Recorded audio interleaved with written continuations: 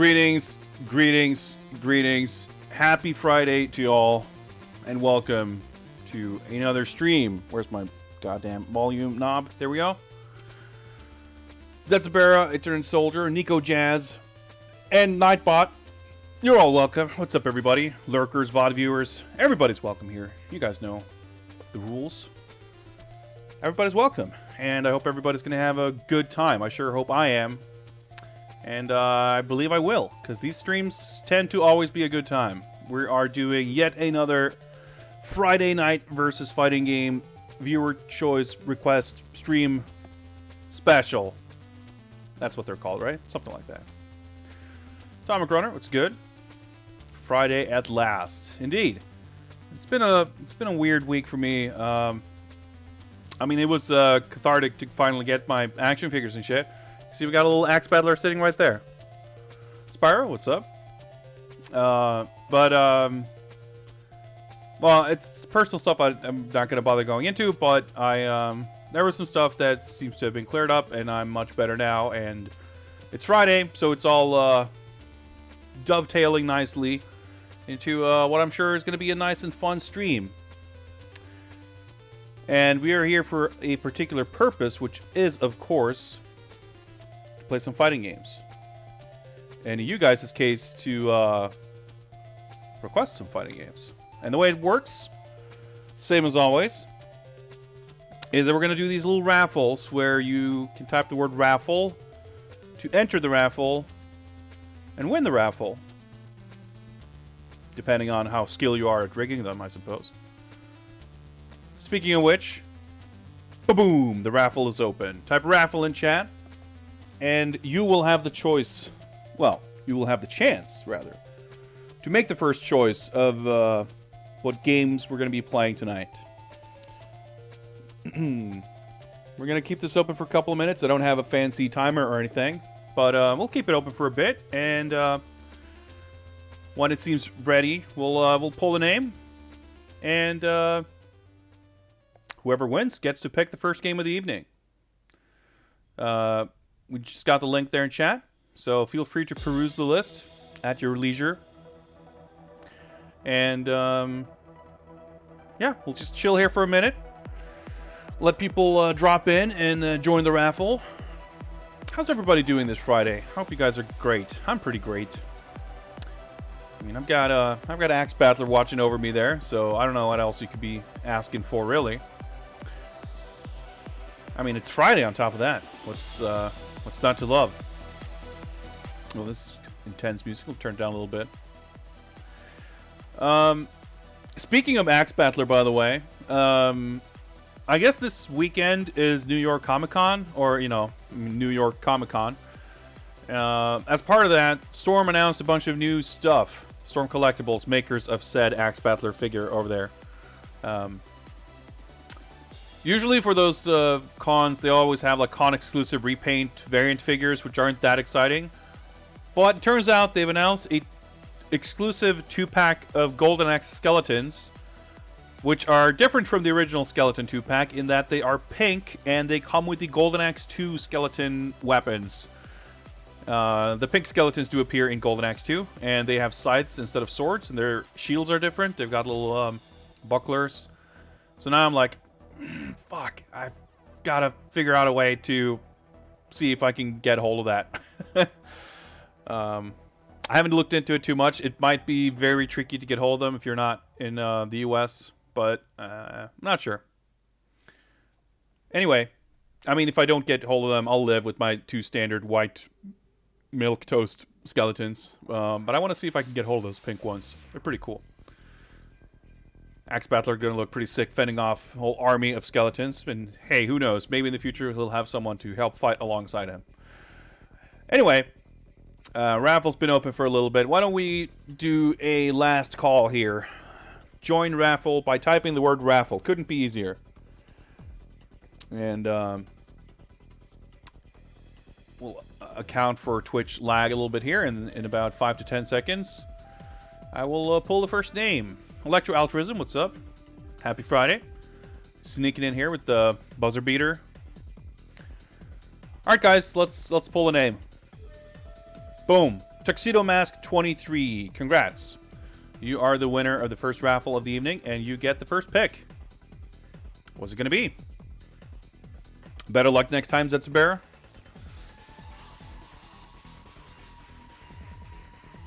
Oh yeah, raffle's not open. I'm like the worst at remembering that. There we go. Tuxedo Mask 23. Please let me know what you want me to play. Unexpected. Yeah, like you didn't do any rigging or anything. It still worked.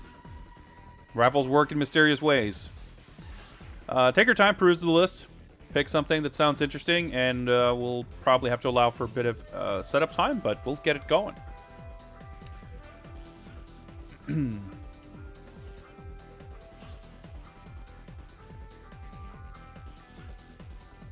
Is this song being weird? Or is it my phone? Oh yeah, that was my phone.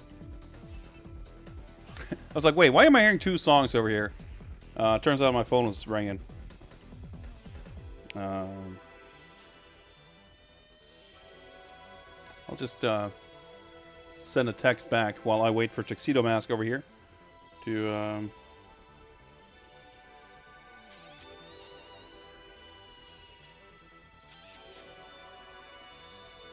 pick a game. Real Bout, Fatal Fury, question mark, exclamation marks. That can be arranged. We'll just boot up my arcade machine over here. And we'll get that sorted. We'll pause these jams. And give me a second here. Should probably be able to find that. Okay, hang on.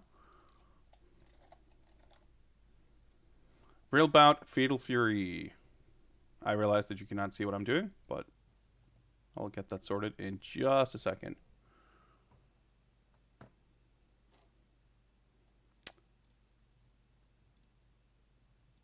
There we go. Let me just update some stuff here so it actually makes sense.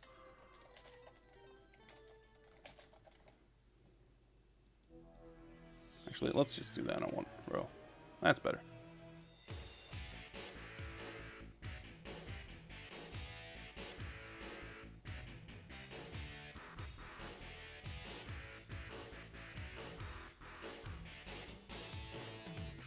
Classic artwork there. We need that tech in the tier list. Yeah, I mean, I'm a complete scrub. I've always been a fan of these games, but I've never like known how to play them properly or anything.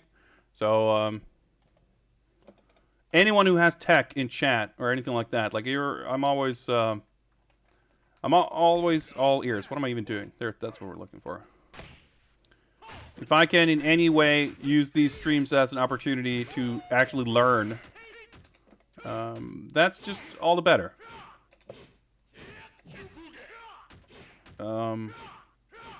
What's the layout for this game? I'm trying to remember. Well, let's just do the standard layout, and I'll probably have to change it. I can't remember exactly, but I think... Well, I guess it'll probably work still, but it's like A and B for punch and kick, C for power attack, and D for plane shifting, right? Something like that. So I should probably... Well, this will work. It's fine. Yeah, so we have a timer here. We're not on a strict time schedule or anything, but I usually want to try to roughly go like 30 minutes per game / one arcade playthrough. You know, not committing to beating games, but seeing if we can. So yeah, let's insert some coins here and start the timer. Yeah, there we go. So this game still has the 3 planes, yeah. And if it was special or 2 that reduced it to the 2 planes. Oh yeah, sorry, the audio's pretty low, isn't it? That's probably better. So who do I even play in these games? A little bit of Terry, a little bit of Kim. I mean, Duck is awesome. Well, let's just go with Kim before time runs out here.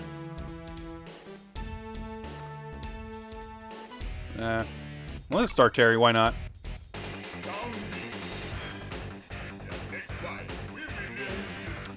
Dude, I have not played any of these games in so fucking long.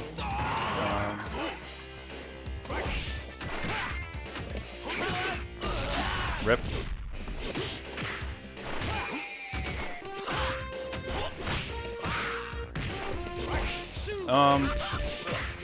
Okay, I got my buttons mixed up. I gotta change the layout because I'm an idiot.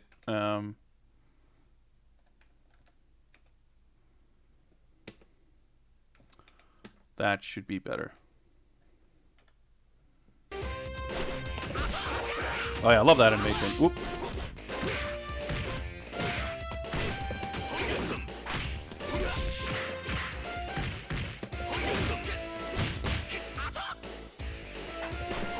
Oh! Alright, there we go. Can I remember fucking anything? It's like all my leftover KOF knowledge that's like sort of kind of carrying over. So in this game, the S power uses the BC buttons, and it's just like the one button for the P power supers. Isn't it something like that? I want to say that's the thing.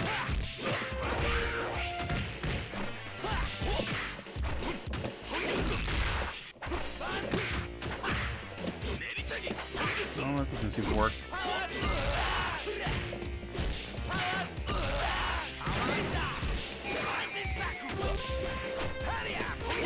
Nope. Can I do it? Nope, it doesn't work. Alright, wait, it's the first match. We're alive still.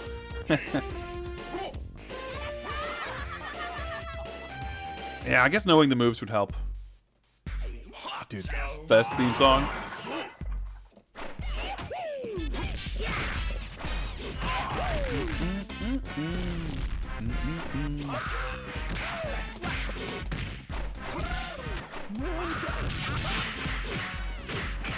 Oh, there we go.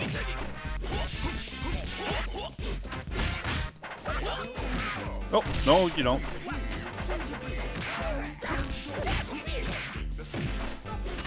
Ah, come on. Nope, that's not how you do it. Oh, I think I got the super there. I just did that move. Dude, I was like kicking ass, and then I'm getting destroyed here.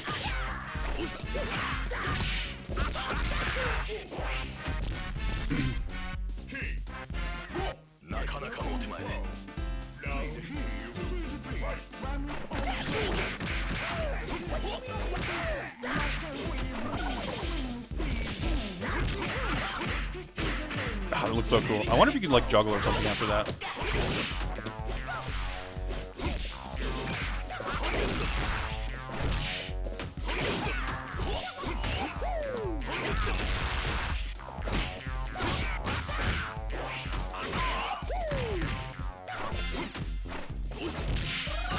Oh, wow, we comboed that? I did not punish that. Yeah, this game does have like these chain combos, which are let me do something sometimes at least. Like all the songs in this game so good. Like the Fatal Fury. I mean, most SNK soundtracks are pretty good, but like the Fatal Fury 3 and Real Bout soundtracks, pretty awesome.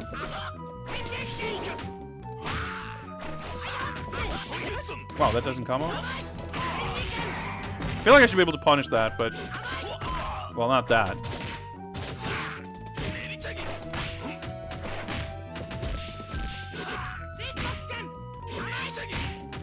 Oh! Is he like plus on that?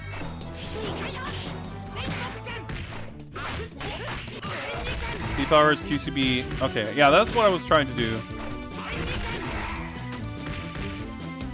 Yeah, there we go.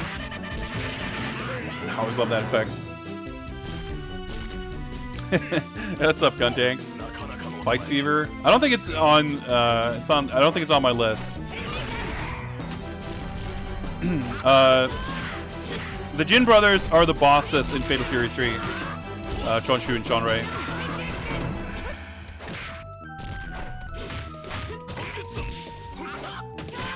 So they're like in the real bout. So the first real bout is like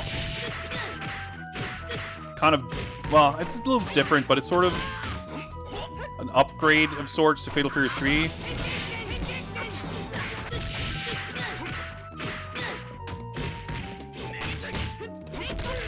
Alright, nice trade. It's on my list. Okay, well, if it's on my list, then it's on my list. I don't know why I would have put it on my list, but I guess, for the laughs, I don't know. If it's, you know, if it's on there, it's on there. It's valid. I just know that it's not like I did put, like, everything conceivably, you know, everything under the sun on there.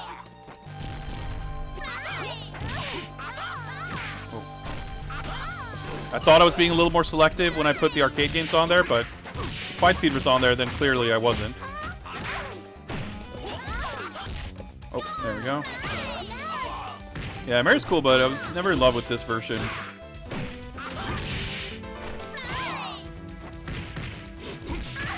Oh, wow, yeah.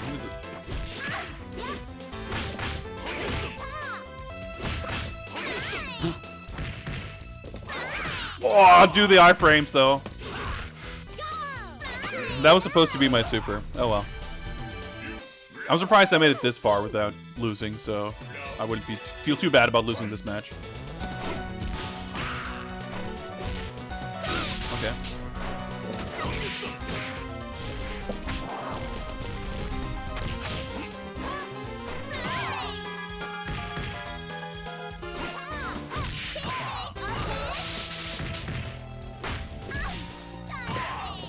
How did that hit? The input reading is strong here.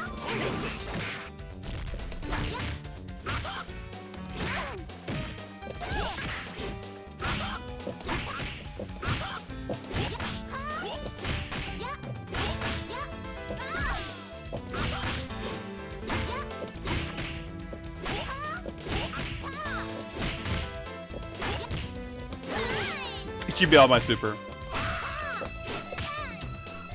So I wasn't sure if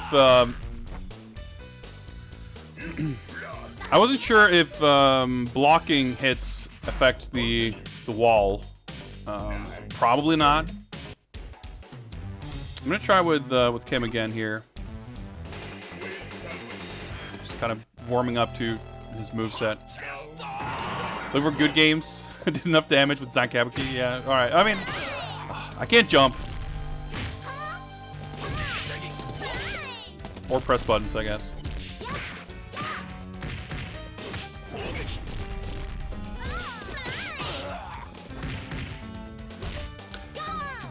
Fuck's sake. Like, stick out one light attack.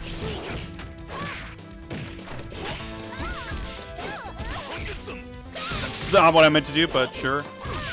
Yeah. Whoop. Yeah, okay. Dead. The difficulty ramped up pretty quickly there. But yeah, speaking of, you know, this game's relationship sort of to Fatal Fury 3, all the characters, I think all of them, most of them at least, that carry over from 3 use the same sprites. So this is Fatal Fury 3 Mary. But Kim was not in that game, so he gets a new sprite. And all the new sprites look like... They look a lot better, in my opinion, but they also look totally different. So the styles like don't match at all. But for the sequels, they like finish the new sprites for all the other characters.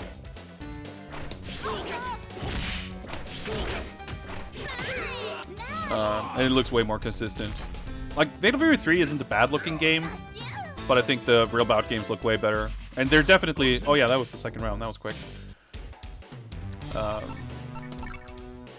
Mary in particular, I think, looks really janky. Yeah, Mai has a new sprite, I guess.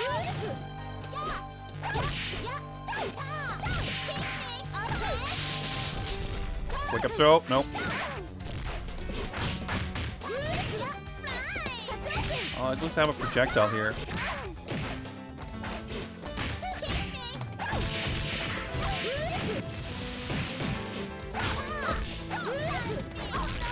Oop! It's hit somehow.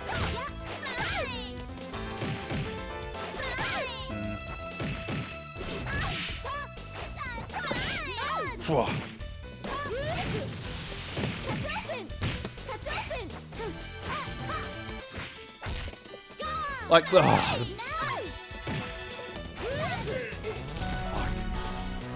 Yeah, I mean, Mary just, I mean, a lot of the characters, like, we've mostly seen characters with the new sprites, but a lot of them, okay, yeah, special moves doesn't hit that out or anything. Like, it's really kind of half and half, which is the weird part. Can I, like, punish something, please?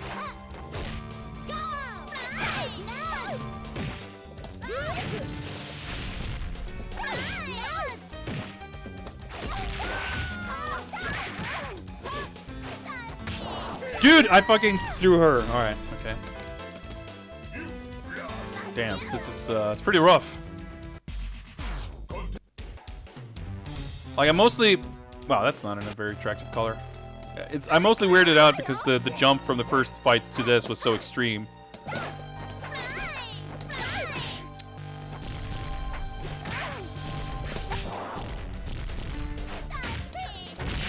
Like, she's, like, fucking plus on that. Like, at least not punishable. Jab just whiffed after I hit the jump in. Do I, like, need to hit her and then, like, bait her reversal? Okay, I try to, like, do something, but... you can bait her reversals with full screen cancels. That's pretty cool. I might use that.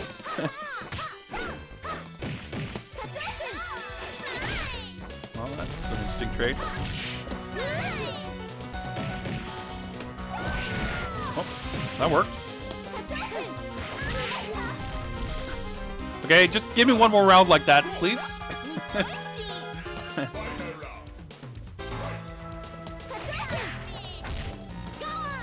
Oh, boy, that's infuriating.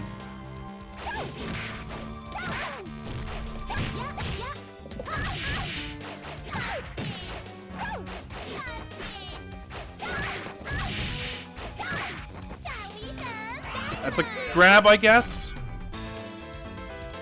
Couldn't block it.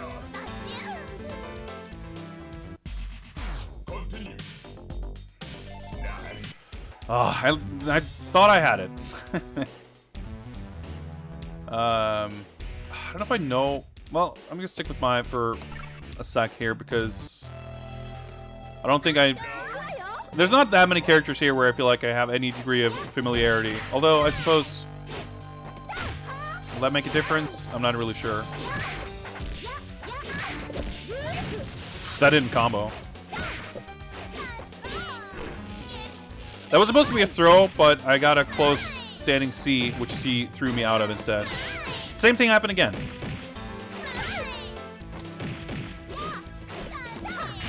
Whoa, okay. I didn't mean to do that, but that's a move, I guess.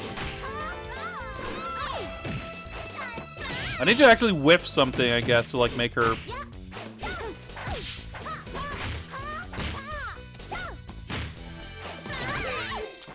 to make her do that.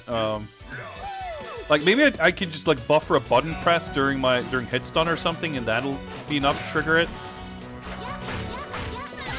Oh, I thought I blocked that, but apparently not.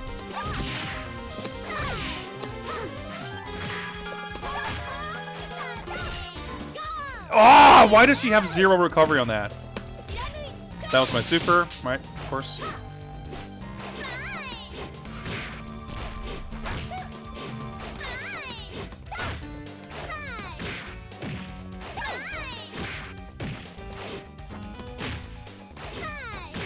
Alright, let's...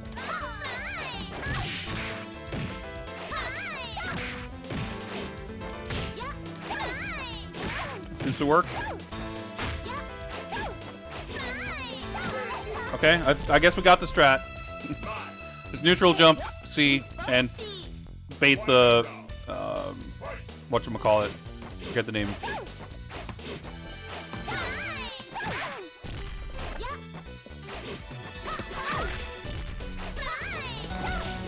Whoa! That did not combo.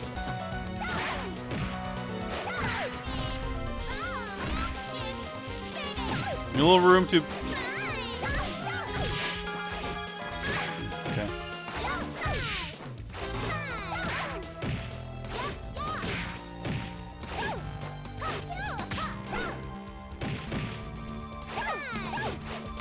Ah!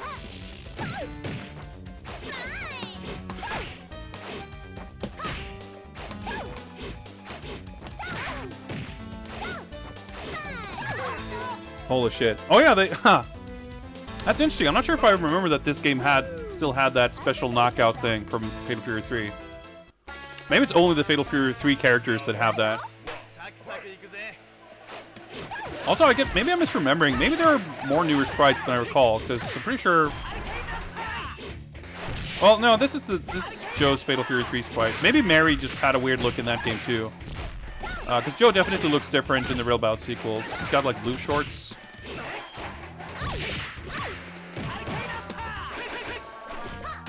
So, can you still do infinite S-Power supers? It's still, maybe not the right word, but... if you're just like on low life.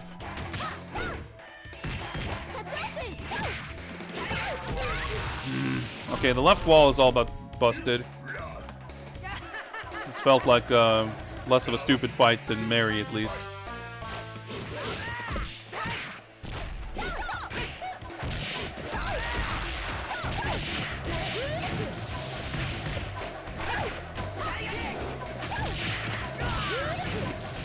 Got him. That shit's always so satisfying. Whoops, I thought I won the first round. I forgot. Forward, half circle forward. Oh, okay. Maybe her motion's just different then.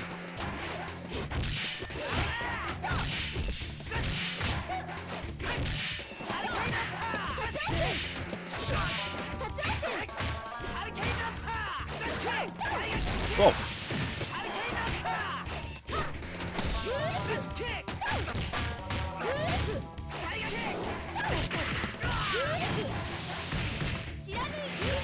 Okay, yeah. That should be it. Okay, cool. I did that super before. I thought the motion was QCB HCF, but got it to come out anyway. Yeah. I know the buttons. Some of the motions just, I guess, aren't the same as KOF.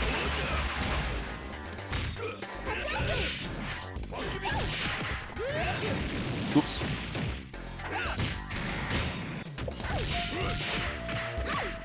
I don't know Sokaku's moves, like, at all. So... yeah, like, you miss... like, you try to do your chains, but you don't know the order or the sequence, like how many buttons. And it turns out you do, like, a... kind of a string with just a bunch of gaps, and a little bit of a gap is enough for them to poke through with something that'll fuck you up.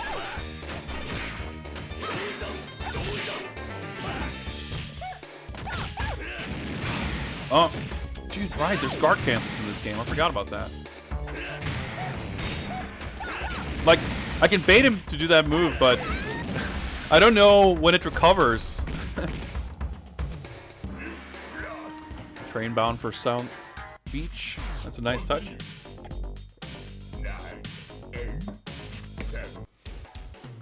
Let's mix it up, I guess. Try Terry. Good cat graffiti. I like that. I always, you know, I'm a little bit annoyed with games that have like repeated stages. And not like unique character stages, but I think as far as doing that, I think this game does a great job with it. Like the way the whole presentation of the game is framed, it feels appropriate, but also they do make sure to make them different. Oh my god. My SP power is called Leotard Ninja Bees. It's pretty good. I like the unique look of it too. Yeah, I mean it's kind of similar to Fatal Fury 1. Like you fight characters on certain stages, but it's more like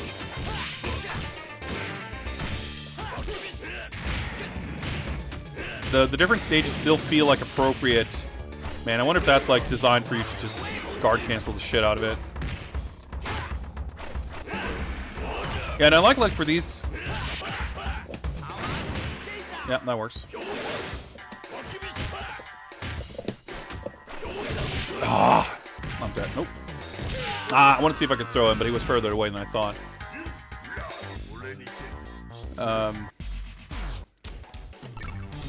When like they changed them for each fight here, like the color palettes, the you know, you have the character themes for the music, of course.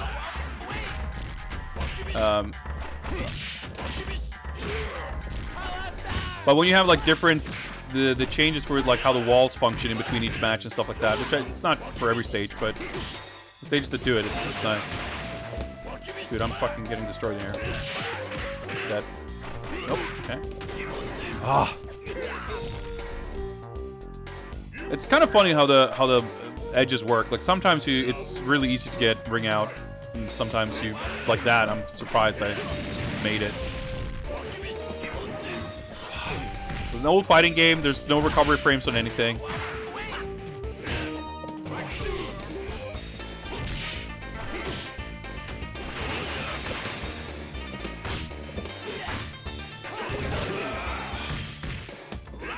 It fucks me up that Terry's like crouching punch is that uppercut.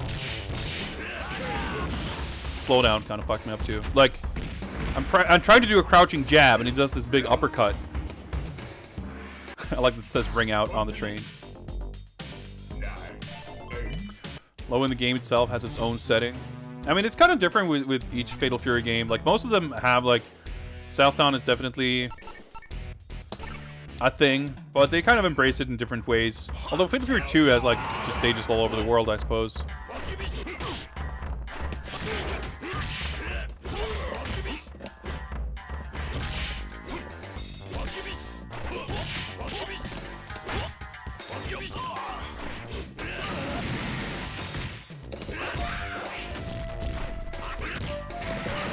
Ah! I always love the sprite for when you catch on fire in this game.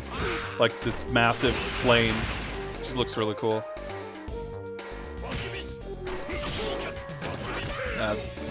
Input reading's pretty strong.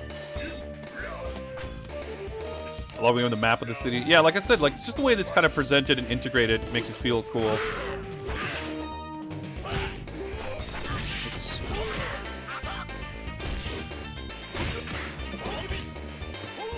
Oh yeah, I can do the fake Polka.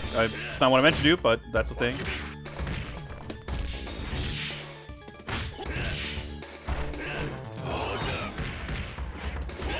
Oh, okay. Nope! Ah, I was really hoping he would jump over me, but no such luck.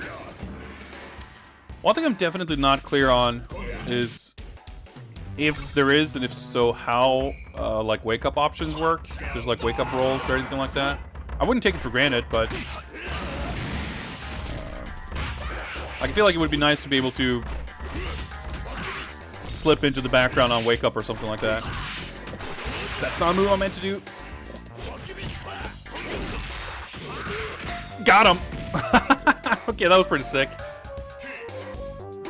Worked out accidentally, but I'll take it.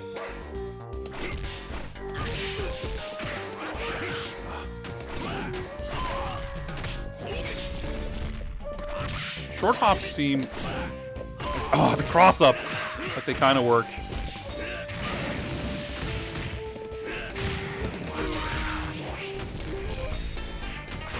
Yeah, I didn't mean to do that back dash, so I kind of tripped myself up there.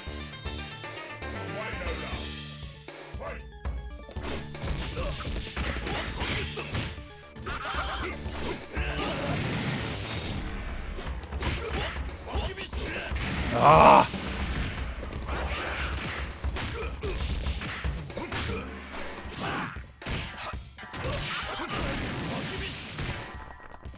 The way they can always do reversals like that is kind of infuriating.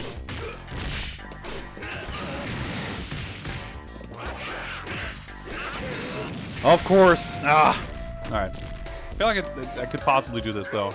I'm gonna keep trying with Kim. He does seem to have pretty good pokes, but I don't have a great grasp on how to confirm it, or like how to convert those stray hits. Heads up, Mark. The new real Bout sprites look awesome. I mean, the Fatal Fury 3 sprites aren't bad, but they're not nearly as good.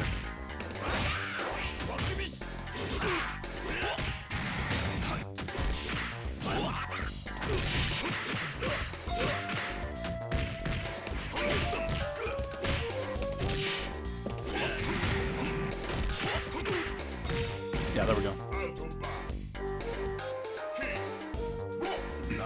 I gotta get those like stray B hits into the C knockdown, like just to get some space.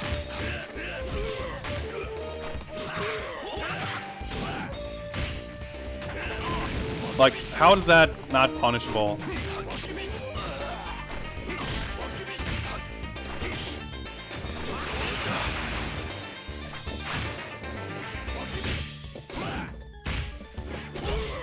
Dude! Okay, I fucked that up, but... Oh, I hate this shit.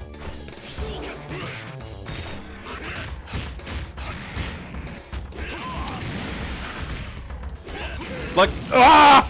The timing windows are just, very annoying.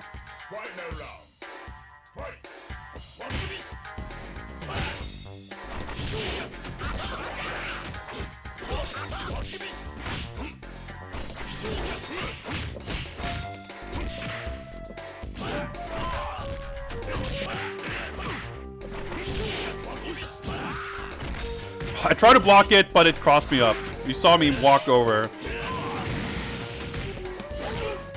Hey, I actually got the reversal super, but... It's so fucking hard to punish that shit. I mean, I guess you need to guard cancel, but I don't know how that works.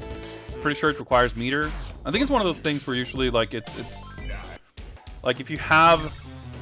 The meter system in the Fatal Fury games are kind of weird, but...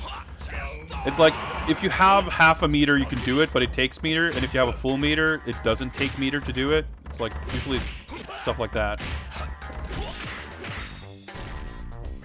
Oh, you can back... Okay. I guess you can roll into the background on Wake Up. If only I knew how to do it.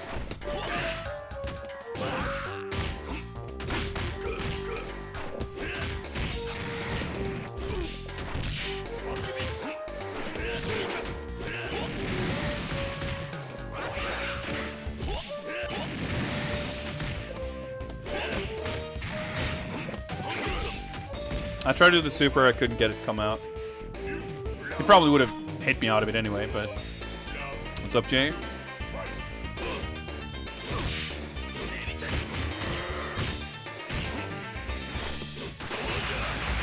That was a little weird.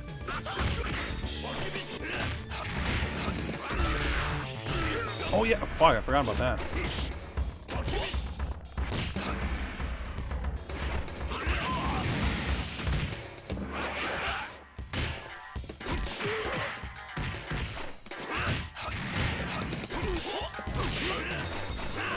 I guess I don't need to wait for him to land, but I guess it's...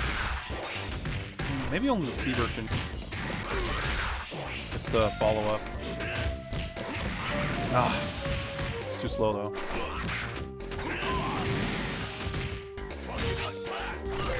Yeah. I was getting spooked there because I was in, like, chip damage territory, so... I wasn't sure my attempts to punish the fire thing would have really worked.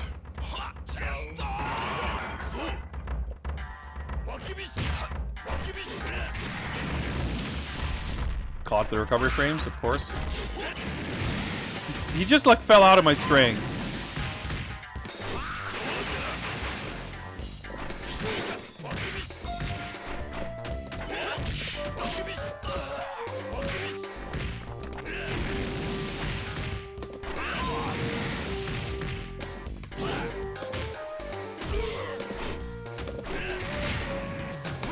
Dude, I'm trying to do the fucking C version of his flash kick, and it just does not come out.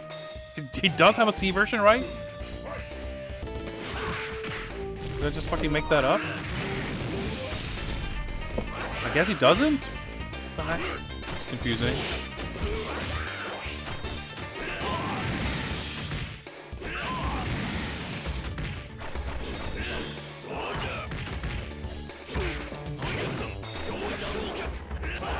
Punished, of course. It's like, which way do I block? Oh, it's so cheap, that move. Like, even if you read it correctly, you can just, like, start walking into the other direction and, like, cross yourself up. I'm sure, you know, you can learn how it works, but...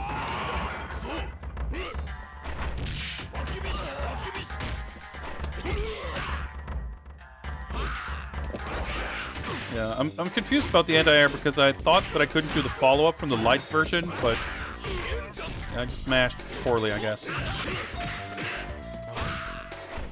Yeah, this ring out's like one of the best. Although they're all pretty great. I should have comboed.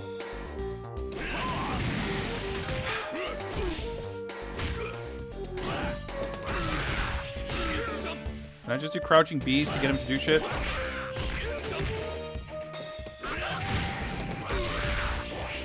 Is that the strat?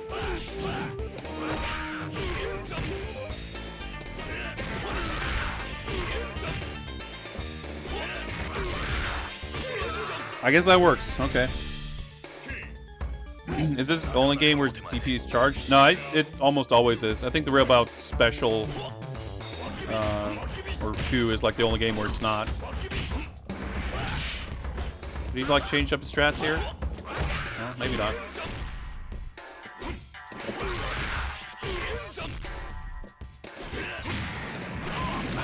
Fucked up the move.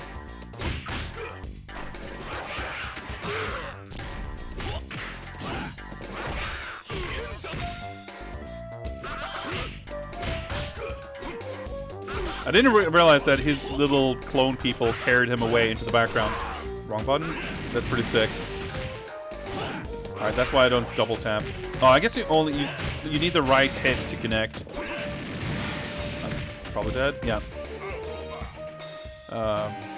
Like, if only the second hit connects, or if it hits in a weird way, I guess then you can't do the follow-up. That's probably what happened before.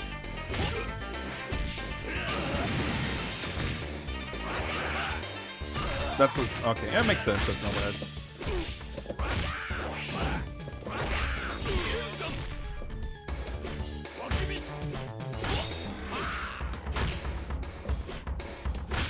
Oh, you can walk forward in this while crouching. I think that was in Fatal Fury 2 as well.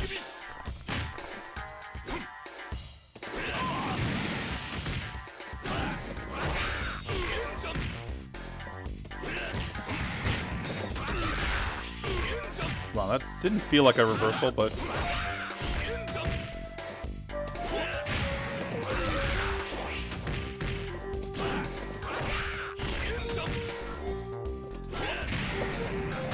Oh, right, Dude, the slowdown fucked me up so bad right there. Alright, I mean, it's satisfying in some way to figure out shit like that and just get it to work.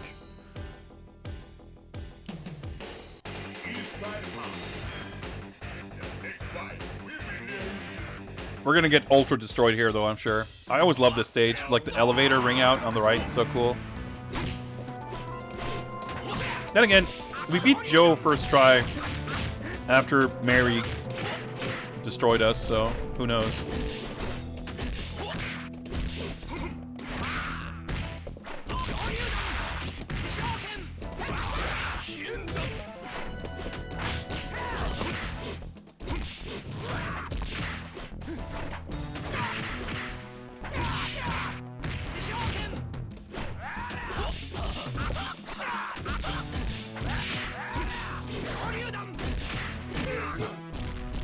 I had real trouble there getting my chains to come out.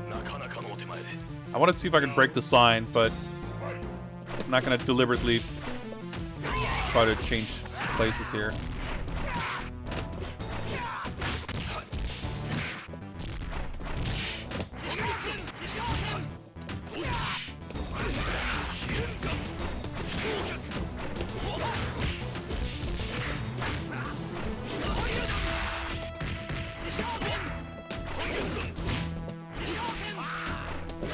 Well, he hit the sign one more time. It's probably pretty close to breaking. Oh, what did I do the first round that worked so well? Well, I probably didn't overextend as much. I guess there's a recovery to dashing. Makes sense. My life! What happened to my life?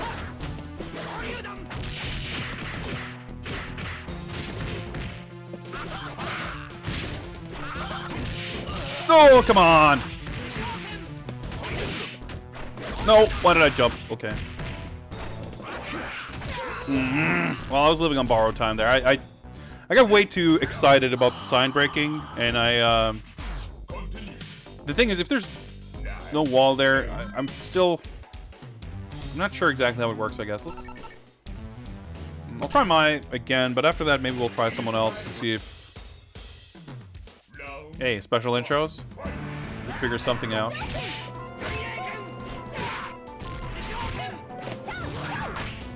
Does she have the dive attack in this?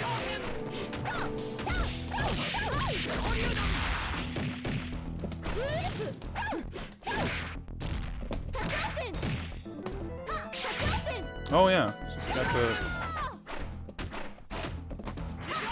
like, triple fan or whatever.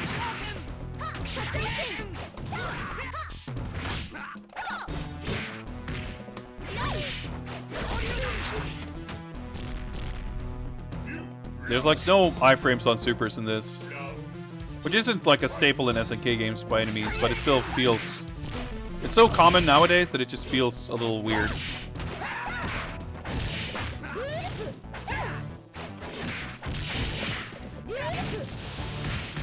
First time we've been seeing this corner. Well, we didn't quite get to it yet. There we go.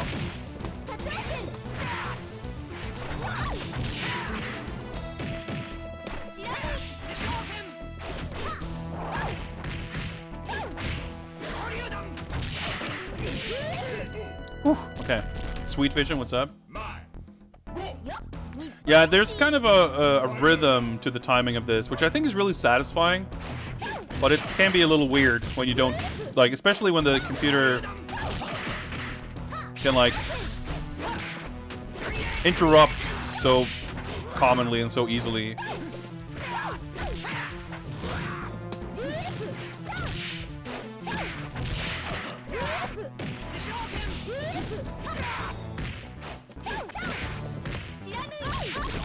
I try to do it, like, super meaty, but not meaty enough.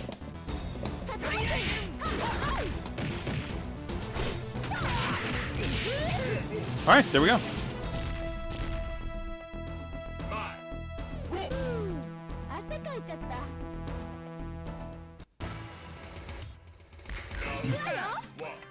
I don't think I'd be hard-pressed... Whoa. Active window, there we go. Now I can control. I'd be hard-pressed to find a Mai design that I really dislike. I wouldn't say that this is my favorite by any means, but I don't mind it.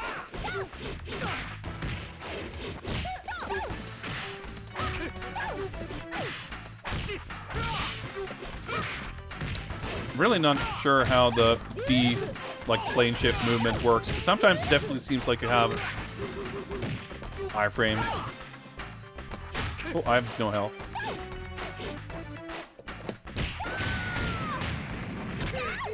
Yeah, I would... Funnily enough, it seems like her S power is faster than their P power. Maybe it's just because I did really far away. I'm not sure. So, like, speaking of the meter, I believe it's like if you have the yellow bar, then you can do... then you can do guard breaks and stuff, or guard cancels rather. So with the blue bar, then you're like, you can't do anything, but when it's yellow, you can, something like that.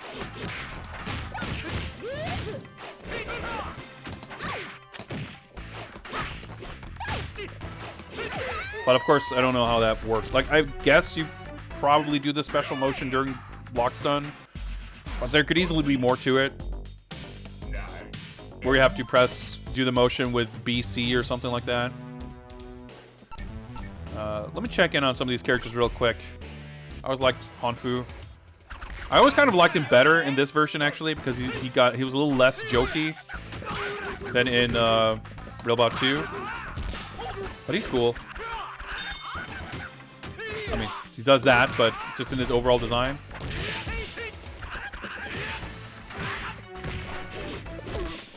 But maybe I'm misremembering.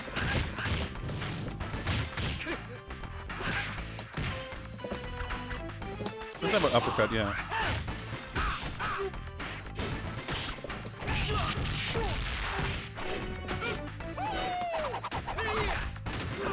Oh, that was just chip. Yeah, isn't it like to do a quarter circle back follow-up or something for the flame thing that I just did? Or maybe just have to mash? It's been so long since I played this.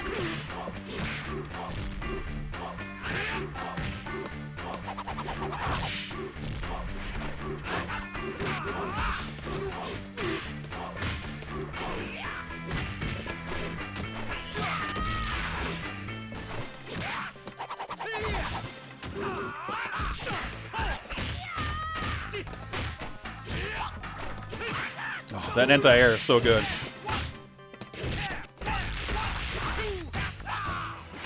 Dude, I didn't mean to dash there.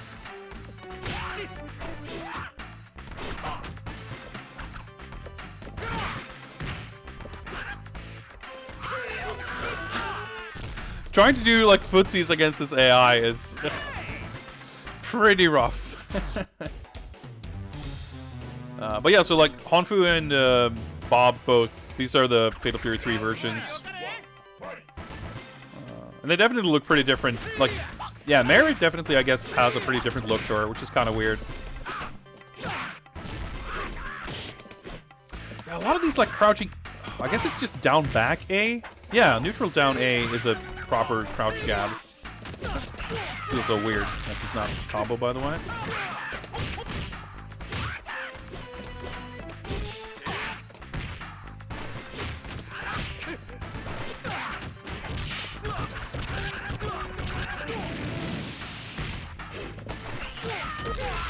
Okay, I guess it didn't feel like blocking. Yeah, the input reading seems pretty rough in this. I mean, there's definitely some SNK games that do that, but usually it's a little bit older games. Like Art of Fighting 2, I want to say, is really bad with that. The way I remember it, anyway. But this seems pretty extreme, especially with at least some of the characters. How easily you could kind of bait it. I'm gonna try that against him too.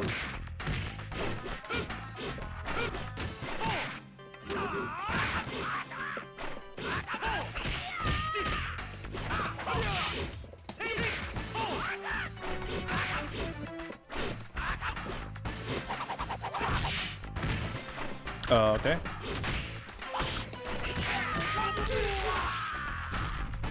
Somehow did it.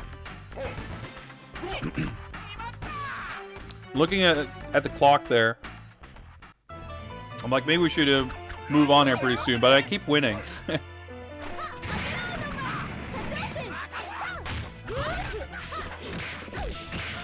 Okay, single stand B, almost into that, please. Yeah, she seems to do that. Yeah. Whoa, what the heck was that?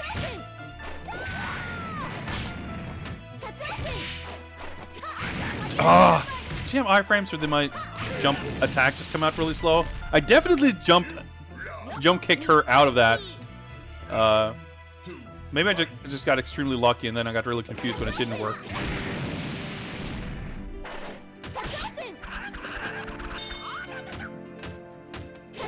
Oh, that's nice of her.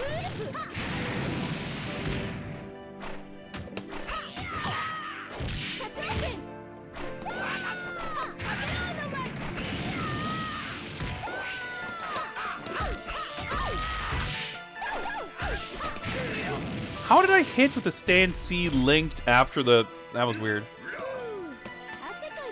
Oh yeah, Honfu I think is a cool character, but I've never been able to play him. I mean, not that I like even know his moves at this point, but...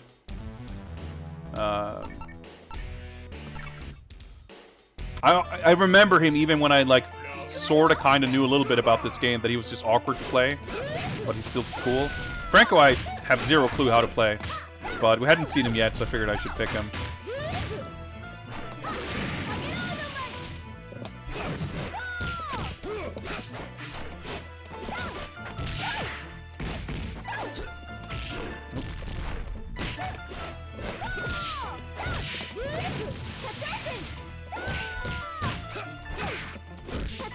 Try to throw, but no such luck. I was really good in Real Bout Special. Cool. That probably is the one I've played the least. Honestly, this is probably the Real Bout game I play the most. Real Bout 2 seems really cool, though. I mean, I played that, but... Have I played this one the most? I don't know. But I've definitely played Special the least.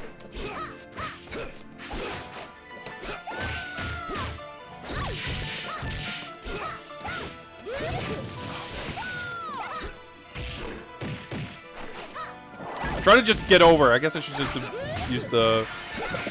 Well, yeah. It's very hard to get over or get around them.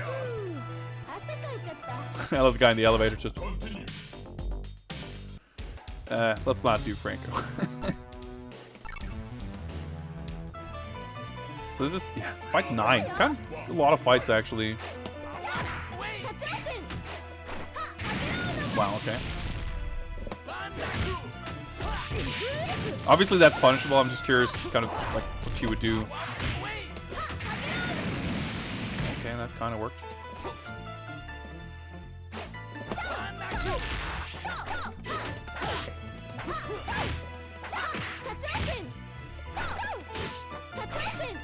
Oh, you can't air block projectiles, I guess.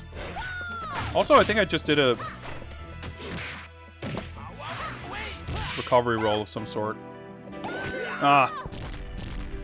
It's really weird, I feel like some of the anti-air like uppercut moves are on down back. I mean, it makes sense to make them a super easy anti-air, but I'm so conditioned to just hold down back that it feels weird that I have to press, like I have to deliberately let go of down back to be able to hit just the regular crouching attack.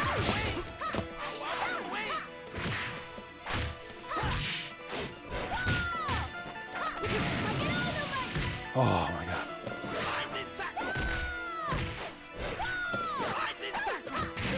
It's so infuriating, like the way these guys can throw out these like invincible moves completely. I feel like any move that has invincibility like that should be punishable, but you can't punish. Like it's the same thing with Sokaku's stuff. Although it is punishable in a way that didn't seem quite intuitive, and maybe this is too, but just the way she can clearly throw it out with like complete impunity doesn't seem right.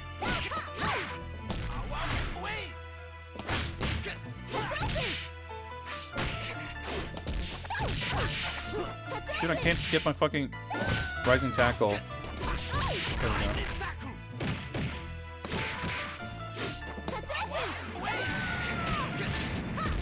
Nah. Throwing seems a little strange in this game. It's harder to throw than I feel like I want it to be. Like, just the way I intuitively expect.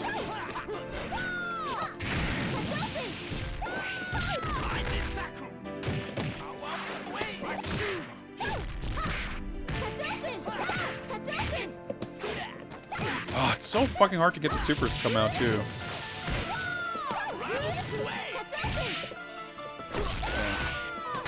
Nice! Okay. Definitely lucked out there, but I'll take it.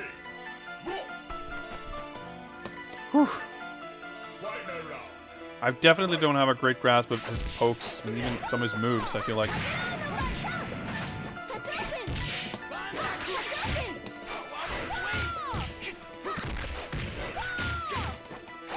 It's definitely... Unspeakable horror. Ah, shit. Base hole with the unspeakable horror. Thank you very much. 3 months. Enjoy your golden skull.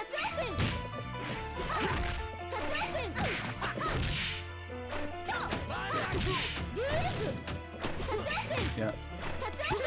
Ah, I just wanted some breathing room to try to do in super. Ah.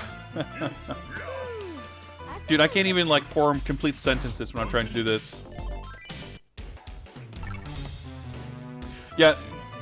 Thanks, you actually reminded me of what I was trying to say, Switch Vision, about the guard cancel. Like, I can tell, like, it definitely feels like the rhythm of how these, like, multi-hit attacks are blocked. With, the hit stop, like, it feels like you're supposed to, like, it's deliberately paced like that to make it possible or easier to do the guard cancel. Of course, I gotta figure out. Yeah, there we go.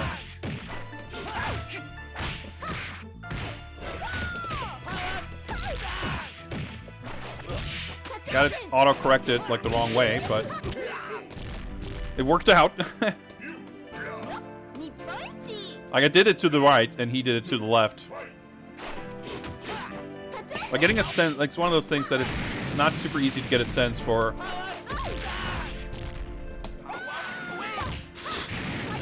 Hitboxes and iframes in this game are interesting.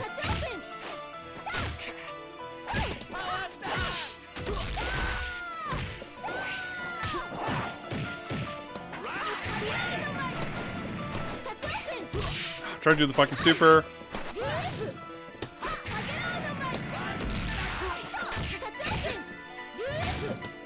Oh yeah, I don't have the meter, of course.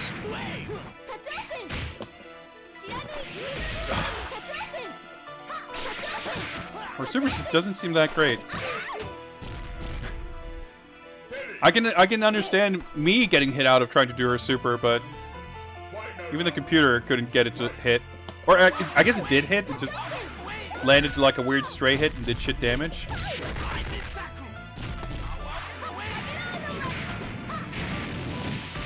Those are some pretty decent trades, I think.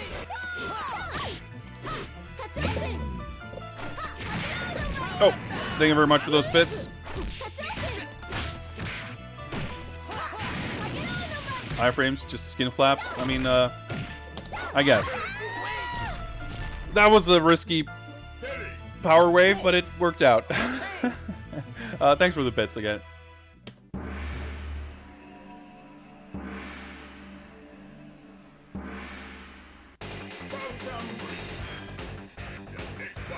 Dude, there's so many fights.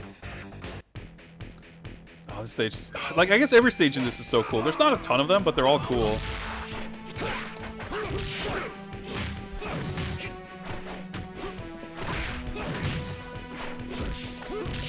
Did he, like... I guess he's like a boxer, so he did some kind of a juke there. So my attack definitely just went right through him.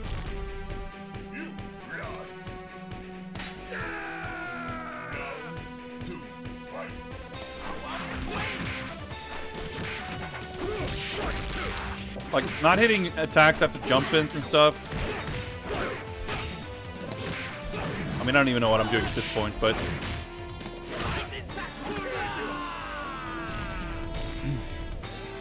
Normal HDM?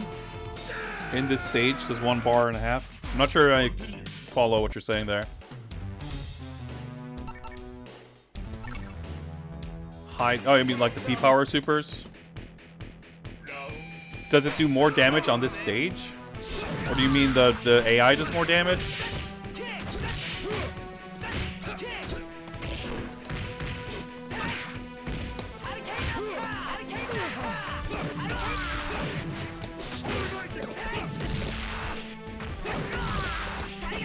Whoa, what the heck? How did I... That's not the move I did.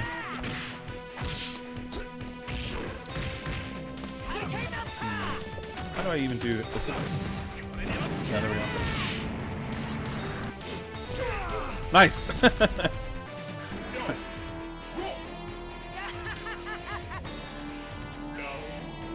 Or do you just mean in this game in general to do that much damage? Enemies do more damage. Okay, yeah, that makes sense. I mean, it's stupid, I guess, but I can understand the logic behind it. Dude, he's like getting... That was meant to be a throw. I don't understand why throws are so hard to do. For mechs. Hey, what's up, Taco? Happy Friday. I'm doing surprisingly well. I mean, I'm getting destroyed here, but even the fact that I've gotten this far is more than I would have expected. We did some exquisite AI cheese to get through some fights. Oh, that's my super.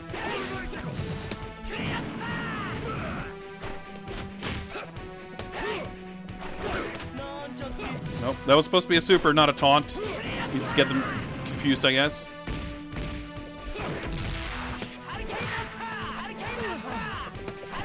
Nice! Okay, that worked out.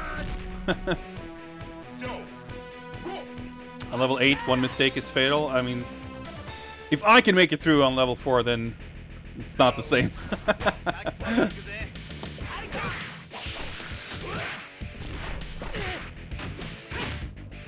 I don't even know what I'm doing when I'm doing well, so... Oh, dude, the down back punch anti-airs fucked me up. Well, every song is a good song in this game, but you're not wrong, Electro.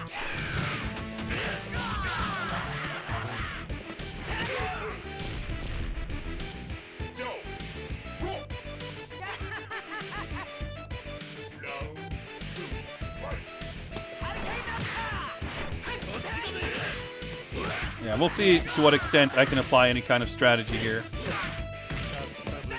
Nope, that's supposed to be a super.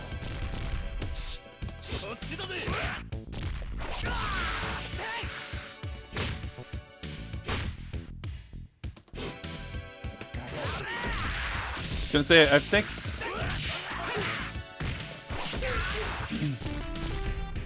I can't quite... Like, even if I can bait stuff, like with Mary and Sokak, like, the Snake Fist is, like, has such long range that it's unlikely, although this seems to work pretty well.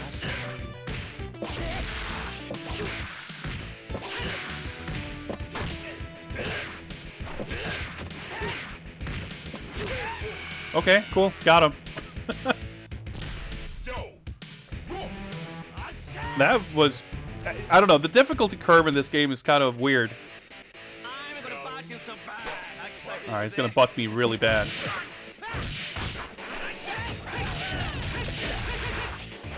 Does he have a finisher to that special in this game? Wait, is that a charge move? I guess it is.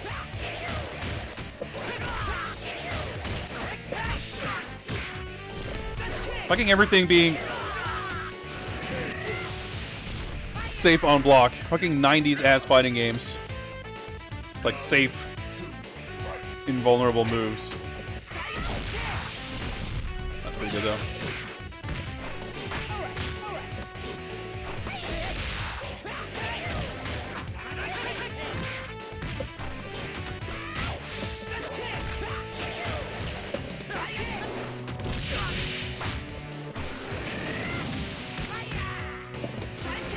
Nope. I feel like that can maybe work though. It's gonna chip me out though. Just jump back. He'll stay in place doing his super, but I'm not sure what I can do to punish it. Because it'll eat up projectiles, right?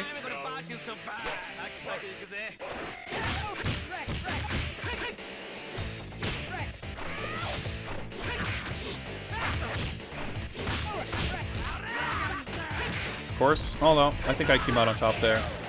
I probably should have uppercutted there.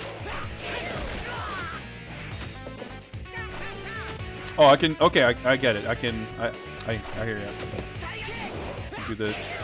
I guess that's how you can do that too. I keep forgetting it's a thing because it's so hard to use properly. But plane shift and heavy, yeah. I got it. Thanks.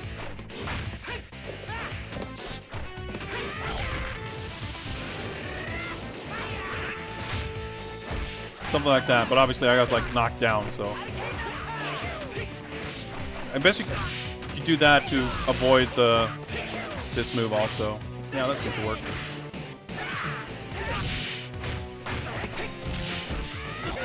Dead there. But I'm kind of getting a little bit of a hang of it. I want to keep going with Joe for a bit here. Okay, we're over an hour, but I don't know. I'm enjoying myself. If you guys are having a good time, then I guess we're not in that much of a hurry to go to the next game.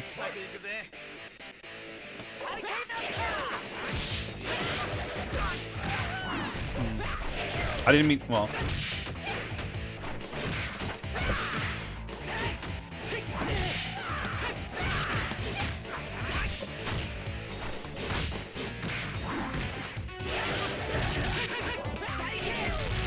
that works.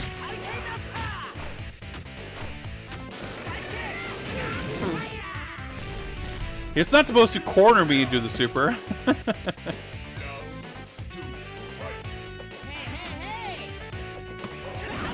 That should work.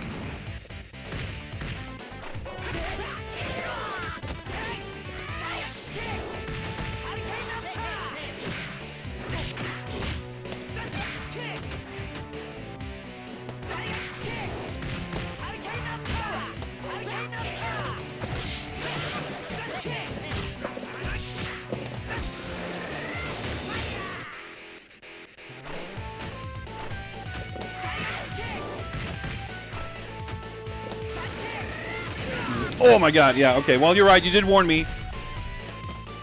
I should have known that would have killed me.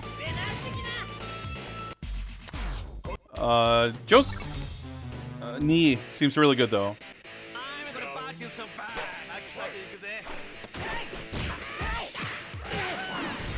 BB string.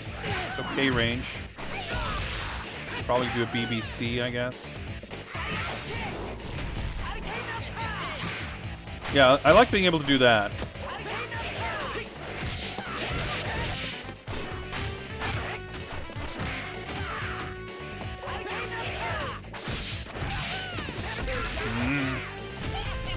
It's not giving me a lot of breathing room to like try out my combo strings. Gotta remind myself this is not training mode. Then again, I guess as long as I don't get too salty for losing, it's fine. Yeah, that's like a good 30% damage.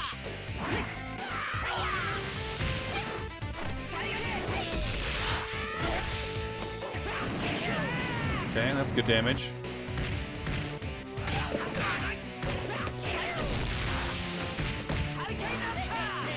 No, that's not the button I pressed.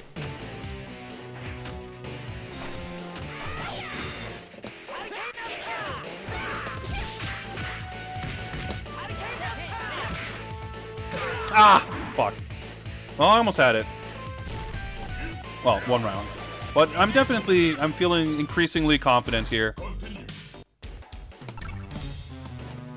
At least that I could do it. Just gotta, like, not get hit by a super, I guess. Like, early days, it seems reasonably viable to just kind of throw out the uppercut. Of course, it doesn't work at all, just because I say that. Didn't realize I was in the air. Oh boy. Yeah, I'm...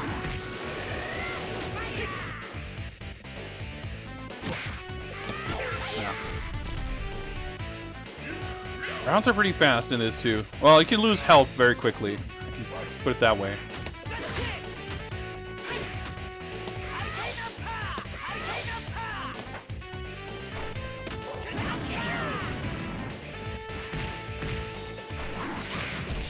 No, well, dude, why did that not combo?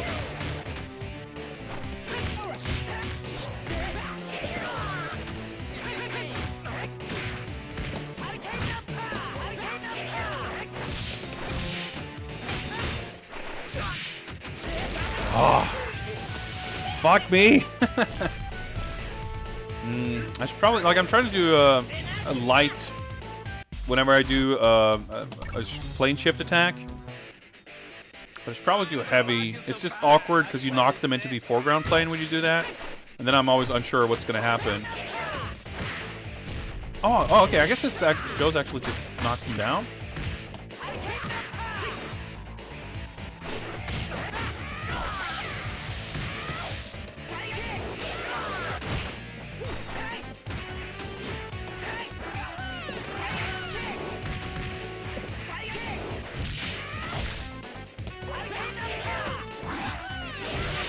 What the heck just happened there? That was a very confusing exchange. But yeah, you still gotta be pretty damn fast to dodge the pole vault.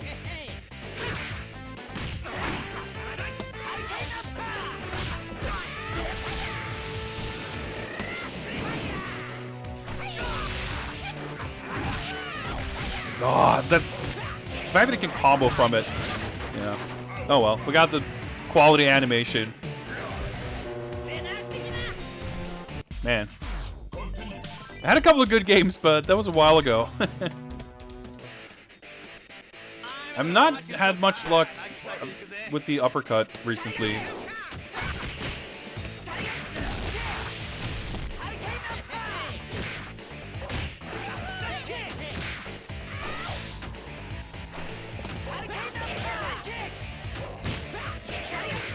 Yeah, gotta start doing that punish for that move instead.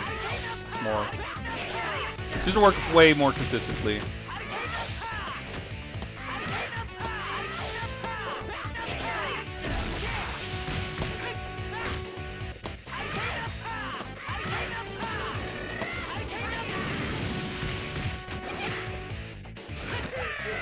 Okay, got a little lucky. Yeah, the 75% damage super.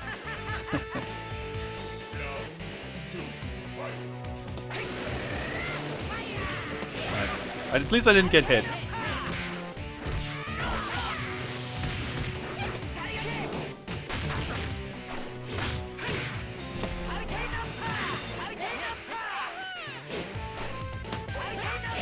Oh, I fucked up the input.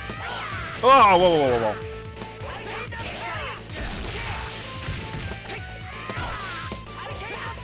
I fucked that up.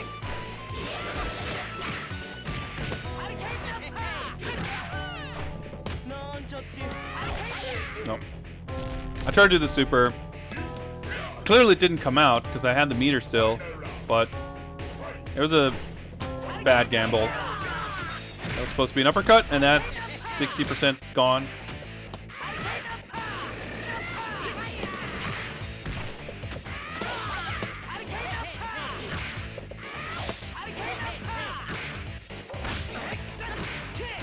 Wrong move, but it worked out.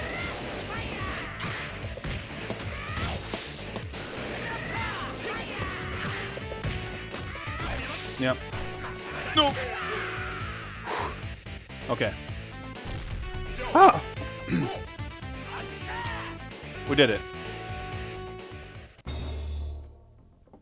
Oh, sha! Okay, I'm ready now. I always love this effect. The zoom. You see geese on the balcony. I'm gonna serve you up real good, Joey Gosh. Oh yeah, I love the song.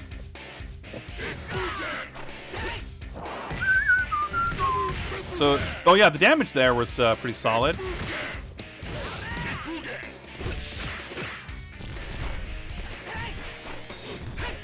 So this, does he have the infinite stage in this game?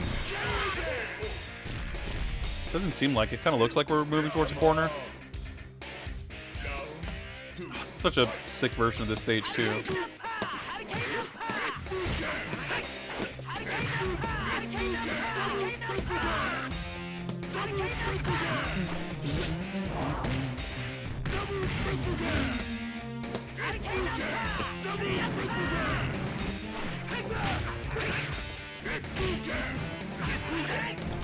So he can, if he jumps and whips the Shippuden, I can punish him, but is there anything else I can do, really? Yeah. I guess I can empty jump? I don't know. I can't, I can't be upset at Geese for countering my jump-ins. That's like, what else is he supposed to do? Not counter him? Geese. I love this intro.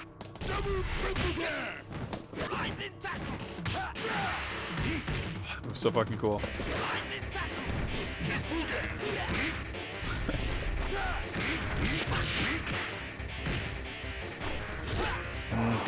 I want to do like meaty to see if that would work, but oh, it's pretty sick. You get the original Geese theme in this matchup. I didn't realize.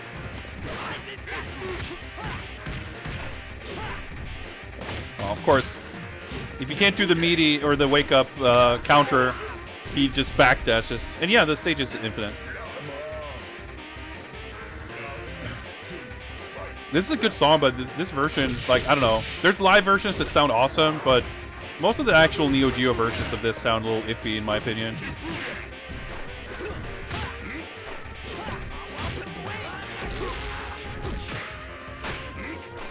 It's like bad, really, but just not.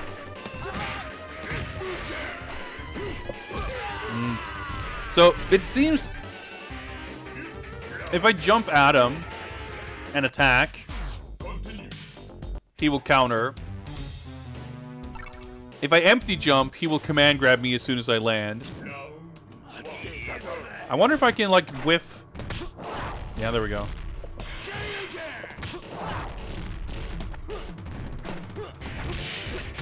Oh, I gotta get my strings right.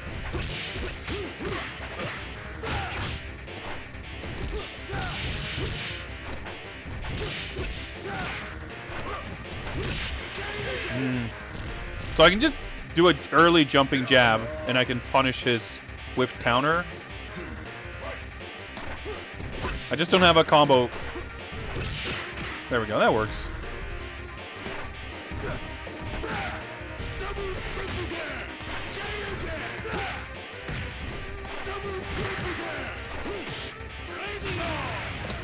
Well, it does not work.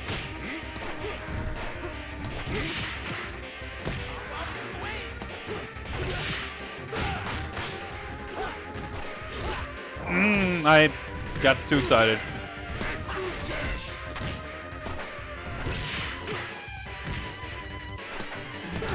I gotta do the high jump because he doesn't do it or the timing at least doesn't work out if I do a short hop. And he has to be in the like neutral state, I guess. And like the spacing, I guess maybe has to be right also.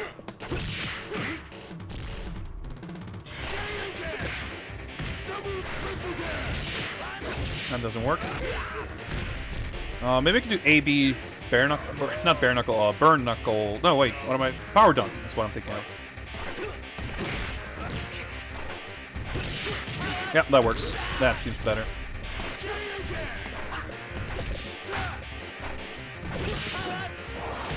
I gotta hit the B where that happens.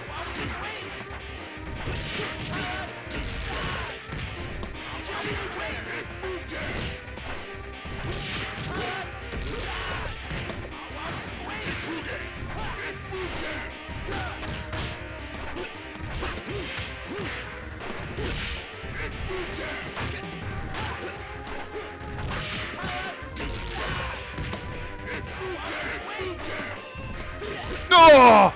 Wrong normal. Fuck. There's so many command normals in this game that it's easy to get tripped up. Like you do a forward kick instead of a kick. Especially trying to walk up to do the right punish and everything. What's up, Trap?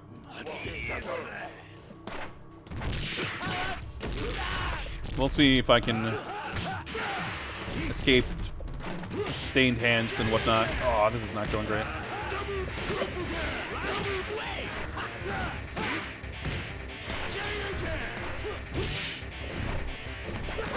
I gotta be more careful. Like, it's tough because to time it right, I can't really wait around too long for him to do something.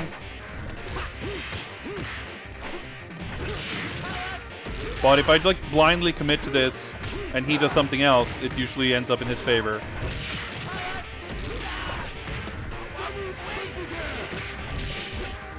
And if I fuck up the string like that, that happens.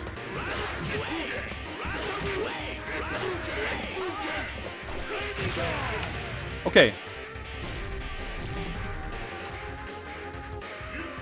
He can do that.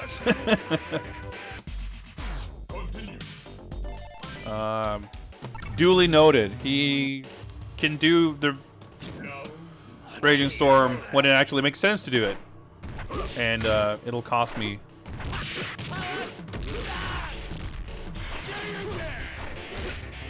That's the worst anti-air to do there because it'll extend and actually hit.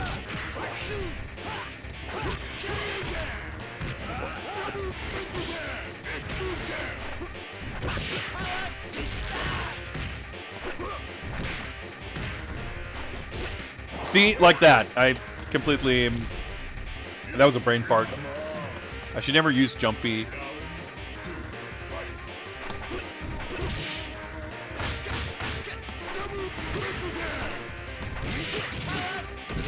Yeah, you can move it to the foreground and background in this game.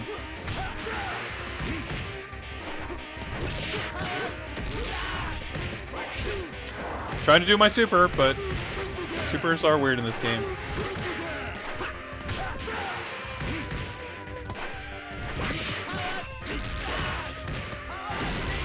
Sick. Oh, he's not dead.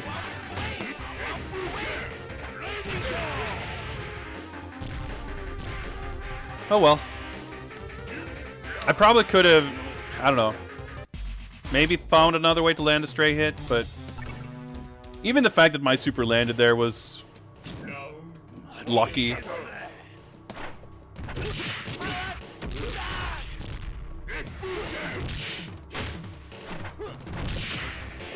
Ah! I didn't get the power dunk.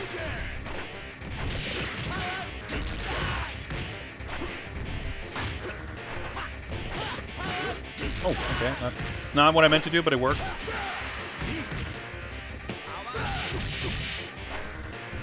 Ah!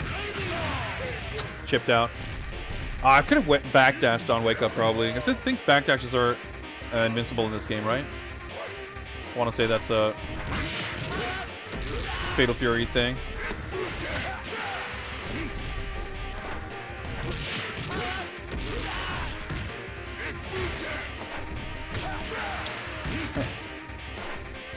So fucking scared to press buttons.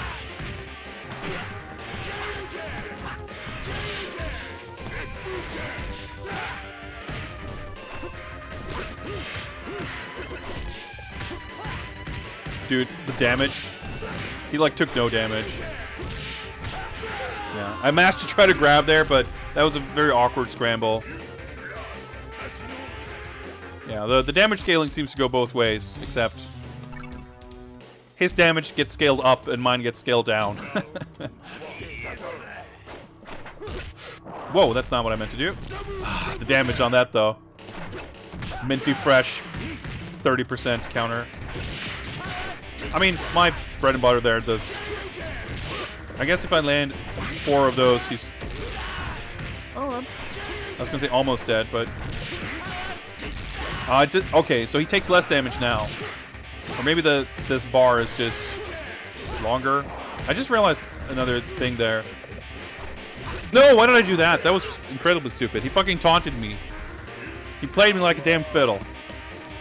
So I fucked up my combo punish once. And it kind of worked out.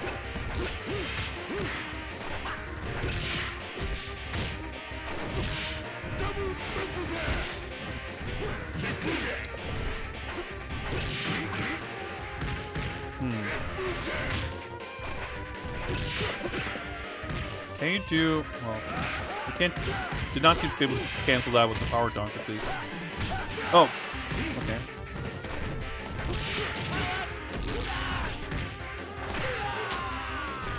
Yeah, it's tricky, because at the beginning it feels like you're doing well, but he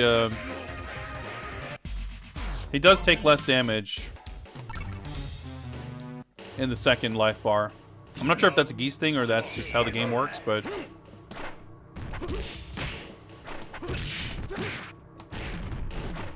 No! Ah, why did I do that?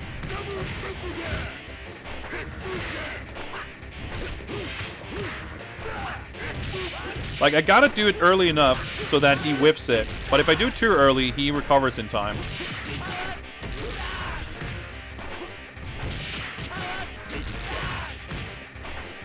Oh, shit. I stunned him. Dude, yeah. That's like just barely kill him. Let's see if being just full-on aggressive like that works out. Doing it early doesn't work if he connects. No! Best timed it. No! God damn it.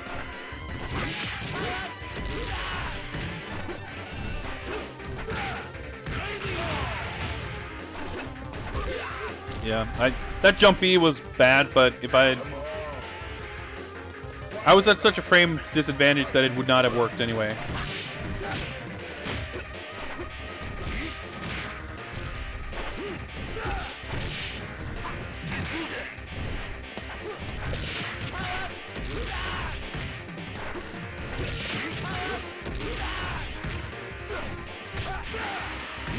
Okay, I'll have to eat that.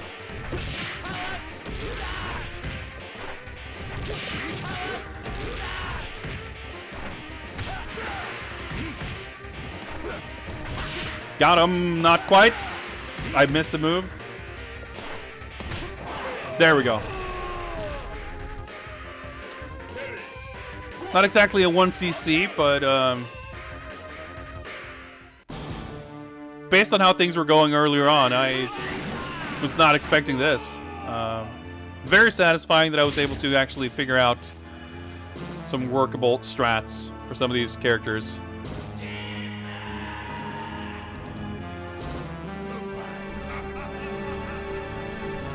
so fucking sick.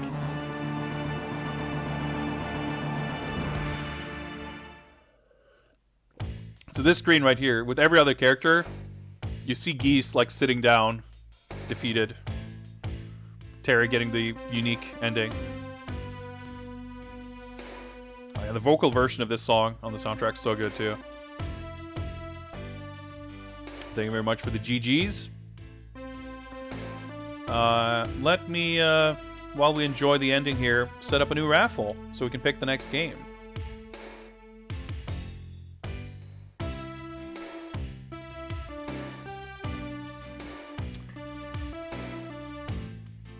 The raffle is now open. Type raffle to enter your name into the drawing and have the chance to pick the next game to be played.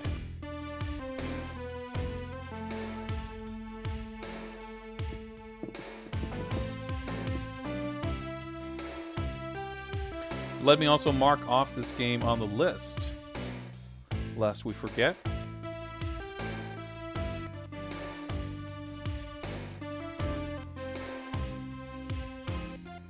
So good. Today's October 9th. There we go. 65 games played. 26.97%.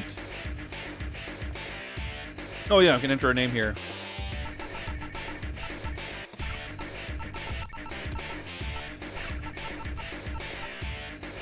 Not a single S rank, but hey, we got one AAA. That's, I'll take it. And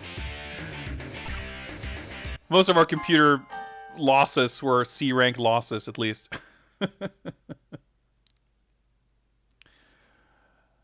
Oh yeah, I guess we can just do this and not have any credits, so we can chill at the attract mode. Let me take a look here at the raffle. Yep, we got some entered names there.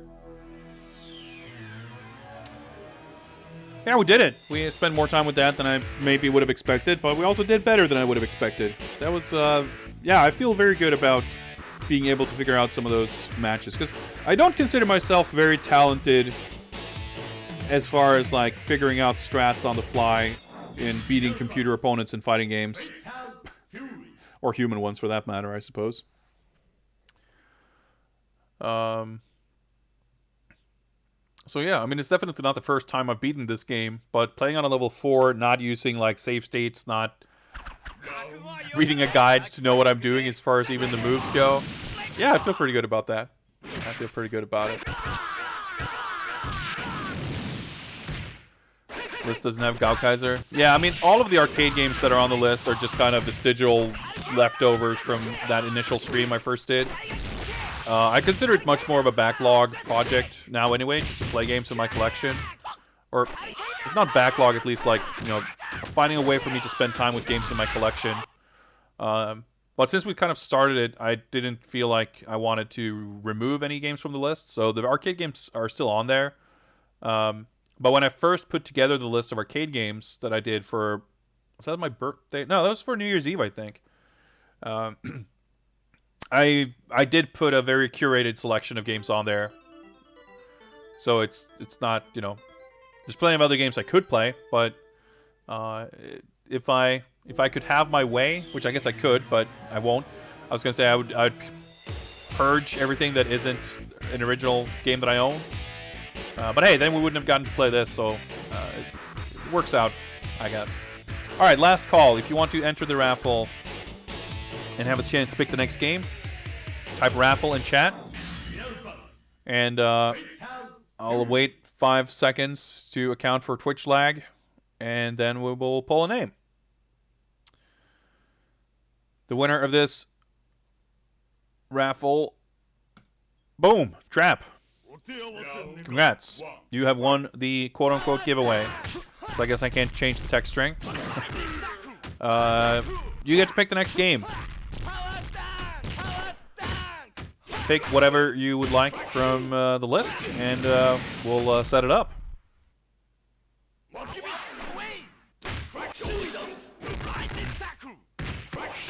Everyone's stealing themselves for Trap's pick. Well, I've only put good games on the list, so it should be fine, no matter what.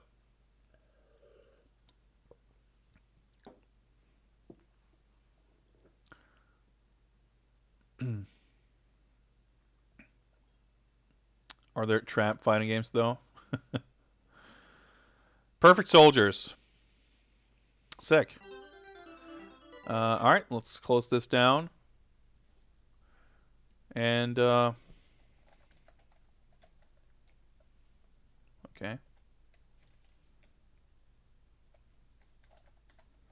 Do I only have it under Superior? Do I not have... Hang on.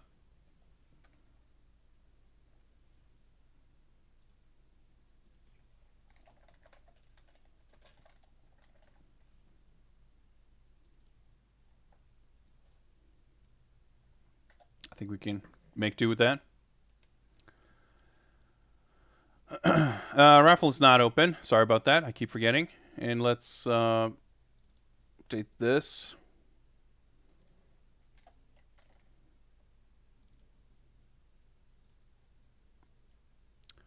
I just remember that they changed some of the character names and stuff. I guess maybe you know better than me if we should be playing the English version, but either way.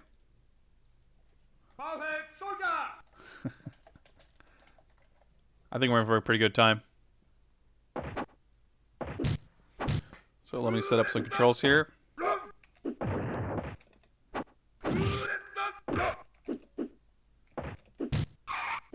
I'm assuming it's Street Fighter controls. Like, I basically know this game because it's got some pretty amazing characters. Some pretty amazing character names, for that matter. Well, that's kind of all I know about this game.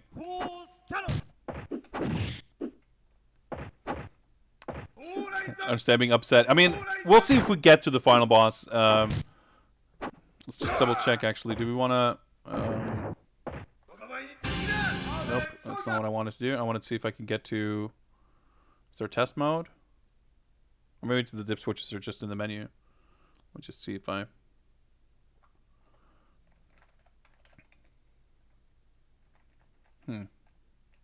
Oh, fuck it. I was curious about difficulty or whatever, but... Oh, okay. I didn't mean to hit reset, but it's fine. Can't go wrong with an IRM fighting game?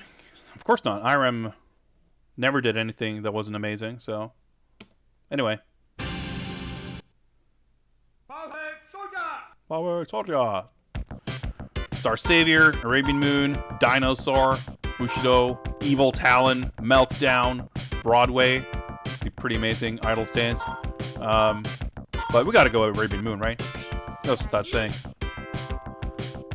I really like Meltdown, though. He's really cool. You got some kind of tech.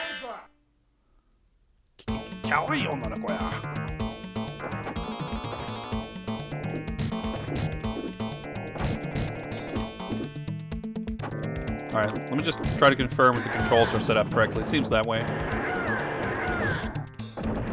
Backgrounds look pretty sick. Like lots of parallax layers.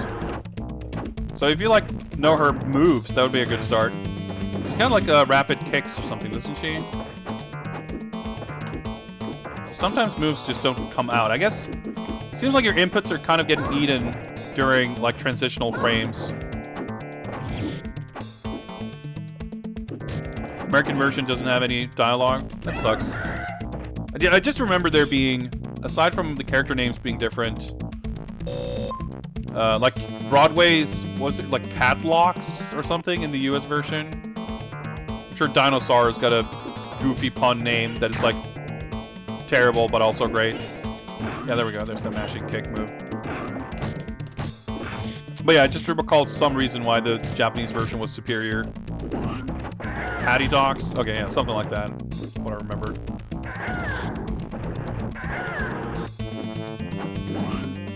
It's fucking DOS fighting game ass music.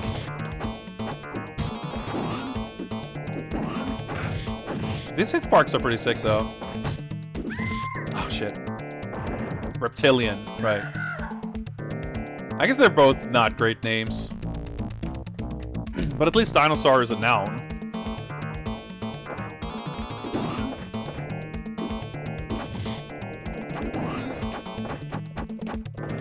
Different moves. Okay, there we go. Quarter circle back kick, I guess. Half circle. This doesn't seem like a very great move, granted. Loop crouching dash jabs. Okay. Oh yeah. Okay. You can. There's like momentum.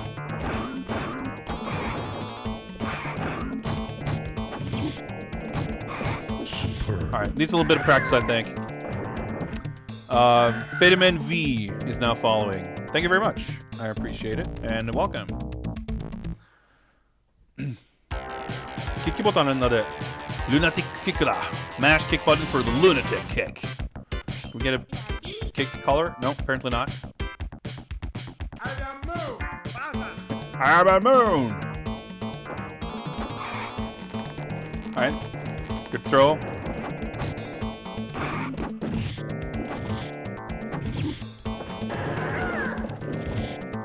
Great start here. I guess it's better off just jumping over that. Okay, cool. I got like almost perfected first round here.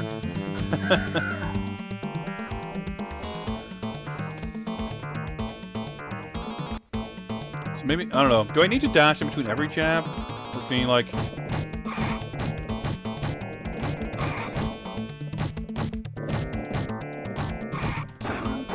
I like the screeching brake noises.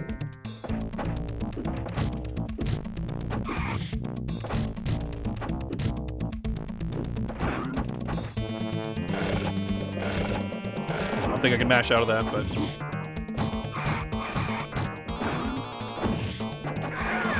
Full screen flashing for hitting a jab is pretty sick also. I'm pretty dead here, I would imagine. No? I'm alive?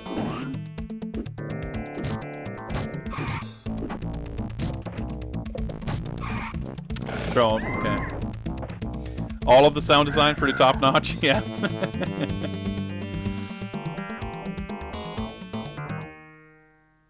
Let me double check again here. We're gonna like have to reset anyway. I couldn't get the service mode to boot up with the button here, so let's try this. Window just hops over to my other screen. That's kind of annoying. Is there like a proper test menu here with settings? I'd be curious to turn down the difficulty just to see more of it. I also just remember the timer. Well, okay, so much for an actual test mode. Well, I mean, I guess it is test mode, but service mode. There's no actual options, it would appear. Alright, screw it. Default settings it is.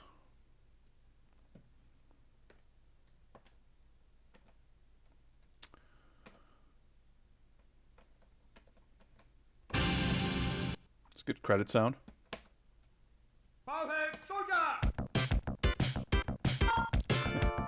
Like, some of the sprites look so much goofier than others. Like, Star Saver looks pretty crappy, so does Evil Talon. But Meltdown looks like pretty professional. And then Broadway's Idle Stance is like quite something. So I tried to pick the star. I guess there's no way to pick alternate color. Oh well. Let's see if we have better luck here.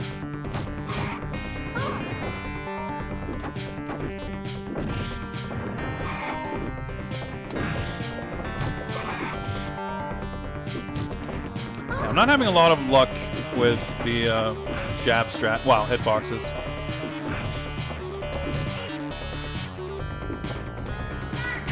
That move seems very slow. Infinite actor frames.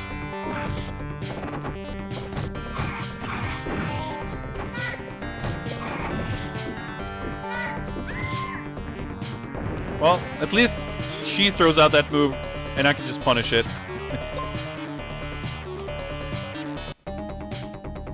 Yeah, I think we'll move on to trying Meltdown if we gotta switch it up.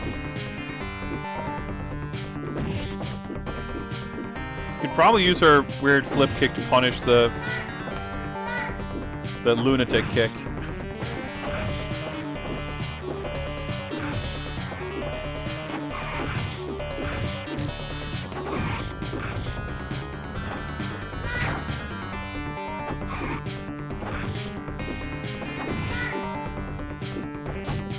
It's kind of weird, like her heavy crouching kick, which is the split, has like the shortest range.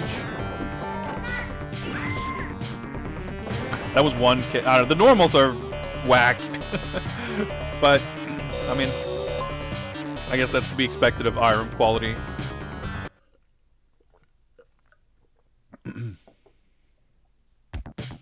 Quality loose portraits. Is it reptile time? Yeah, dinosaur. Dinosaur!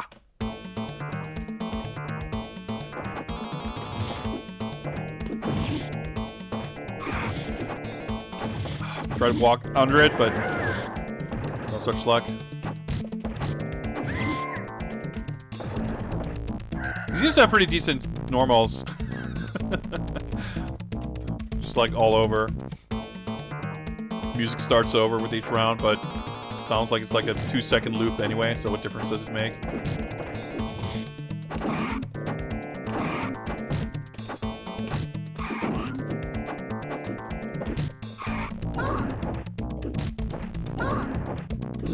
Throwing seems like really good at this, but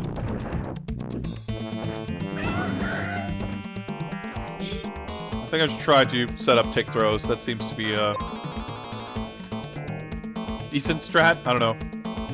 Fire breath, rocket charge.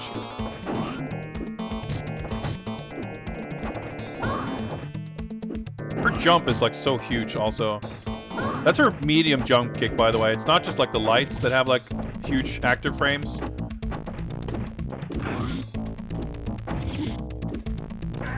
Most of them do.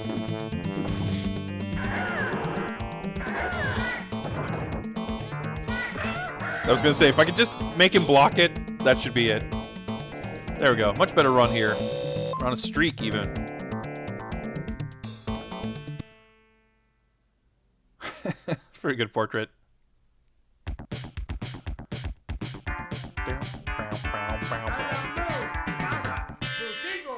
Bushido! Oh shit. Jam's getting intense.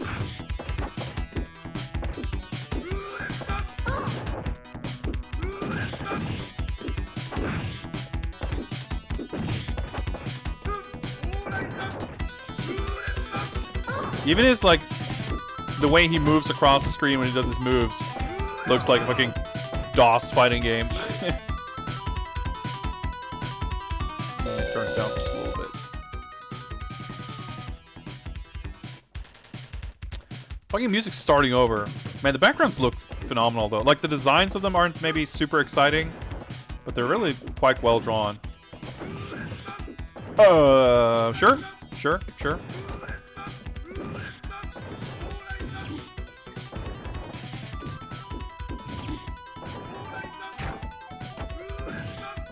I guess that's a low?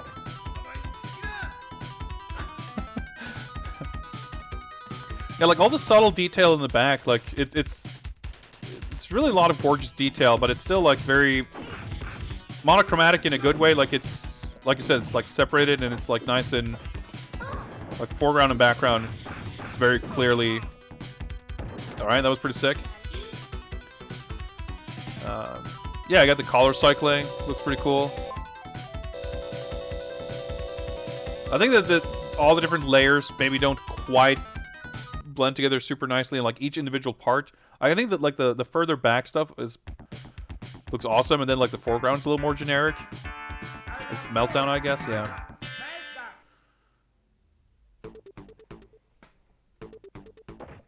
This is definitely a cool stage.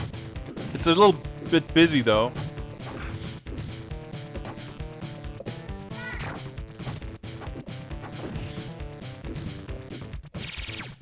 That's a pretty cool move. Oh shit! Fucking triple suplex. I thought I was throwing him, but apparently not. Alright, just the one suplex. Dude, that cross up though. Oh. Oh, that's a sick win pose. Big Chelnov energy, but he definitely looks like an enemy out of like Undercover Cops. Like he actually looks like a character from shit. What is it called? Guardians. Fuck, what is it called?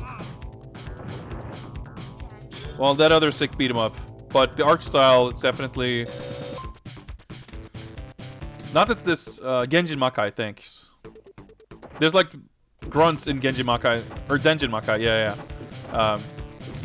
That look a little bit like that he reminds me of.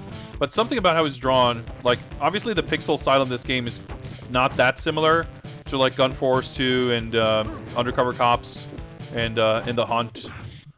But there's just something about the way he's drawn that's like a little bit closer to that Irem style than like Arabian Moon and Broadway.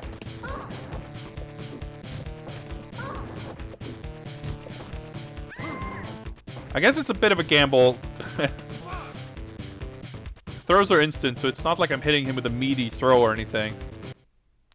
Well, not a bad run. All things considered. So, trying different buttons and button combinations to see if I can maybe figure out a way to pick an alternate color, but I guess I like her default better anyway.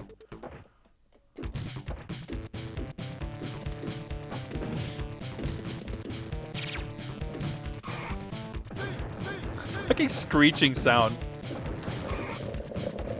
He hits me with like one throw and one heavy and I'm stunned. I mean, I'm guessing that's a normal throw, but maybe that's a command grab. I mean, if it does have one suplex that's like a regular suplex, then I guess it makes sense that that's a command grab.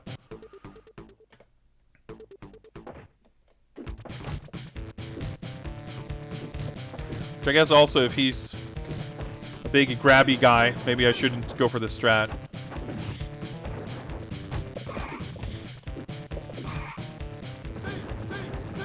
Weird way they like snap into place.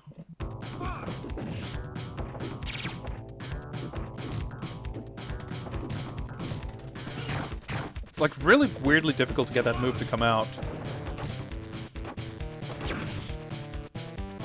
Okay.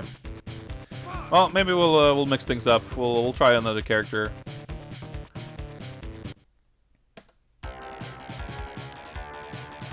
Moon Slash. Okay. Well, I was hoping that we were able to learn something new from that continue message, but no such luck. Kind of interesting that the computer opponent has like alternate colors. Well, let's try Evil Talon, because he looks ridiculous and we haven't seen him yet. Evil Talon! Alright, alright. He looks like he would have big normals.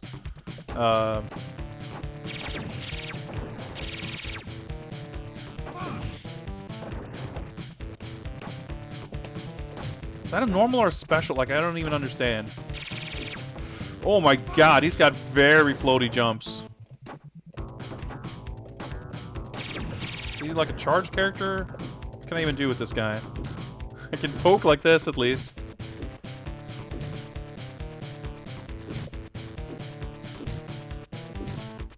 Yeah. Whoa. Yeah, you gotta, like, hold back to pull the brakes. Like, you got big pokes, and that's obviously not a bad thing, but the computer is so passive. Forward and all punches. Alright, cool, thanks. Took me a minute to register he has a head. He's got a very strange physique. Is that it?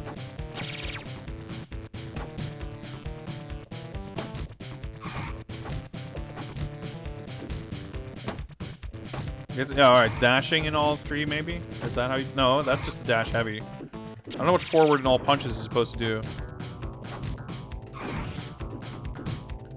Okay, it's just like dashing heavy.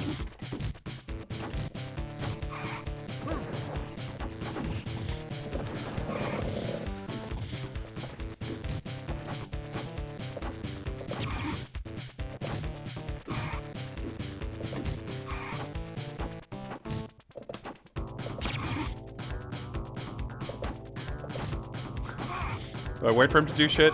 Ah! Weird. Yeah, there's a lot of stuff like that where it's just like... It's hard to get a sense when you're playing... Like, I'm sure playing against another player, that would be infuriating. Like, it's hard to get around. Let's try him again. What's up, CosFX? But because of the way the computer fights, like, you can't really make use of... Because they'll just block until they no longer block.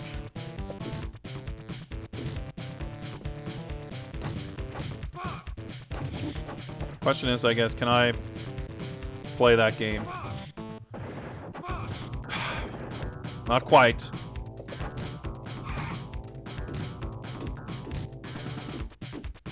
Crouching knee.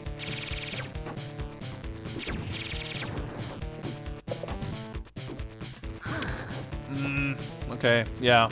We'll see how long we stick with this game. Not because it's bad, but because it's the way that... I don't know, it's not very fun, I guess. To play it this way.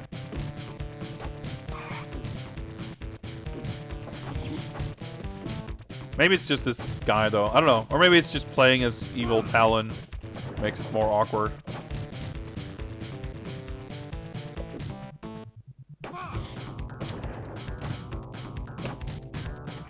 What is this guy's specials anyway? I don't think I've done a single special move.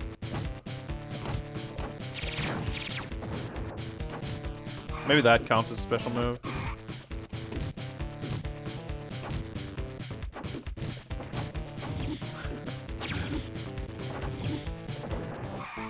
Yo, his run animation, though. Okay, we can't actually run up close.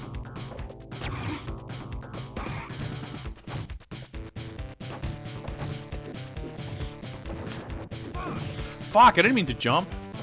No, well, we're definitely not playing him again. Oh, boy.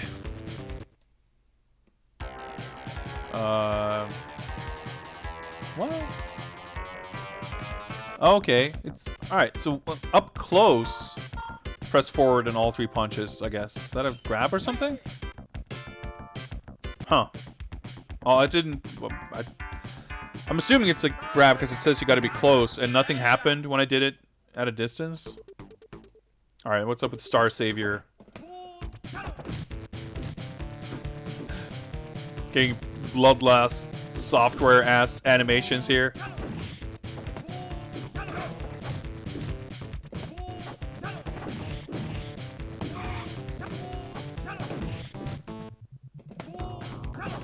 Bait the jump and do a crouching medium punch.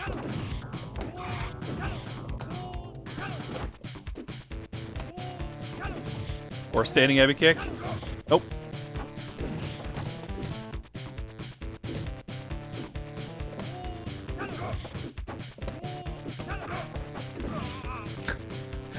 Fucking ridiculous normals. Like the animation, like the art is so incredibly uneven in this. Like clearly they had different people working on different characters. I mean that's like how every fighting game is done. But it's still goofy as hell.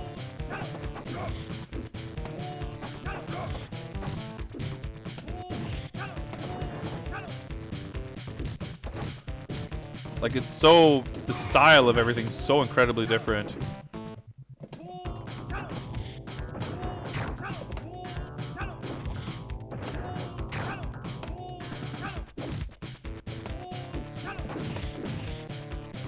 Seems to be a combo. There we go. Yeah, they're like off balance. The shading is weird. They keep like pointing their feet in weird ways and like kicking with their toes. Like it's very strange. And then like his portrait looks like it's traced from like 3 different things. Star Savior. Oh, exciting superhero music.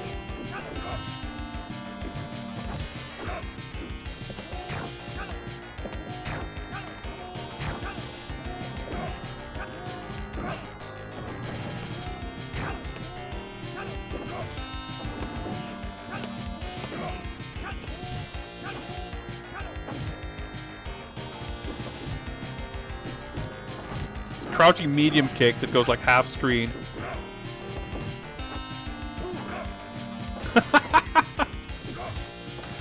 Okay, there's definitely a little bit of that IRM like undercover cops like proto Nazca animation to that uppercut. Not nearly as well done, but I can kind of see it.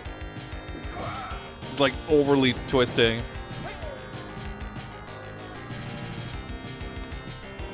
Yeah, the background's definitely way more consistent and competent than the characters.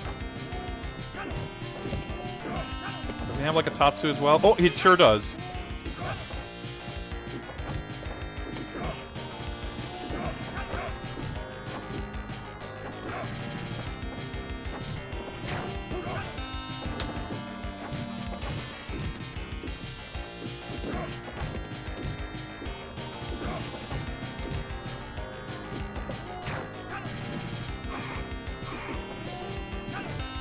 Running animations, like, well, every animation, I guess.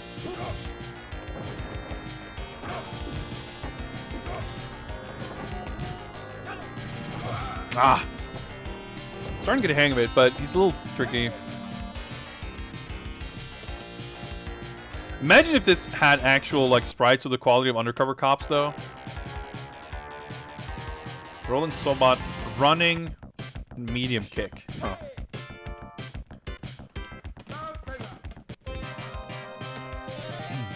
The awkward back up. I don't know, everything is awkward.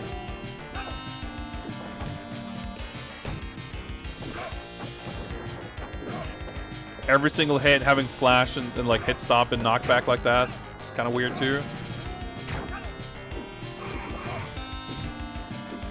Yeah, that's his quote-unquote rolling Sobot. Dude, okay. That was like unblockable for some reason. The sweeps having like really short range versus the medium is so strange.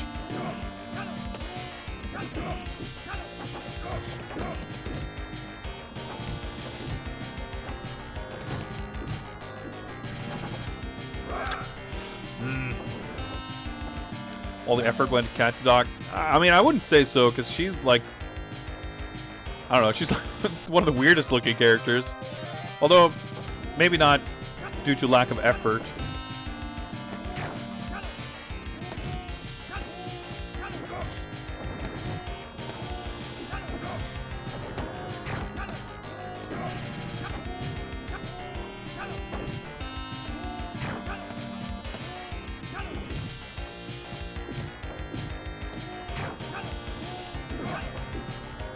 Kind of weird, like it, because it freezes like that. I thought we were like at the corner, but we weren't. Like even the scrolling is a little weird.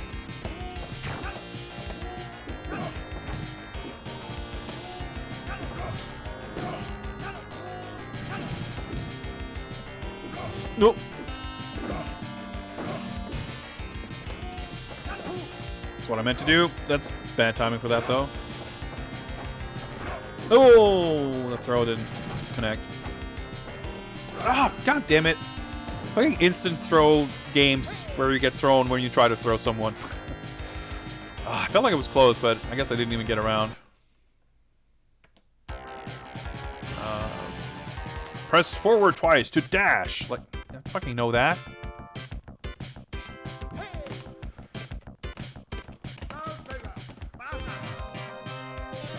But I don't know, I guess maybe this was an early attempt of theirs to, like, do a game with big animated characters like this. I'm not sure about the timeline. Like, I'm not super knowledgeable on IREM. But, you know, I definitely associate them more with, obviously, R-Type and stuff, but even, like, Vigilante or something like that, like, they wouldn't have as big characters or as, like, a bunch of animation and stuff in this.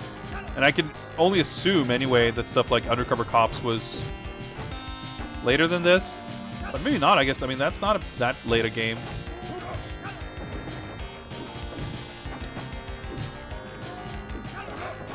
But yeah, like, if this game had as good character art as that game, like, it would be pretty sick.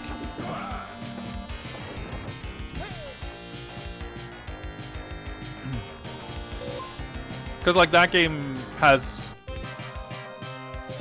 I mean, there's some aspects of Undercover Cops that look a little bit janky and quirky, but obviously not in the same fucking galaxy as this.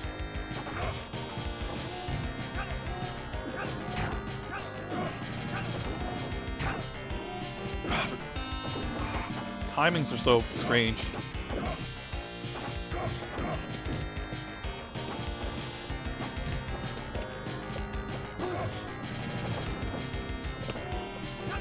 Oh, I didn't mean to run.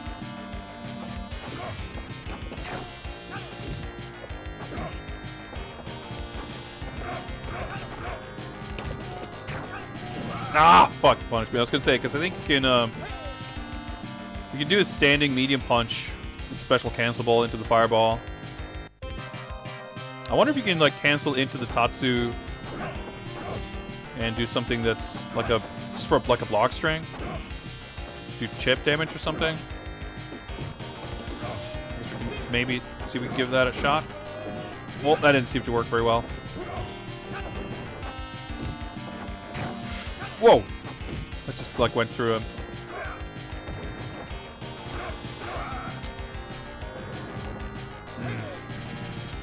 All right, I think we'll try Broadway, and then hey.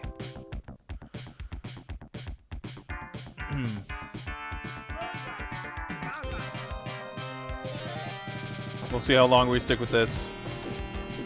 Yeah, like, the heck?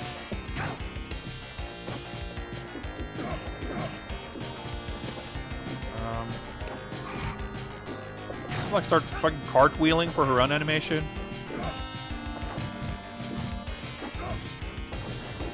Like, is she meant to be some weird plant person or something? I don't know. Just like so weird. I'm trying to do a throw, but like the way like the feet and hands, not just for her, like for every character, but just a good example. Like people are just like twirling their limbs around in weird ways. Like I don't think she's meant to be a rubber alien. I just think she's like drawn strangely.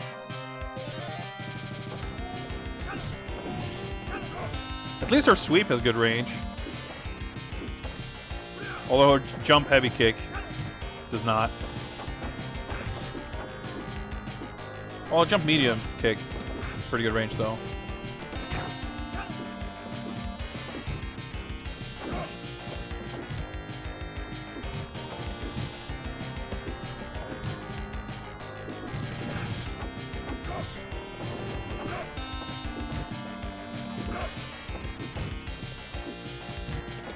Dude, how am I even landing a single throw with her? I'm not sure.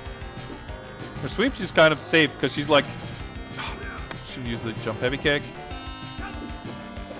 She moves back like extremely far after performing it. Ah.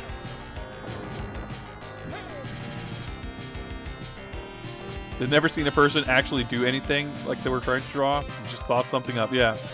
Something like that. Like, just like...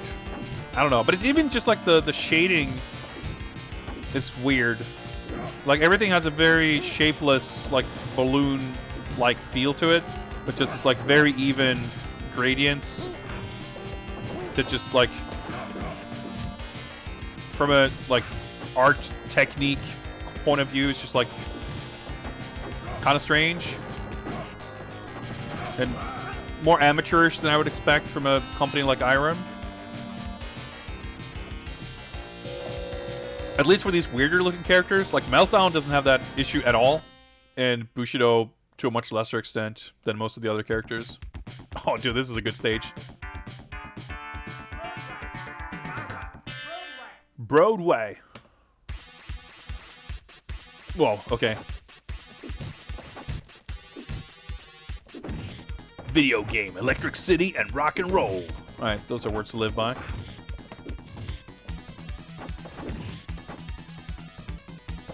Hardcore dance groove. Alright, she's got some kind of a spinning on her back move. Like this stage is going to be what's making us run away screaming from this pretty shortly. Hey, Tepid Snake, what's up? Happy Friday. Oh, there we go. Half circle back kick, I guess.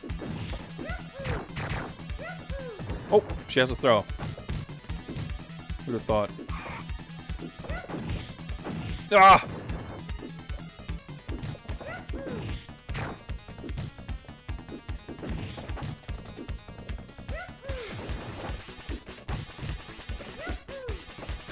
It was so fucking weird. Yeah. Ah, fear it. Yeah, the art. I want to say that this was like from a location test or something. I forget. I prepared all the artwork and stuff ages ago, so I don't remember. Yeah, forward in all 3 punches for dancing throw. Well, I guess we'll try her again. There's the other flyer or the artwork that is very Irem-like. It has like it's an artist that's done stuff for I think Undercover Cops. Okay. Let's dance with me? Question mark. All right. Okay. At least there's like a whip animation. Or I thought there was, because I don't think that's it. Maybe you have to like tap it. I don't know. I did it once at least.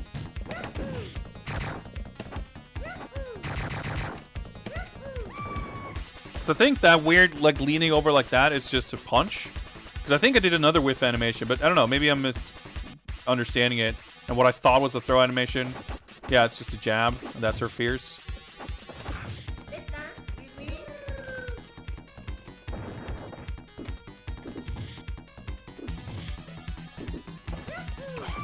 Just get perfected.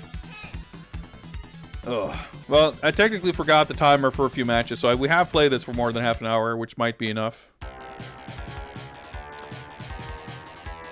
Forward heavy kick for hot shot drive. I'm assuming that's her other throw. Let's try dinosaur.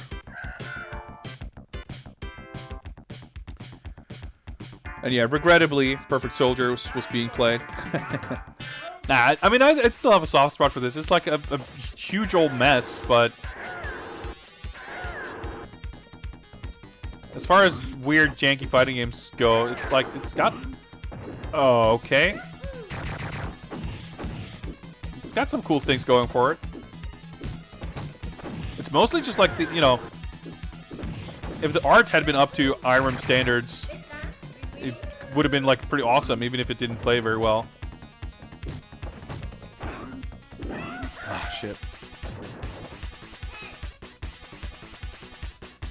I mean, it's not terrible in the sense that I despise playing it. No, the fire is not a normal. It's like a quarter circle move. But it seems a bit useless because she'll just do that right through it and then command grab me. I mean, it's obviously not a good... I don't know. I don't like that...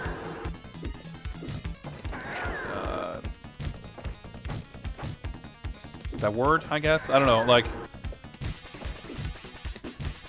I don't like talking about like being objectively good. Like, yeah, of course there's aspect to this that you could consider not being particularly well designed in terms of a competitive fighting game. Or even a game that's fun to play. Or whatever standards you're judging it by. But if there's something to be enjoyable about it, then like what else is a game meant to do, right? If it's entertaining, then it's good. Like it's the same thing. I hate people saying like, "Oh, this is bad, but I like it." Like, well, if you like it, then you like it. That's all there's to it, right? And you know, if a game has, I mean, is this in my top 10 fighting games of all time? No, it's probably not in my top 100 if I could make such a list. But there are aspects of it that I like some of the characters and stuff. Like some of the atmosphere is kind of cool. Some of the background art's really legit awesome.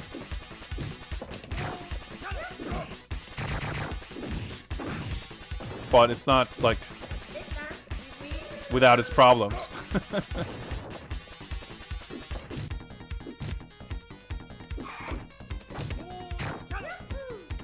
feel like his projectile has, like, pretty good chip damage. Maybe not as good as that, but hey, I guess I punished. I mean, yeah, I think it's definitely fair to call this game questionable. I mean, obviously, I wouldn't be upset if someone said this game is trash or whatever. Like, yeah, I'm not going to go to bat for it, really, but... I guess it's just that I think obsessing over what's quote-unquote good in some kind of imagined objective sense I don't know, it's just a little bit limiting in terms of the kind of experiences you could potentially be denying yourself. Which isn't necessarily to say that I would recommend everyone go play this lest they miss out on the human experience or whatever, but just look at that fucking mural. The game's certainly not without merit.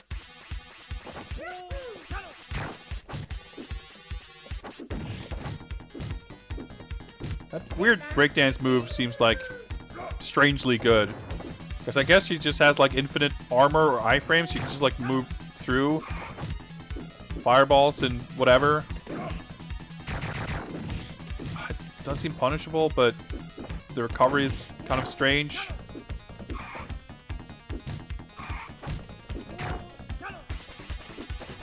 The way you can sort of cancel, special cancel normals, it's a little strange, but we got it. Avant-garde. As far as bad fighting games go, I think you could do a lot worse than this in terms of excitement and being interesting, you know? There's definitely, you know, a lot. This game leaves a lot to be desired in a lot of ways. No question about that.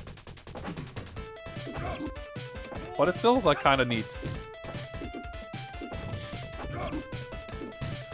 Oh boy, fighting against this character. Oh yeah, that's his command grab, I guess.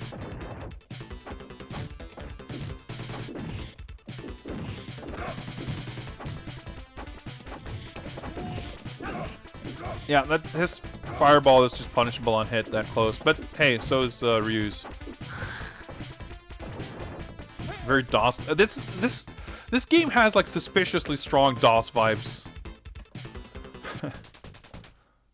I'm not sure if I would peg that rocket as the prime offender, but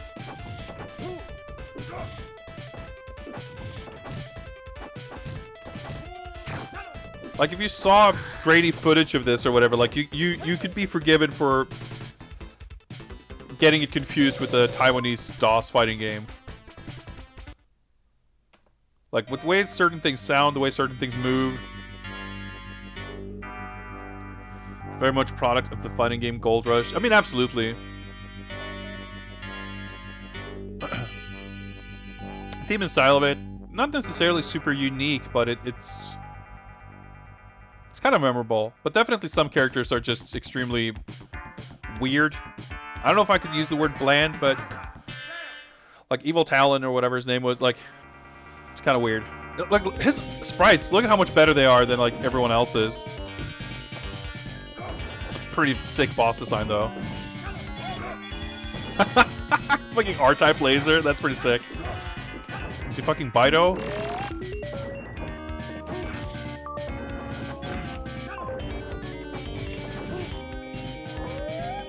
Oop, I guess I can't do that.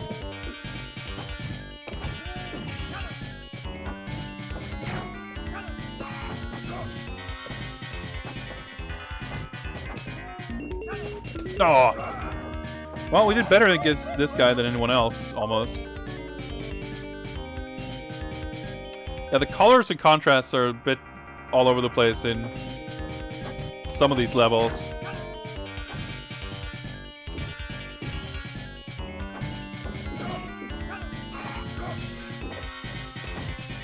Mechanically, that super fast dash is kind of neat, because the way you can do stuff like that, like jump under people.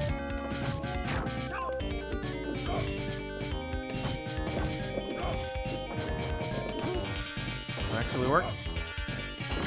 Oh boy, it's pretty cheap. But hey, he's the boss, I guess. He's allowed. Yep, got chipped by the R-type laser. Force torso. That's a pretty cool boss. I'm not sure if I... Fool's Cannon. I'm not sure if I've ever even seen him before, to be honest. His American name is Skull Reaper. That's pretty good. Pretty good. It's a bit on the nose, but it's pretty cool. Yeah, that is cancelable. Good. Like, at least that doesn't do, like, 70% damage, like in real Bout.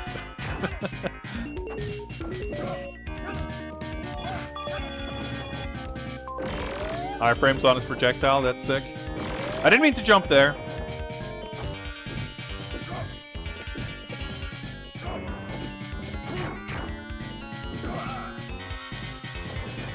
That didn't go nearly as well.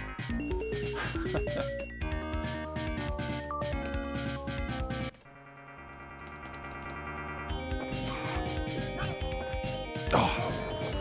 First, you get fucking thrown once and then heavy punch to get stunned.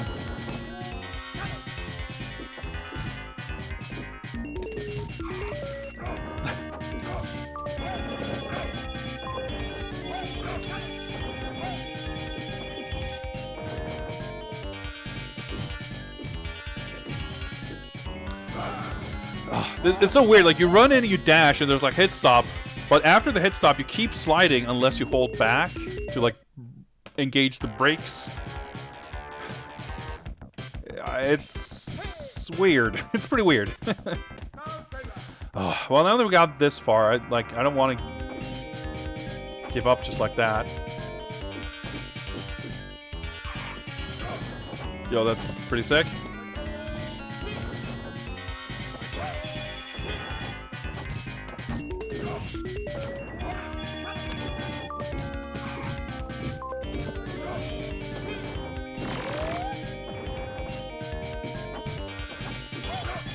I'm almost surprised this game has like unique vertical, like neutral jump attacks. Just realized because I was trying to do like real Bout strats, just with neutral attacks, and I realized the attack was all different. I may also just have to give up here though, because he seems pretty rough. Did I get around in the first much, or was I just close to getting around? Because I feel like I haven't really been able to achieve that in a while either. I do think I did more fireballs, but on block, I guess. I guess, because if I cancel into the fireball, maybe he can't like punish with a throw the same way. Maybe. Sa.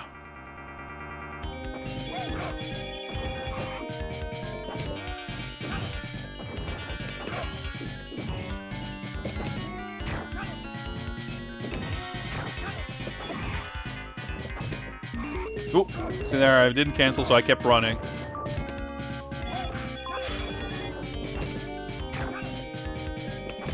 The range on pokes and stuff are...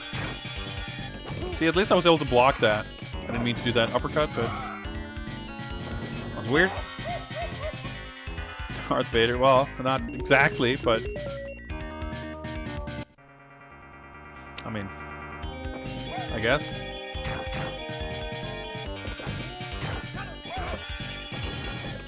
Damage on that seems a little weird. Ah, that's the risk. Just if I can like... Nah, that seems useless.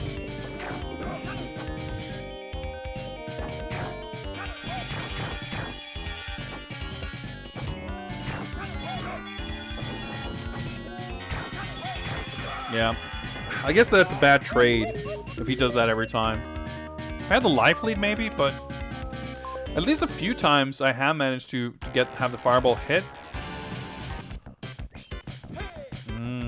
I don't know. The crouching medium and heavy punches have incredible range, so at least I can poke from really far away in like a weird way that you wouldn't expect. I like that I got hit by the projectile and I still had to block the same projectile on wake up.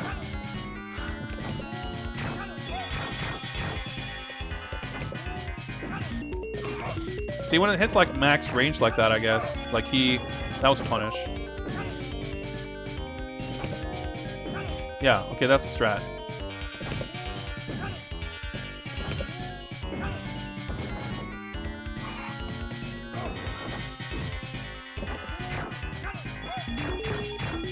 It's like a heavy version of something else way faster.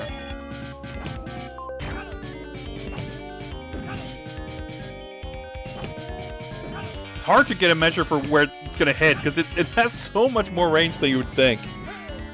Like a half-screen pokes.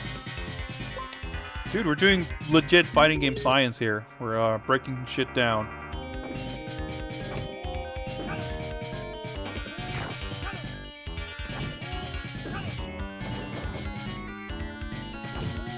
That's a little too close. It's too close to the corner, but that takes care of that, I guess. Yep, we in the lab. You're in the lab.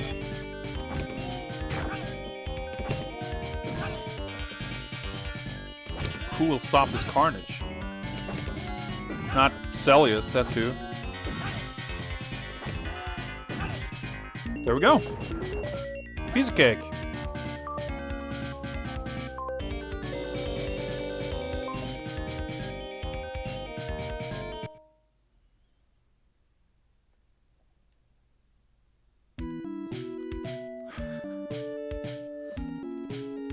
Quality ending art.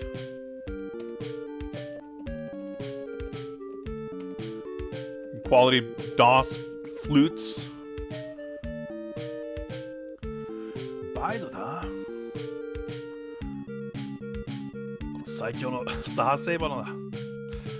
Alright, Star Savior is the greatest. Who cares about Baido?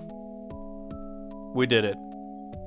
Yeah, it doesn't look much like him. The art's very strangely inconsistent in this game. Like, I feel like you don't see a lot of arcade games with like such a not just vast gulf in quality, but just like so many ill-fitting and inconsistent styles.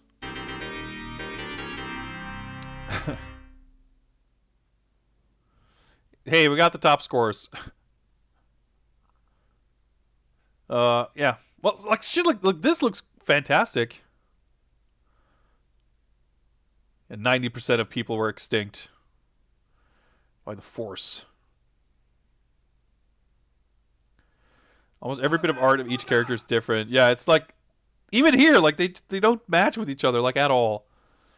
Like Arabian Moon and Star Savior like are part of the characters that look kind of weird and have like sort of kind of similar-ish styles, but at the same time not really. It like really depends on what sort of pose they're in. But like Arabian Moon, I feel like she has some of that similar shading that looks weird on Broadway, but she's like 10 times better drawn. Like her anatomy and poses and animation looks good. And then there's like Meltdown and Bushido, who are like just unremarkable, but far more competent and consistent in their style. It's a very strange looking game, but we did it. We beat it. Tell you what, guys, I'm gonna mark this off in the list. We've played this game. We have we can leave it in the past. And let me just type in today's date, October 9th. I'm going to go on a short break. And while I'm on break, I'm going to open up a raffle for you guys to enter if you want to, you know, have a chance of picking the next game. Let's never do this game. Yeah, we won't for a while, at least. So let me just shut this down, and we're gonna go on a break. Let's hop on over here, and the raffle is open. Type raffle in chat, hop in, and I'll be back in just a few minutes, and we'll draw the winner.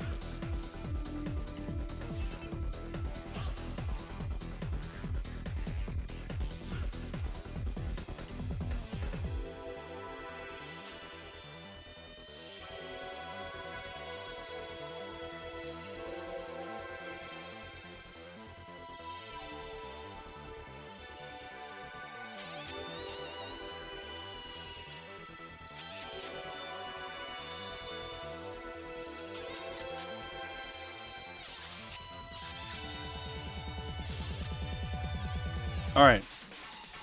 I'm back. Raffle's still going. Let me see here. Is everything working? Hopefully. Yeah, I see you guys are entered there. All right, let's do a last call for the raffle here. And if you want to enter, type raffle in chat. And we'll pick a winner in 10 to 20 seconds or something like that. I don't know. Pink Honey CMB, what's up? Happy Friday to you. Welcome, welcome.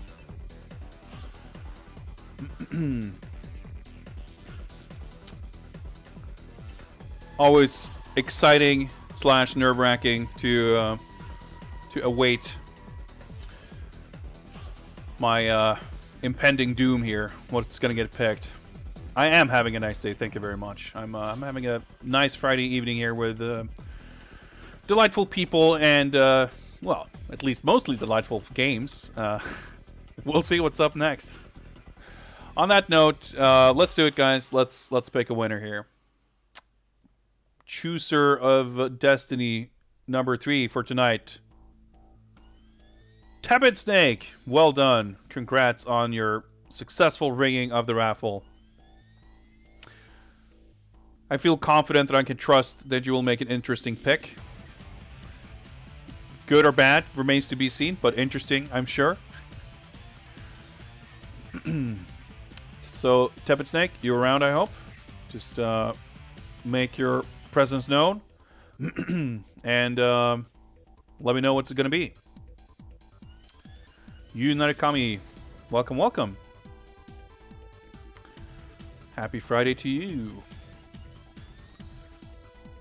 We're going to be playing some Star Gladiator. Don't mind if I do. All right. I'm going to move some arcade sticks and shit around. And,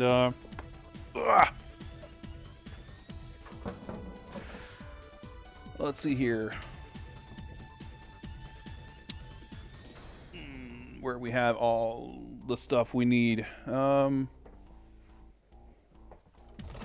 Cable here somewhere. Oh, that's the Saturn. Should probably unplug that.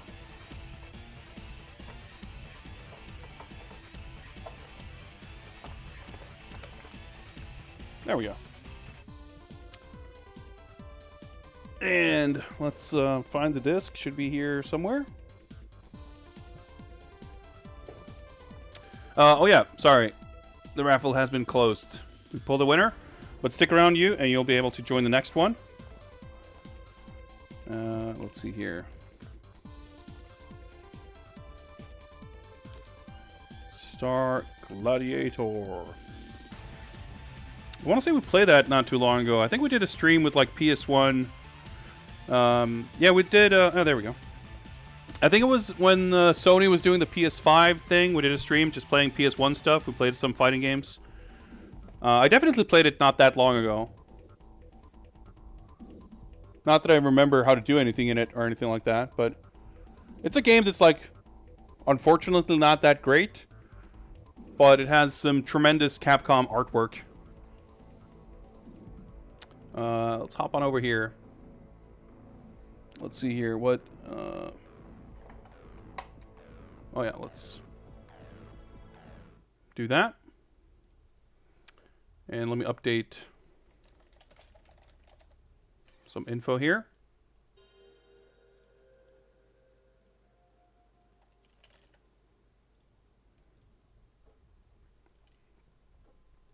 Oh yeah, let me change my display here so I can actually see the game.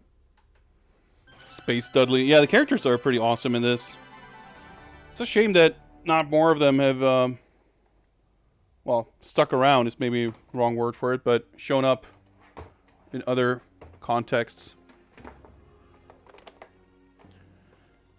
Obviously, Hayato is in Marvel 2, and there's like token appearances in ending artwork in like Marvel 3 and stuff like that, but not much more than that. All right, we got the arcade stick. I mean, there's obviously some characters that have pretty obvious Star Wars analogs. It'd be really weird to imagine what this would have been like, though, as a Star Wars game. A lot more popular, probably. Although, regardless, like, Capcom's fighting games did well in general, and I think the stuff that held this game back from being successful or really catching on, you know, in the... let's make sure this is all set up. That should be a better crop setting. Star Gladiator. I think what kept this game from really catching on would have kept a Star Wars version of this from catching on as well, you know? So, you know, the frame rate, the kind of stiffness, it's not a super great game. Obviously, it still has a lot going for it. Dude, let me just check real quick. I'm gonna see if I have save data for this. I don't remember or know offhand if save data is like meaningful for this, but if I have a memory card, I want to check. So I need to consult my spreadsheet here. Star Gladiator card B. Got a whole bunch of... Whoa! That's not what I meant to do.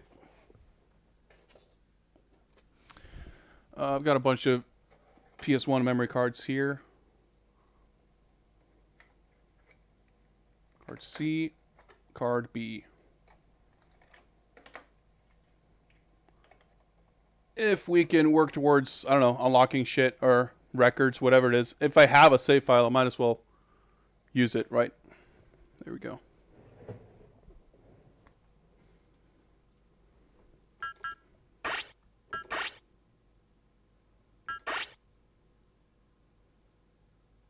Hey, data load okay. Secret characters are all button unlocks.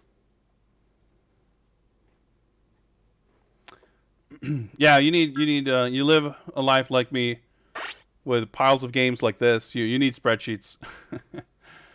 Let's just double check the key config. I'll probably set this up. Yeah, exactly. The button layout on my arcade stick here is a little funny with the L buttons on the far left. So the default setup doesn't work very well for a lot of games. Or like it works fine, I guess, but you don't see sticks with this layout nowadays. So it's just, it feels very strange to use the rightmost 6 buttons as opposed to the leftmost. So makes sense.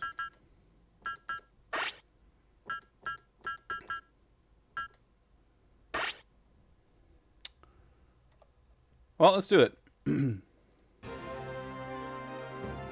Yeah, B Hayato. It's a shame they never like made secondary designs for the other characters.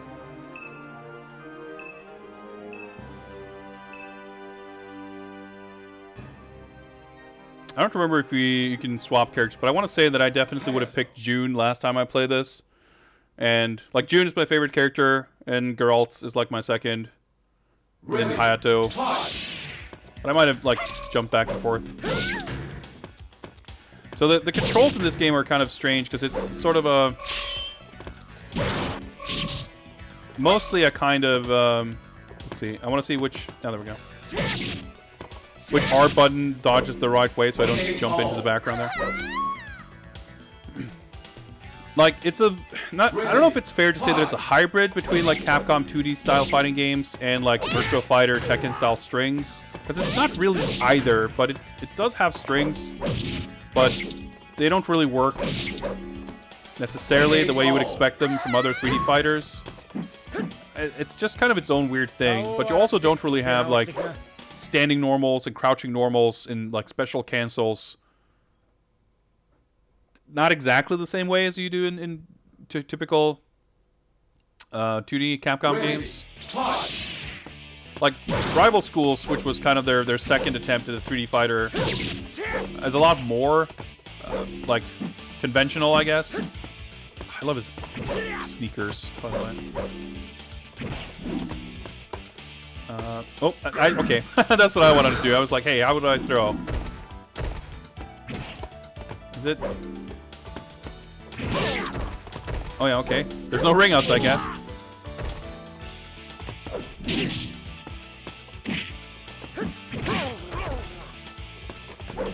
Yeah, like Rival Schools is also not like Street Fighter per se. It has its own stuff going on, but it's a lot closer. It's in a way less experimental than this. And granted, this does have a lower frame rate and everything, but it's still, like, for a PS1 3D fighter, it's pretty damn impressive how much detail they're squeezing into the backgrounds.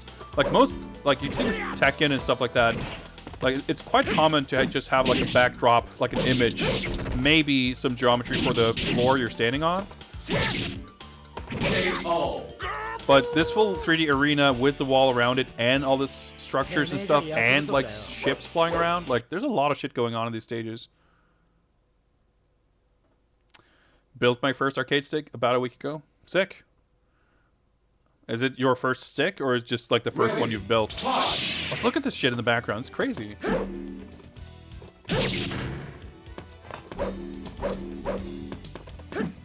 Oh yeah, the Conoco font. It's a good call. It's like the Mortal Kombat 3 font that's in everything.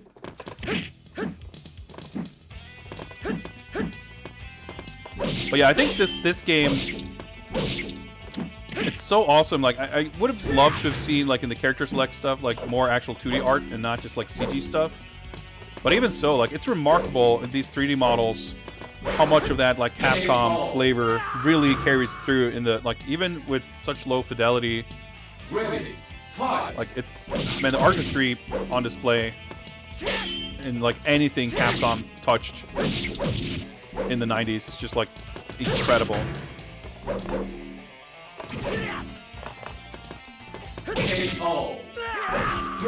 You got it perfect. No, the Mortal Kombat 3 font is not a original font. It's I was gonna say it's a public domain font. Maybe that's not the right word for it, but it's definitely not created for the game. I don't think any of the old Mortal, like all of the old, like maybe, I guess the logo, the original Mortal Kombat logo, I mean not the dragon, but the title design, is like a specific design, which to an extent I guess was maybe like sort of turned into a font. But otherwise, any of the text that was actually, oh yeah, there's like parries in this. That was in any of the early Mortal Kombat games. It was all like existing fonts. Is it A plus B?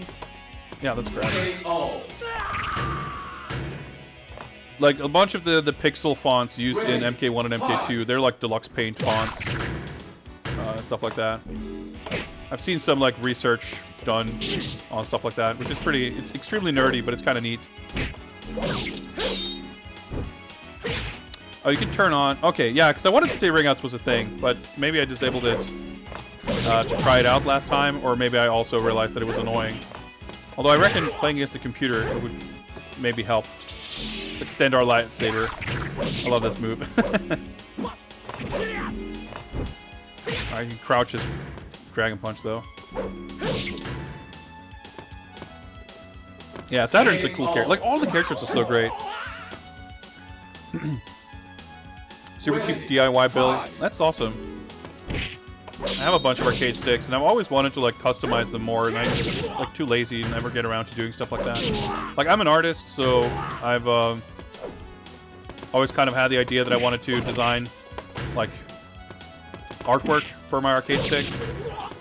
I did actually make artwork for one of my friends for their arcade stick ages ago, which was really fun, and it was really satisfying to see it. Like, you got it printed. Whoa. Yo, Lamisar with the Draw This Game Redemption. Sick. Like the characters? Well, here you go. Oh, okay, you do get to switch characters. Alright, let's go with Geralt. Geralt. Yeah, speaking of art. Ready, fight. So fucking cool. But yeah, like just like deciding what to do and getting it printed and like making sure that you actually have a stick that can relatively easily be customized that way. The stars have just never quite aligned for me. But like I said, having my friend, like he just asked me for it and I was game. I thought it was fun. So seeing it like printed like on his stick, like it was, you know, he. KO. have seen that coming. This is like a simple homemade sort of print job, but it was still really cool. But I mean, that was 7 years ago, and I still haven't done it properly, so.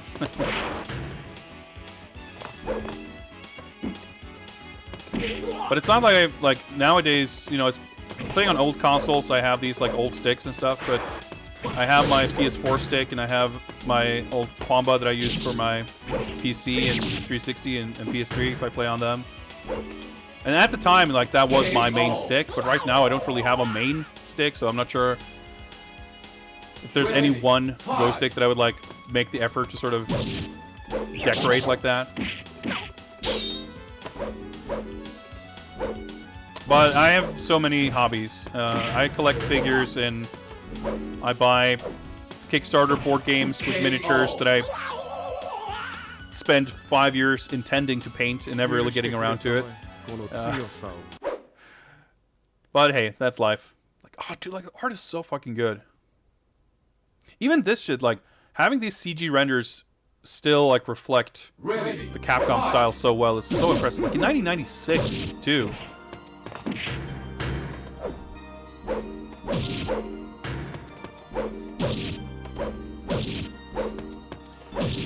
I was thinking actually, seeing that Hori, I guess, has announced a joystick for the new Xboxes.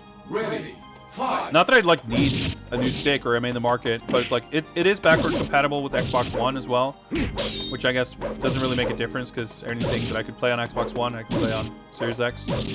And I've been considering potentially buying a new Xbox. I was like, maybe I should like spend that money. Like, it's just been a couple of years since I paid a bunch for a new arcade stick. So that kind of, I mean, I'm not really necessarily in the market for a new stick, certainly not now. But maybe if I were to buy a new console, then I needed it. Of course, at this stage, it's unclear what I even would be playing with an arcade stick. But I guess, you know, like I said, backwards compatible stuff.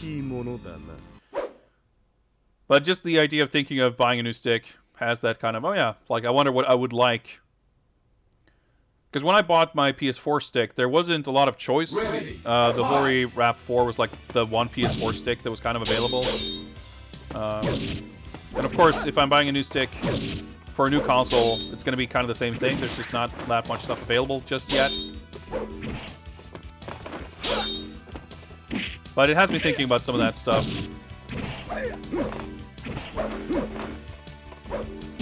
New Xboxes are out November 19th, I think, in Europe.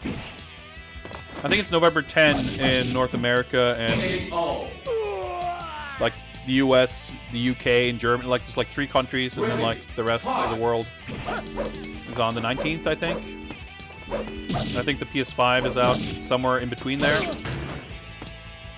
On like the 12th or 13th or something like that. Oh yeah, you can do some kind of shit like this. It's like a once per match thing, I think. I don't remember like all the... Oh yeah. Oh yeah, you can do that, like if you complete that string. It's like this sick animation. But that's not an actual, like, natural combo, to borrow a term. Oh, do the time of day changes in between rounds. Like, you have these, like, all these strings are a little bit like 10 strings in Tekken. They're, like, really long sequences, but they don't necessarily combo. And you don't necessarily have, like, mix-ups off of them either. So it's a little weird.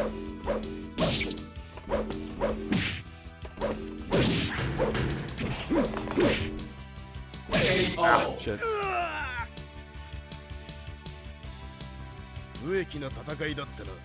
Icons by the name.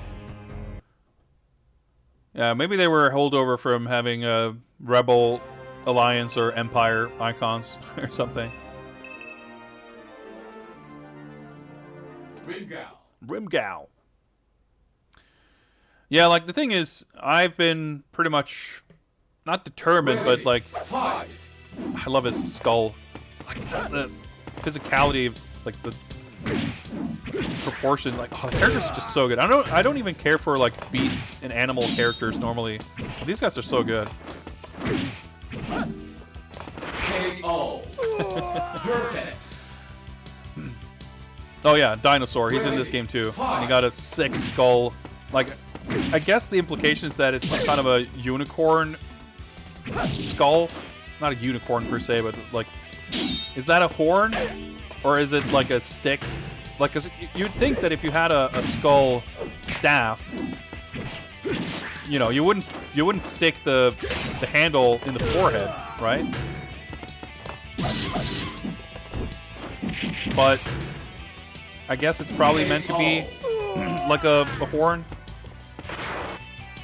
Anyway, it's cool. Oh, that's a good scream. But yeah, I've been expecting, basically, to be planning to be buying a new console at launch.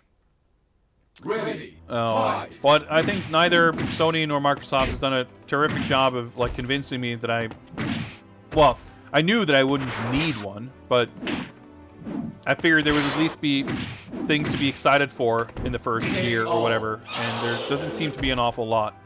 But I have definitely been leaning heavier towards Xbox, primarily on the grounds of like Game Pass stuff being great and backwards compatible. Like, to be clear, I expect that within a few years I'll own both.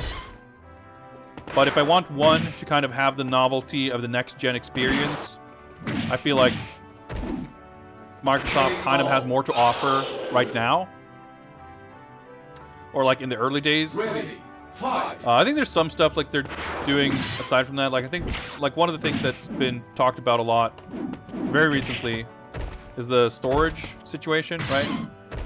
So Microsoft will be selling these like proprietary storage cards, whereas on the PS5, hypothetically, there's going to be like a list, kind of a white list of compatible SSDs.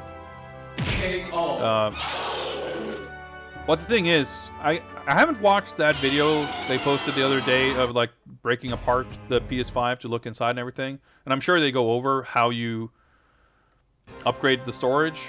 But my understanding, having not seen that, is that it's closer to the way it worked on the PS3 and I guess the PS4, where you can replace the internal storage. Whereas the Xbox has a far more streamlined and simple solution for adding storage. You just plug it in the back. It's literally like a memory card. And that simplicity appeals a lot to me.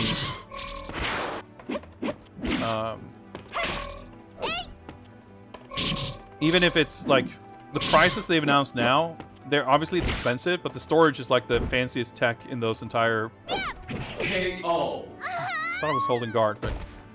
The storage is like the storage of the GPU, I guess, like CPU also, but like the storage is expensive at the point. So right now, it seems like the pricing for Microsoft's storage isn't like outrageous, but hopefully it would either, you know, the storage amounts increase or the prices go down or both over time to kind of stay current with prices. But I mean, that remains to be seen.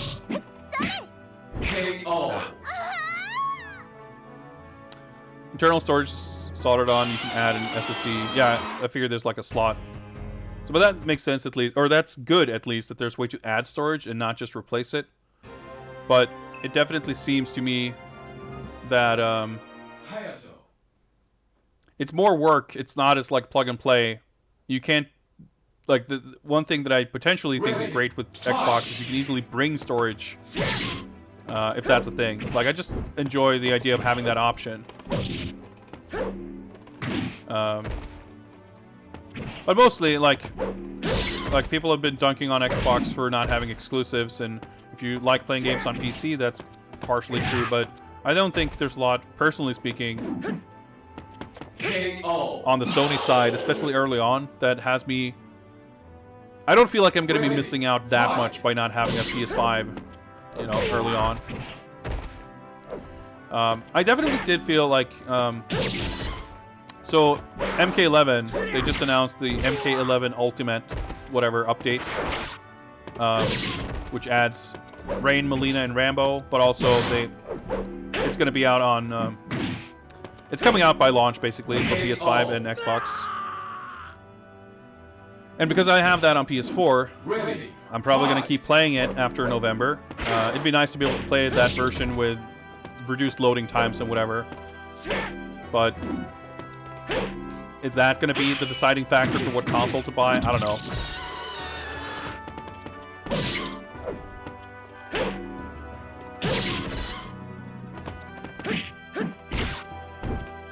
Like, sure, eventually PS5 is going to have exclusives, but for now, I don't know. I guess, like, KO. Miles Morales, I want to play it because I enjoyed the first Spider-Man, but that's going to be on PS4 also. And granted, I would definitely prefer to play it in 60 FPS. But it's that, like, I don't know. I still think the feature set for the Xbox kind of sounds more exciting. With some of the stuff they're doing for backwards compatible, and just in general the language they've used, you know, talking about high frame rates and stuff like that. And it's also cheaper, actually, here. I mean, not by an awful lot, but it is cheaper than the PlayStation 5.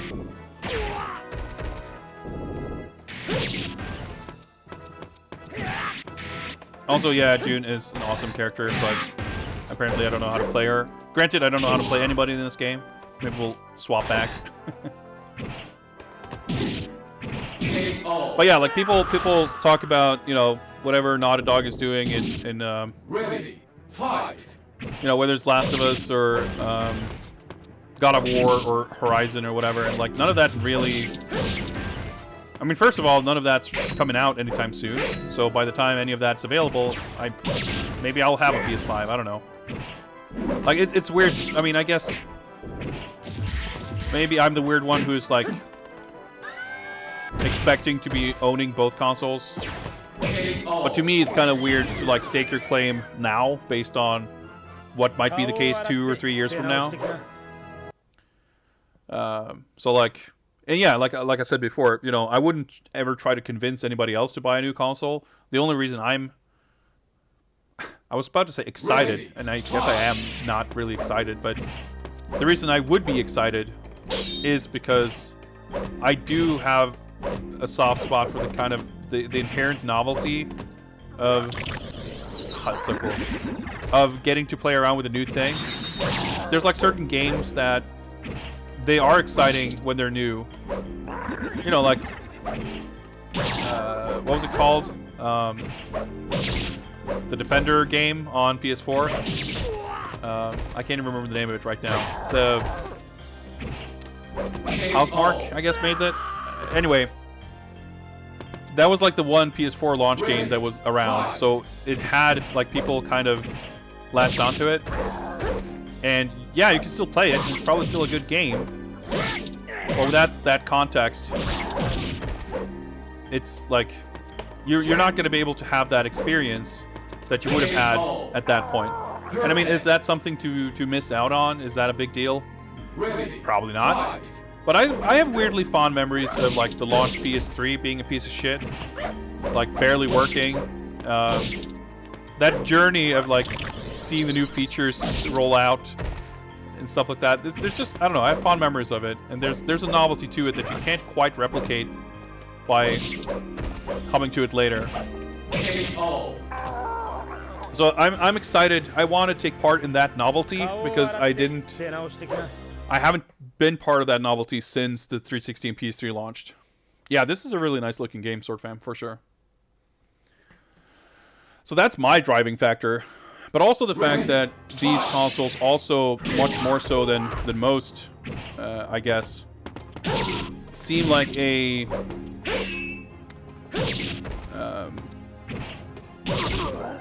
they are kind of making the previous console obsolete, in a way. Like, because, or you know, if at least everything is backwards compatible, I could hypothetically, oh yeah, I love they fly away. I could unplug my Xbox One and plug in Series X and sort of pick up where I left off. Which I feel like isn't usually the case. Jumping seems kind of good. I don't know. Oh, armor. KO. So at least, you know, if you go from a PS2 to a PS3, I mean, ostensibly it had PS2 support, but it kind of didn't really work. Well, certainly from PS3 to PS4, you know, you couldn't keep playing the stuff you had. To me, like, it would be really weird to buy a PS4 and unplug my PS3 because now I have a PS4, you know. Well, that went pretty easily.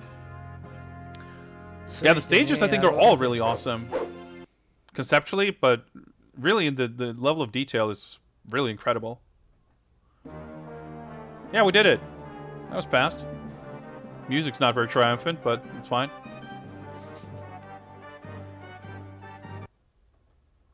And I guess Sony has been a little bit unclear on it exactly, but Lord Itsuno. Microsoft has been pretty clear on their intentions and support and features with backwards compatibility and stuff, and it seems like it would be pretty easy to just kind of slot a Series X into your, you know, not physically maybe, but otherwise, where you've got your Xbox One, because everything just kind of works. Oh yeah, you gotta fight Ghost Bilstein, so that's like a single 1cc thing, or to get to the proper final boss.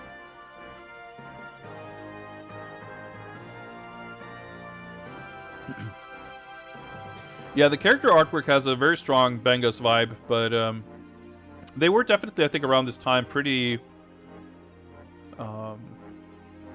even though you could certainly... you could tell one artist's work from another. They definitely had a very cohesive style, and it wasn't always super obvious who actually drew. I think because I could definitely look at some of the portraits and stuff here and say that they look also like Edian's art. Edian did most of the art for Rival Schools. He also did Super Turbo on GBA. He did, I think he did a bunch of the art for Street Fighter EX. And, well, a bunch of other stuff, I'm sure. But there's definitely, like, a lot of overlap in styles, for sure.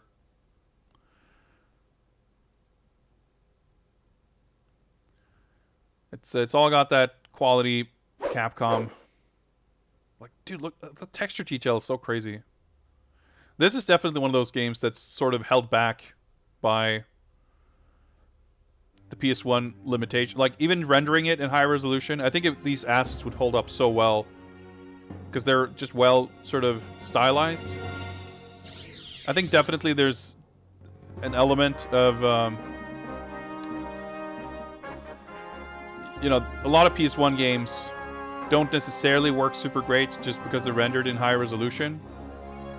I think it's very common for, like, characters in fighting games and stuff to just have texture detail that goes a little bit beyond what the PlayStation can comfortably render. But even so, I think these would hold up better than many. And yeah, Gordaisky's in this, like, he's in every fighting game. Well, he was in every fighting game, I guess. But that's Star Gladiator. Thank you for the late GGs. I don't know if it makes any difference, but I guess we might as well... maybe we got some kind of record, so let's just, to be safe here...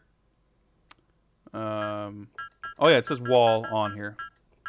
Yeah, so yellow is default, I guess. Let's do that, and then let me save our data here.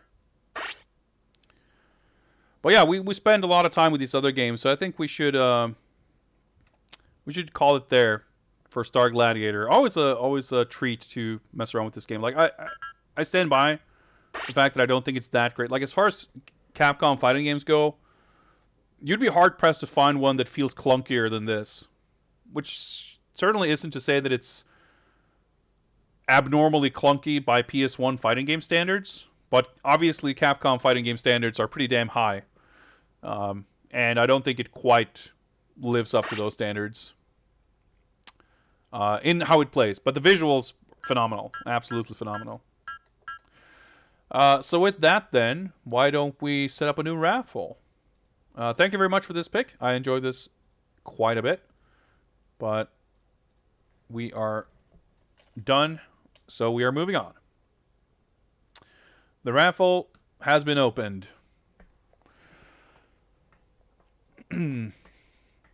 Thanks for playing through. Yeah, my pleasure.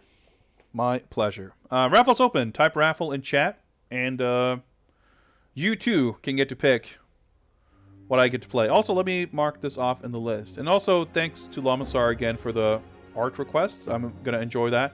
I still gotta get around to Danzy Man's fucking WWE Battlegrounds artwork. Maybe I'll try to get that out during the weekend. I don't have a lot planned for this weekend, so maybe we'll do that. I played that a bit off stream, by the way. I finished the campaign mode, and it got really shit towards the end. It wasn't good to begin with, but like when we play that, I was like, oh yeah, maybe I'll finish this on stream. But then I played it a little bit off stream, and I'm like so glad that I didn't decide to play more of that on stream. But boy, it was a piece of shit, really. Yeah, Atomic Runner. This one was a quick one, but luckily there's plenty more awesome games on the list. No art request for Joust 2. Well, Star Gladiator. I would have enjoyed that too. I mean, I enjoy like even when it's a game when it's like when it's not obvious what I would draw or how to do it, like, or a challenge to figure out what to draw, how to depict it, or even if it's something. It hasn't really been the case so far, but like if someone were to pick something that I didn't enjoy, I think I'd still enjoy the challenge of figuring out what to, like, I mean, Battlegrounds is a good example. I have a vague idea in my head. I want to draw something with like action figures.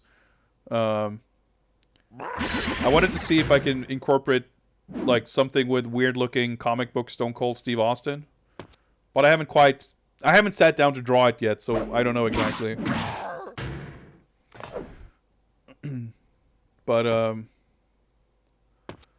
and I will say that if I'd been as excited for Battlegrounds as I was for Spy Hunter and some of the other games, maybe I would get to that request quicker. But hey, now I've got Star Gladiator in the pipeline, so I'm gonna want to finish the WWE request first, just to do them in order.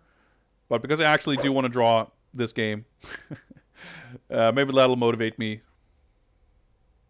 Yeah, Jaws 2 is definitely cool. But who knows? You know, I'm not necessarily done with the Midway collection, so there might still be a chance. Let's see. All right, we've got the raffle going here. We've got a couple of entrants here. Let's do another last call. Last call. If you want to join the raffle, type raffle in chat. In 10 to 20 seconds or so, I will pick the winner who will get to decide the next game. There is a chance, yeah. Like, the thing is, I know that there's a bunch of those achievements that I'm not going to get, but I know there's a couple that I could get, so I still do want to go back to that collection, and even beyond getting the achievements, like, the Joust games were kind of cool, so I could see myself just, you know, playing it to play it. Who knows? I'm definitely still itching to go back to Crazy Climber 2000. That game was so much fun. Alright. Star Gladiator. I just love that announcement. Star Gladiator. Okay. Here we go. Boom. Spyro 2023. Congrats. You are the winner of this raffle. The raffle is no longer open.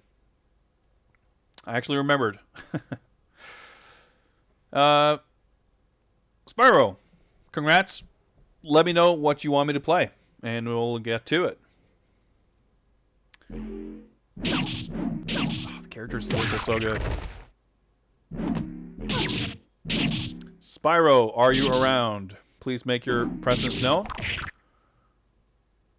And I'll do that vertical suplex. Pretty good. Rigging engines, yeah, they're all out of tune. Gotta fix them up. Spyro, what are we gonna play? Tekken 3, huh? Did we not play that before? I guess we did not. Oh yeah, we played that on the same stream where we played this before. That's what I was confused by. Cool, let's do it. Let me dig out my disc here. Should be here somewhere, hopefully.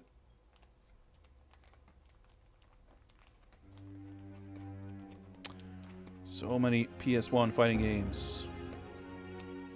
Is it not in here? Oh, there we go. Tekken 3.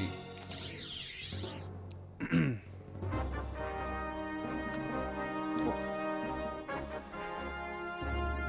Alright, sorry CG intro. I'm gonna cut you short right there.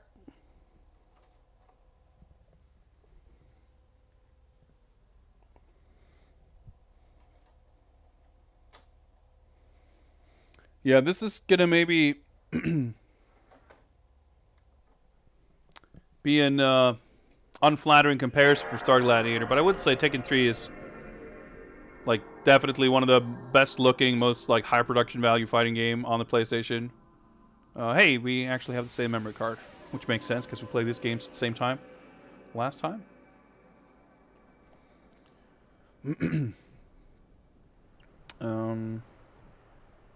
We'll let that load, and we will update this.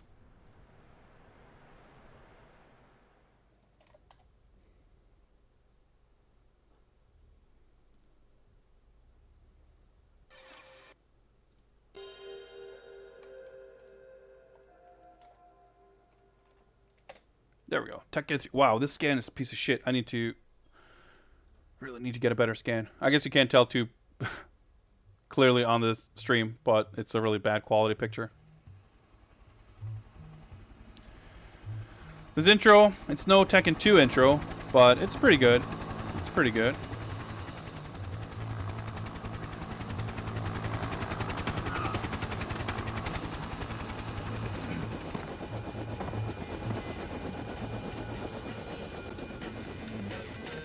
Tekken 2 intro still, to me, is pretty much like the pinnacle. It's just like perfect.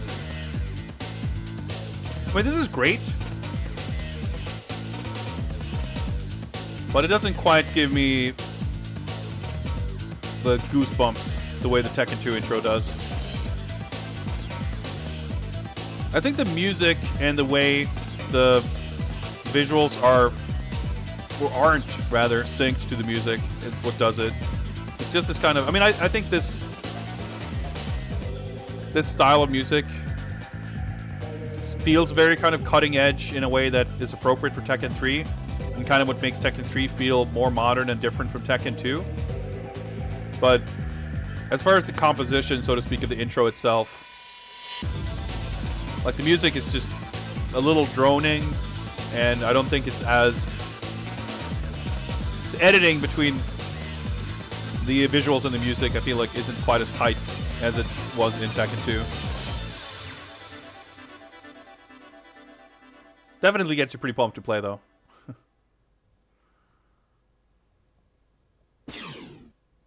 Oh yeah, this is one of those, like, you have like 2 seconds to move the cursor, or else you get thrown into a the attract mode. So I think, yeah, last time we played this, we played with the arcade music. I guess we'll go with the console music this time. So did I change?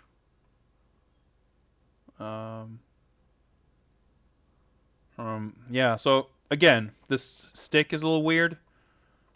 I definitely will be confused here, so I already set this up, apparently. Oh yeah, so those are, yeah, okay, never mind. I already set this up in a weird way that makes sense for this joystick. So let me check. Time attack, greatest survivors. Okay, I was like, who did I play last time? Who might I have cleared the game with? So this checks out. These are probably the characters I would have used. So Jin, I guess, was who I mainly used last time. Because I'm not sure. Well, it would have loaded my save data there anyway. Actually, we need to change it back now because we we changed it. Yeah, I think I messed a little bit with Tekken Force last time I played it. Oh yeah, let me do also. Oh yeah, we've unlocked Julie and Kuma. Let's go Hwarang this time. I'm gonna enable the. I have it disabled when I start the stream usually, but there is a reward, con coin reward, to skip the raffle and pick the next game. I don't usually like to have it enabled at the start of the stream because I want to do some raffling first, but it's enabled now. So if anyone wants to not have to partake in the raffle, you can spend some coins to skip that. Nice damage on that. I don't know how to play Hwarang, mind you. I just thought it was cool back in the day. I mean, it's still pretty cool. Also, I guess I don't know how to play anybody in this game, really. But yeah, so if you would like to pick the next game, you can spend the coins to do it. And I believe that reward is limited to once per stream.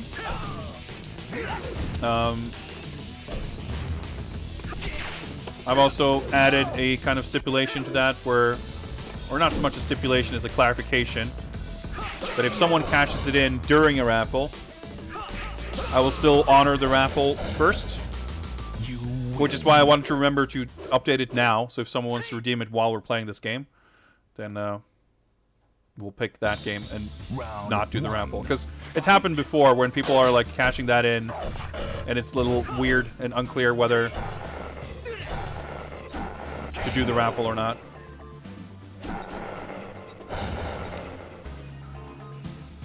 Yeah, I've always kind of played Mishimas to the limited extent. Well, I shouldn't say Mishimas. I played Kazuya for the most part. I dabbled, you know, back then I didn't like have a main. I didn't play it to that degree.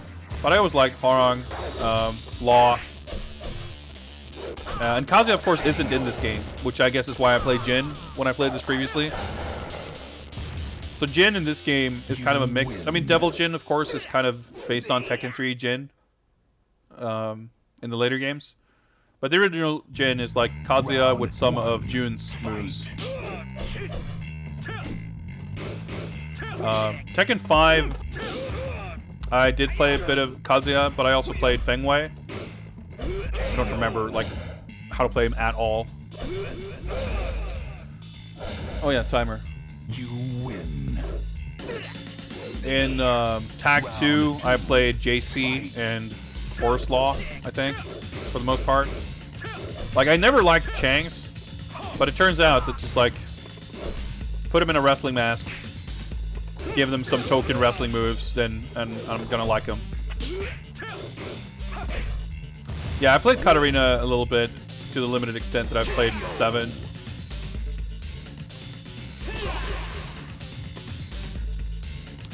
All these fighting games give me a question. How's Evo doing? Well, after one of the founders and like 4 members of the Evo team was outed as being like a sexual predator, they canceled Evo this year. But that was also in the middle of Evo doing a weird online thing this year. So they'd already like transitioned into doing something online, whatever.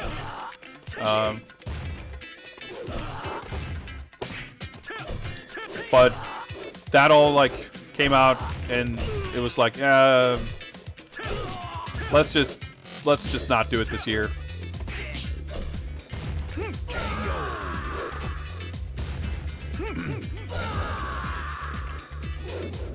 You win. But we'll see. I mean, the thing is, I think the community is larger than Evo. So if Evo is like never, you know, if Evo is not going to recover, as far as big international events in America, you know, CEO and Combo Breaker are definitely kind of there to pick up the slack.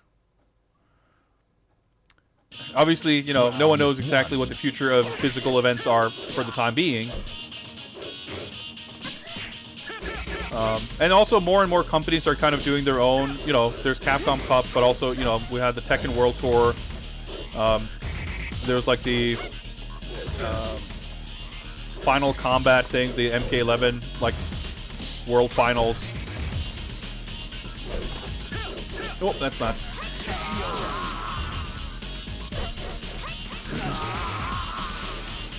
It would have been interesting to see what EVO Online would have been like, but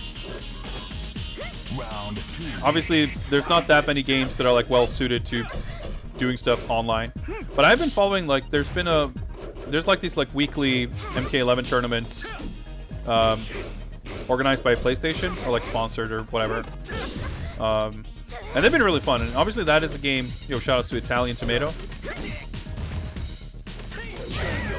That's a game that works well online, you know. You win. Final round. And hopefully that's going to be more of a thing moving forward, that games actually are playable online, you know.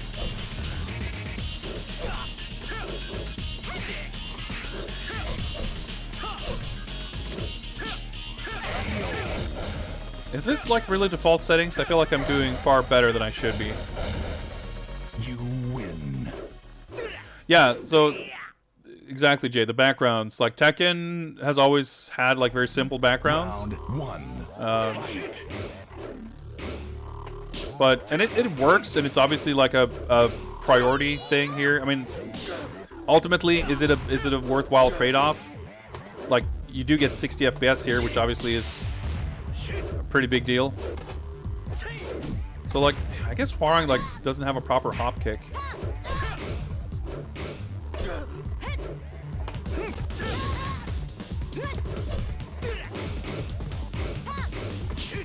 Oh, I hate that string. That weird, that move up to that flying kick, it always looked weird to me. Oh yeah, he's got the, yeah, there we go. The, what's it called? The rocket something?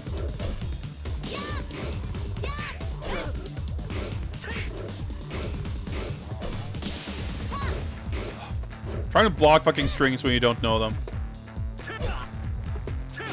That's not how you do that, I guess. Ah, well, rip. There's our run.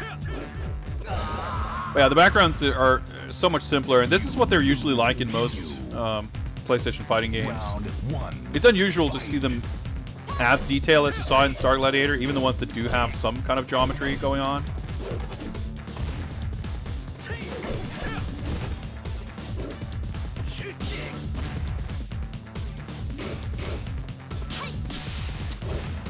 Shit. Ah! Definitely try to crouch, but oh well. Oh yeah, the music, or the volume looks really loud. Turn it down just a little bit. Round two. Fight.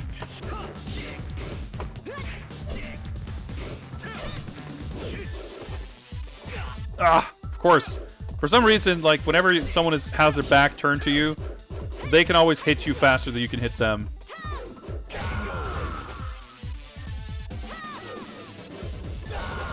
Yeah, like, I think that the musical style of Tekken, like, some of the Tekken games I think has, like, I think 5 had a really good soundtrack. At least a couple of really, really good songs. 6 I have never really played much. But, like, Tekken 7, I don't like the soundtrack much at all. And 3, I mean, it's got a couple of bangers. But this kind of style, I don't know. I'm not huge into it, but it has personality, and I think it's very consistent with the style and personality of the game. But I think it works. It works well, for sure. Oh boy.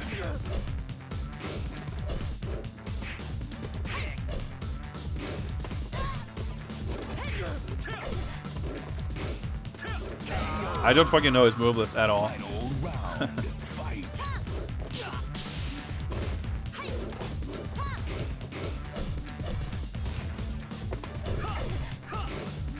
Like, I don't know. How do I do mids? I guess the timing of that string always bothered me too. Like, I understand, like, it's game balance, it's whatever, but like that, like, low, that, you know, when she does the kind of low sweep to that flying kick, the timing and speed of it seems so, like, it seems like it shouldn't be a combo, but it is. Like that. I feel like I should be able to block. Round 2. And that's not me complaining that the game's unfair, that it's not letting me block. It's just frustrating in a weird way, because, like, intuitively it doesn't feel the way I expect it to. Which is not a fair thing to put on the game, but it's kind of annoying me nonetheless. Alright, we got a side throw. That's pretty awesome. Final round. Fight. Oh boy.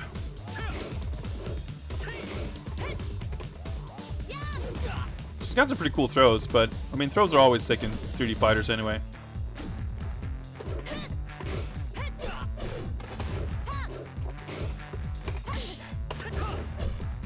Alright, he's got a wall standing 2.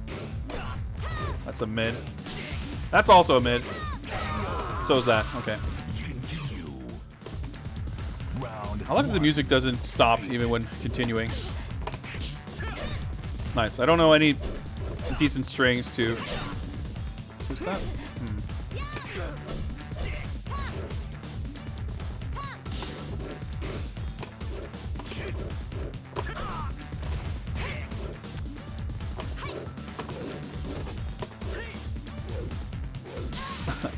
That's pretty sick. Ah, of course. Of course. Round 2.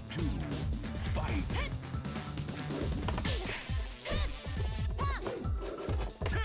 Ah, I tried to throw. Oh, I did a bunch of damage. Hey, I actually blocked that for once. Final round. Fight.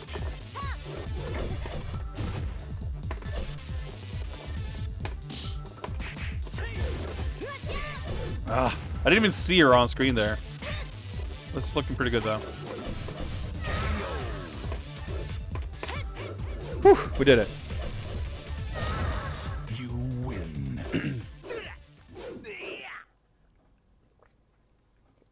All right, Jin time. Round It's got a good song, 1. at least. Fight.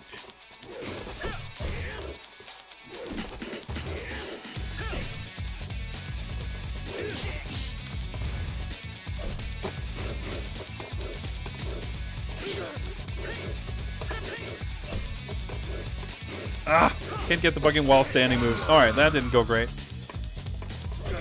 Round 2. Fight. Ah, I knew the low was coming, but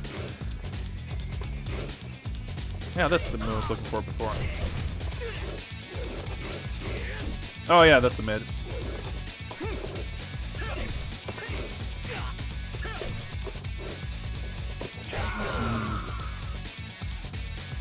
Yeah, it's rough when you really don't know the moves. I'm trying to, like, have a sense for trying to stick out, like, mids or whatever, but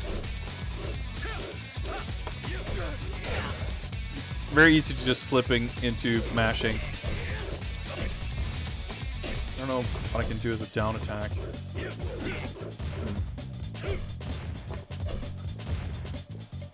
Yeah, the wake-up system, fucking laser scraper. The wake-up system is also... Well, I can't say it's weird in this per se, but it's kind of the older style. They definitely changed a bit of how that worked, like post 5, I guess. Like, you can get a lot, like, in the modern Tekken games, like, if you get hit trying to get up, like, you get caught hit when rolling, you can always, like, tech to kind of get up instantly. You can't really do that in this game. Final round. And that's something I remember hating in old Tekkens. Like, just get knocked down and just, like, well, hope you enjoy laying down on the ground because you're not standing up again this round.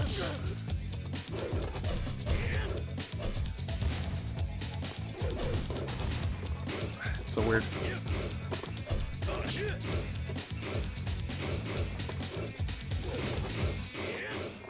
Hey, I blocked that. Well, not that.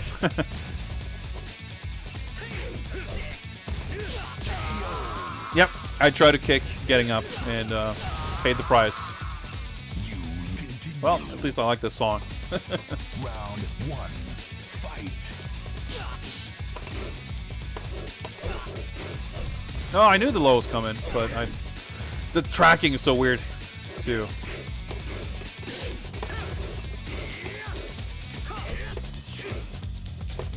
While standing 2, or 3, rather. Damage, though.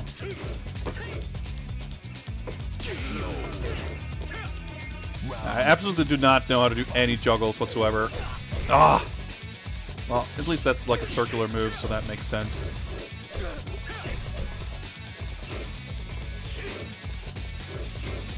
Yeah, this is like not a super late game, but definitely a pretty late game, and Namco was like definitely one of the like top tier developers on the PlayStation.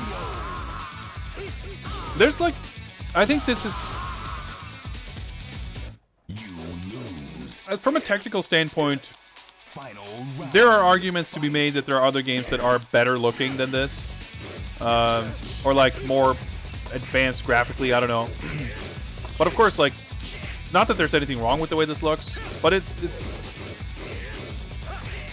is it the peak of graphics on the PlayStation? I mean, I think you could argue for or against. There's other games that I think do some things that this game doesn't really do, but the fact that it has like the smooth shading and texture detail of the characters and moves at 60 FPS, like there's not a lot of fighting games that do that. There are some, but not a lot. But of course you have like the total package of not just the presentation, the character design, the music, like all the extras, the CG movies, and you know, Tekken Force and all that other shit. Like, it's definitely, you know, one of the most impressive packages as like the complete product. But the animation does so much for it too. Like, it plays very smoothly and moves very nicely. So even if there are arguably games that quote unquote look better or do certain things, you know, again, the backgrounds are very simple in this. It's hard to argue that there are other games that just like all around are more successful visually. Like Dead or Alive is also like really smooth, but it has like very little texture detail. It's like kind of a weird look. The PlayStation version of Dead or Alive is kind of weird. The Saturn one is much closer to the arcade, which is kind of similar to Virtua Fighter 2. But the PlayStation one also has kind of Tekken-style stages with no background geometry. Round one. And the characters have like way less texture detail. There's a lot of like just smooth shaded, flat colors. It still looks great though, and moves really smoothly.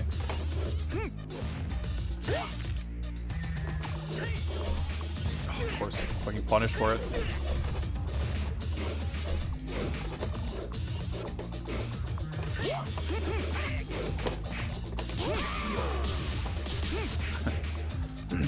But I mean, yeah, there's this game is very, very impressive looking for PS1. That's just no two bones about it. Round two. Fight. Huh. Neat hit.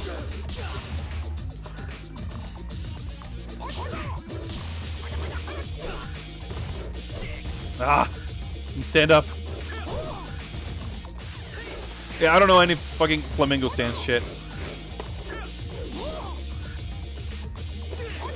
Ah.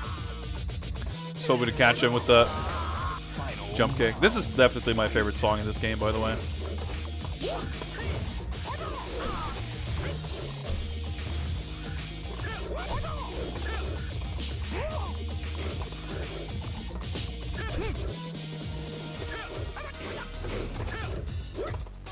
Hey, I took the throw. Hey, just when the music got really good. You win. So say Hachi next? I forget. If he's 9 and Ogre's 10? Yeah, there we go. Round one. Fight. Speaking of Daisuke Gori, by the way, that's him doing Heihachi's voice.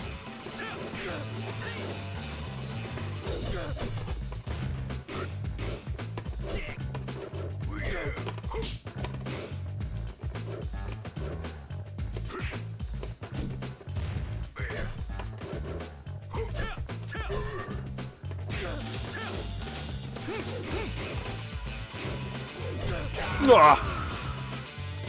Round two. I feel like I should have been able to block that better. Fucked up, I guess. Tracking.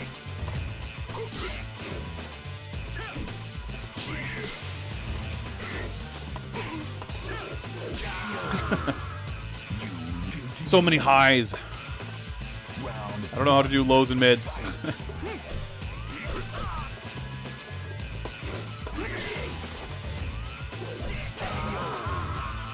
round two. Fight.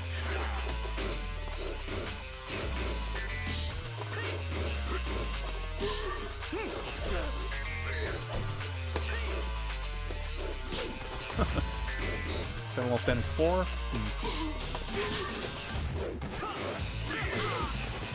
Trying to mash buttons to do something when he was airborne, but didn't quite work out. We'll get there. We'll get there. At least we can continue really quick. This is why I like disabling character change to continue, just so you can keep that flow going.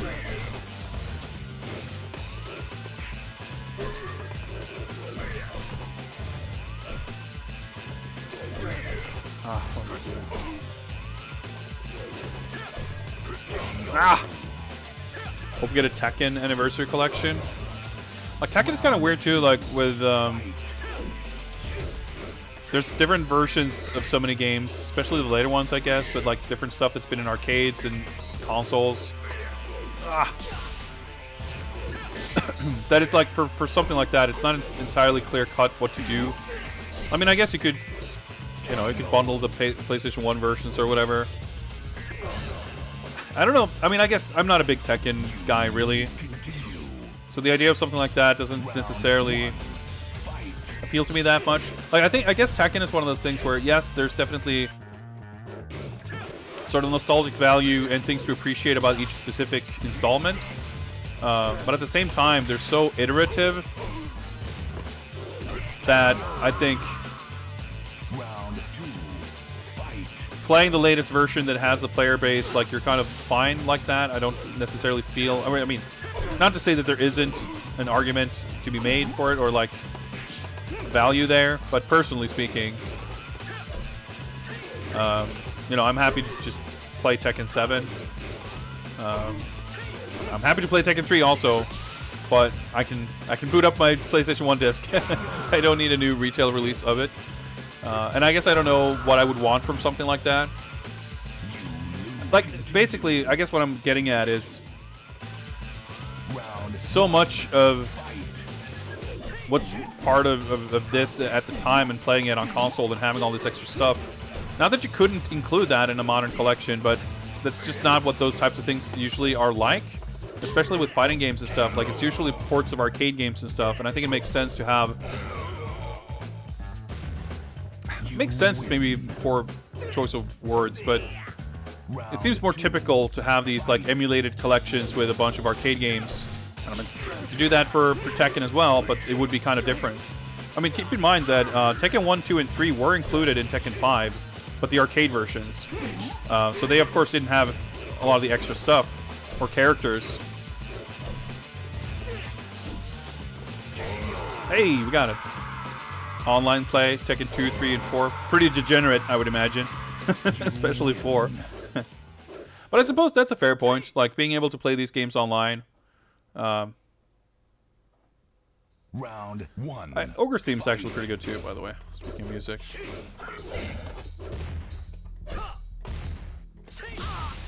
But it just seems... I don't know, like I said, it's not an argument against it, I guess, but... It's just hard to picture a collection like this with these, like, PS1, PS2 games that each one of them has all these, like, different modes and all that stuff in it. It's just, as a package, I feel like to someone who played the games back then and get it packaged the way it was with everything Yeah, sure, that's cool. But I guess, in terms of a new audience, like almost being a bit overwhelming, or like confusing is maybe not the right word for it, but like there's a lot of stuff and it's kind of sectioned off into each game. Yeah, I'm not saying obviously like no, they shouldn't do that. I'm just like in real time here trying to piece together what a product like that would even be like.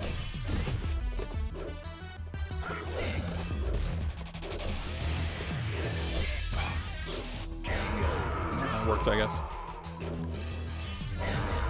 But I think it would be cool to see the early games just like talking about again, like playable at higher resolution. I mean, the graphics in this are not arcade perfect. So like I guess that's the point too. Like, would you do an emulated PS1 version that has everything, or would you want to do like a like remastered version? And if so, would you want to like change the art assets? I mean, that's kind of what Tekken Tag Tournament was on PS2. The arcade Tekken Tag was just an update to Tekken 3 with the same graphics, but they like redid the graphics for the PS2 version. So would you like port that art back to Tekken 3? I don't know. Hey, thanks for the GG.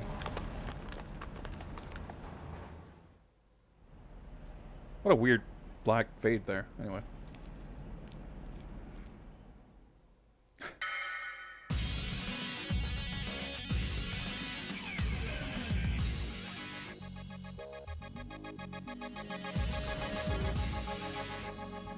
Deep Tekken lore.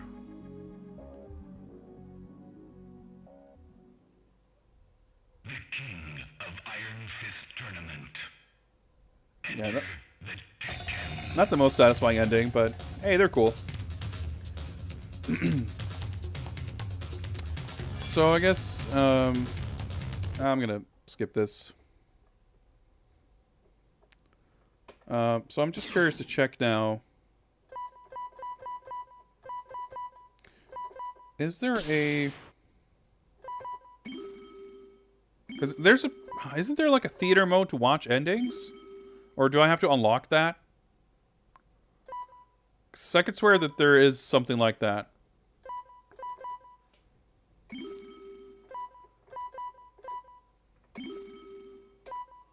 Like, it just seems weird to me that that would only be unlocked as you get further, but...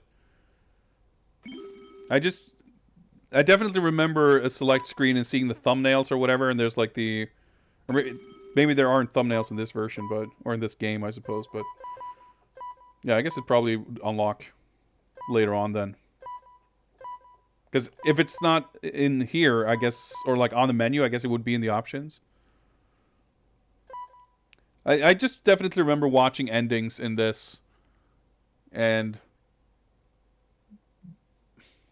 I'm trying to think, like, am I getting it confused with Tekken 2? But if 2 had it, then this would definitely would.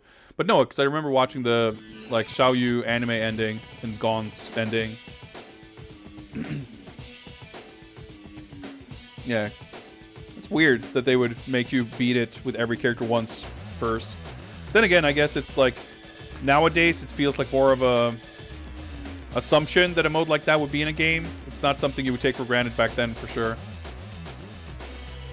Like, this is a sick track mode, by the way. It's pretty impressive, actually, that they can swap this many character models this rapidly. Obviously, they don't have the full animation set loaded or anything. But even so, like, for 3D fighters to just, like, rapidly cut in real time between this many characters, that's also not something you would take for granted, for sure. Like, I imagine some degree of trickery going into making that work. For example, it obviously is all in the same stage. Even so, I like that little real-time demo a lot. Yeah, that was a big thing at the time. Like, the crazy time skip for Tekken 3. And then, like, 10 years later in Tekken 5, every character from Tekken 1 is back anyway. But that's Tekken 3. I'm not a Tekken fan by any stretch of the imagination, but I can certainly appreciate the level of polish and production value and just high quality of this product, you know, undeniably. But it's also a great sort of sample of that period of PlayStation games and artwork and all that stuff. And I definitely like a lot of these characters, even though I'm not a huge fan of the Tekken gameplay systems. Oh yeah, this is the arcade intro.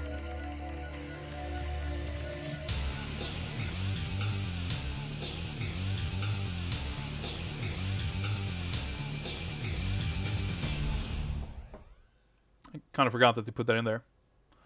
Anyway, thank you very much for that pick. I enjoyed that quite a bit. Let me mark that off the list. Give me a second here. Play that on the 9th of October. That's how we write that. Oh yeah, I can probably stop the timer, can't I? Jay, quick on the draw. Before I had time to start a new raffle. X-Men Mutant Academy. Another game we actually did play recently because I unboxed this game. We did check it out, but I don't mind playing it again. I'm sure many of you guys weren't around for that stream. So, X-Men Mutant Academy it is. No, I mean, Null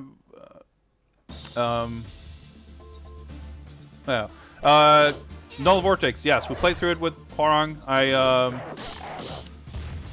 played without the character change at continue, and I beat it once, and we played it for roughly half an hour. And I played this on stream not too long ago, and we might play this some other time. I'm pleased. Plus, I think most people are familiar with Tekken 3.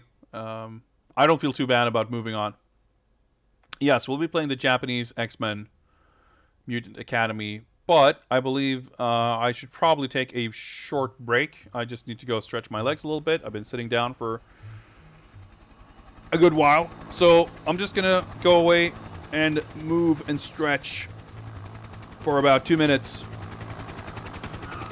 And when I return, we're going to play some X-Men Mutant Academy. You have an ulterior motive, huh? Like I said before, every single game on that list is game... Can I talk? No, that's the correct sentence. I got so confused, I thought I got my words mixed up, but then I didn't, and then I got even more confused. Every game on that list is good. So there's not a single game on there that I'm not going to be excited to play if someone picks it. X-Men Mutant Academy included. There's actually a lot to really appreciate about that game, even though it's obviously not quite the level of quality of the Capcom games. Anyway, like I said, short break. When I'm back, we're going to play some X-Men. So see you guys then.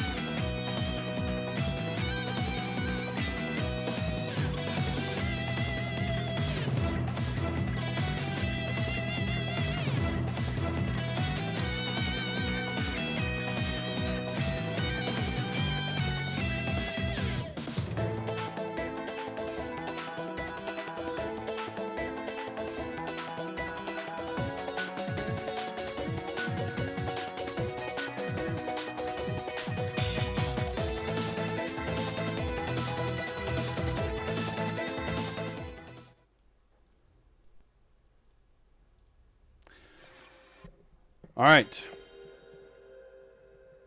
Let's go.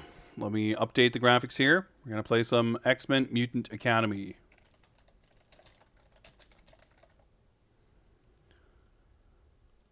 So I got this game in my most recent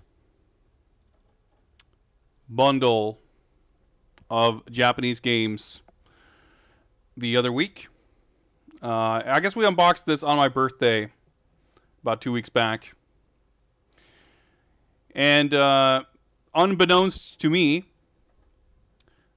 this game was in fact factory sealed. So it was brand new. Yeah, Success published this in Japan. But, you know, I have a couple of games like that I picked up. You know, I just ordered it. You know, it's secondhand, but it turned out to be previously owned, but still, you know, factory sealed. You know, this CG though. Like, there's aspects of this that are pretty good, but they're, you know, on the whole, going from Tekken 3 to this, it's definitely a bit jankier. I guess the characters look a little funny, but a lot of the other stuff looks like the environments and stuff look pretty good. I guess for 2000, this is not particularly impressive. Like, it's not cutting edge exactly. Data loaded. And Tekken 3 was what, like 97 or something?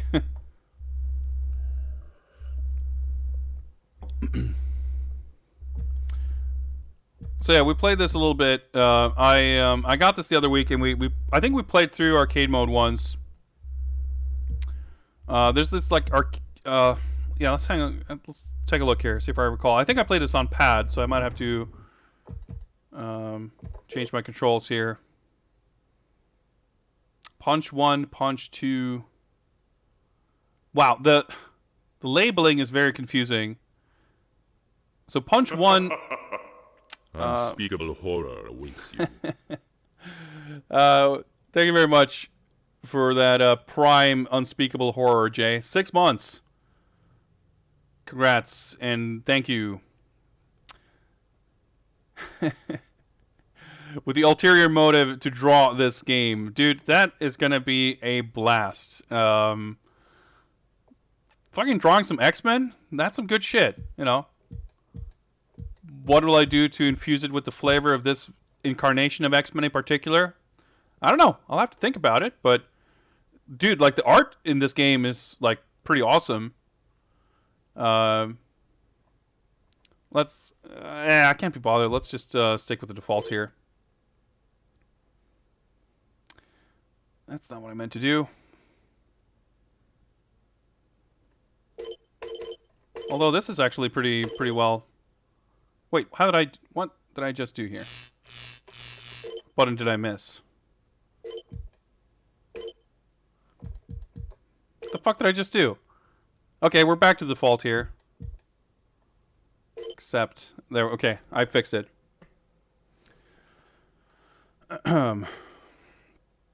Channel my inner Frank Cho. I mean, I'm a fan of a lot of artists. I definitely like Frank Cho's art, but I like actually. I guess I'm trying to think. Like a lot of the art, like this era of X-Men comics, was a time when I actually read quite a bit. Like a small stretch of time when I would like buy the current issues as they came out in Sweden.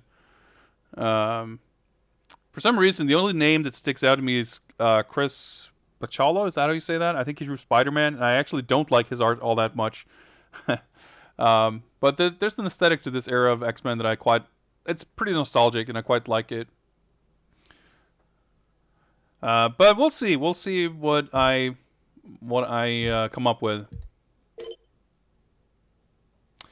Like new X-Men, yeah. I mean, I guess there's an overlap there, but of course the comics that I read would have been probably a bit out of date from American publication.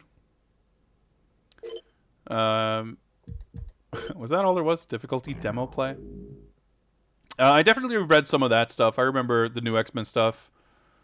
I can't remember specifically if the stuff I'm thinking more of was before or after that, but I guess there's just a big. Oh, it's hazy. It's like fucking 20 years ago. But I've also since then gone back and read a lot of comics in like collections and digitally and stuff. So I guess it's a bit like I said, it's a bit hazy. But all in all, like this is one particular era of X-Men that's like pretty nostalgic to me. I could say the same for stuff from the late 80s.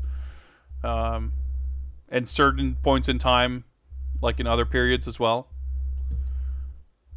This game, what stands out to me the most, like, there's parts of this that are pretty fancy, like this shit. Even though it's, like, it's kind of gross that so much of it is, like, just the movie stuff. You have, like, the movie costumes. There's a bunch of, like, clearly the movie was a big deal when this game came out. But jumping from, but there's a bunch of, like, comics, artworks, and stuff. It's kind of neat. But jumping from the Capcom games to this, like this game came out at the same year as Marvel vs. Capcom 1. The size of the roster, I was really taken aback because I knew of this game and I know there's a sequel. There's a sequel on PS1 and I think there's a third game on PS2, or at least another X-Men fighting game, which I assume is related. And I don't know. I just assumed those games to have a bunch of content because, I mean, I guess it kind of does in that sense, but the roster is really tiny. There's 10 characters, and I think the 4 villains...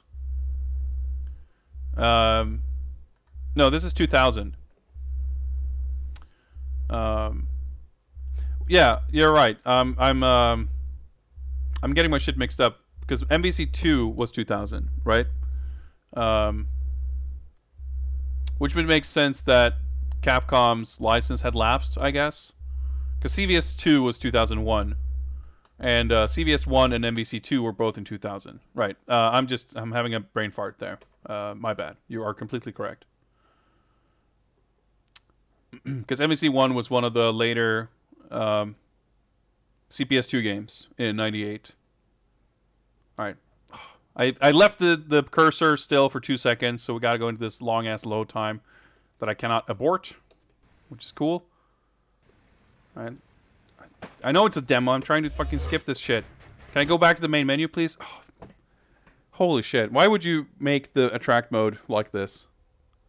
The time I have to spend waiting to get back to the menu is like longer than I have to wait at the menu for that shit to start rolling. Anyway, there's a academy mode where there's some kind of tutorial training stuff, which is pretty neat, but we're not going to bother with that. So yeah, this is the full roster, and I unlocked Toad by beating the game last time. The other 3 villains are still locked.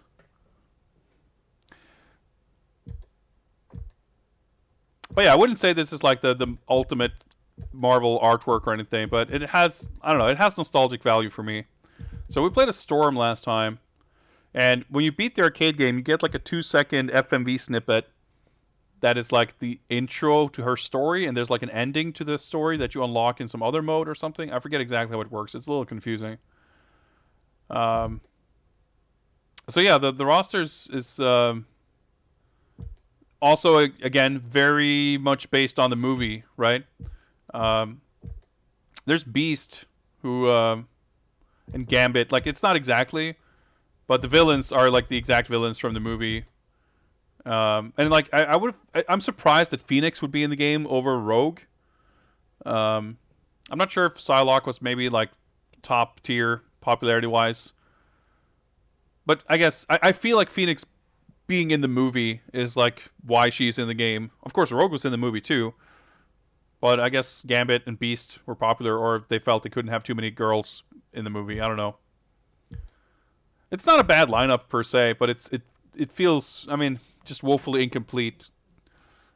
And I mean, again, it kind of based a little bit on the time period and stuff, but if you compare this to the Children of the Atom lineup, that feels like such a more like broad, classic, like X-Men lineup, I guess. But I suppose, you know, with 10 characters, you're going to be missing a lot of people who you'd want to see. Toad, obviously, you know, he is 1,000% in here because of the movie. And Electro Altruism redeeming Choose My Fighter and picking Toad. So I guess we don't have a choice. Toad, Toad. I shouldn't have stuck around that long, but oh well. These load screens are so cool. They remind me a lot of rival schools, actually, with like unique artwork, like full screen. Except I think these are like specific for the matchups. They're not just like random. Can swap and continue. Yeah, we'll try them out anyway. Yeah, it's one of those games that keeps switching resolutions, so we're gonna get a little bit of jerkiness. But like, yeah, so the characters all have like movie costumes unlockable, but like they do a good job of capturing the comic book look. Like the proportions and the style, like yeah, it's not on Capcom's level, but it's a lot better than I kind of expected going in. Like this is a wonky game. Well, I guess it's really easy to do just mashy combos with Toad. Oh, that's how you do some kind of super, I guess.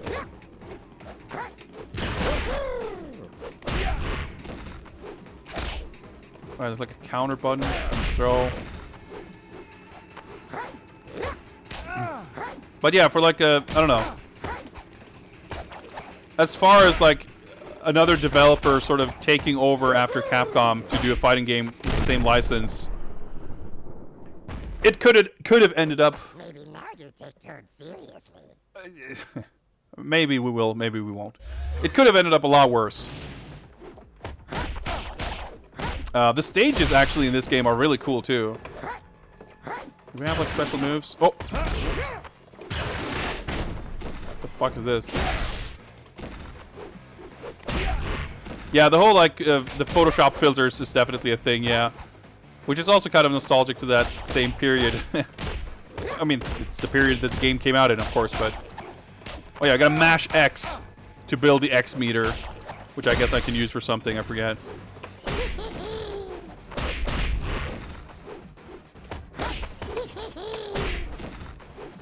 How did I do that move? I thought that's how I did it, but... Yeah, granted, I don't know how to play this game, but the damage seems so crazy low. Remember that being a thing last time also.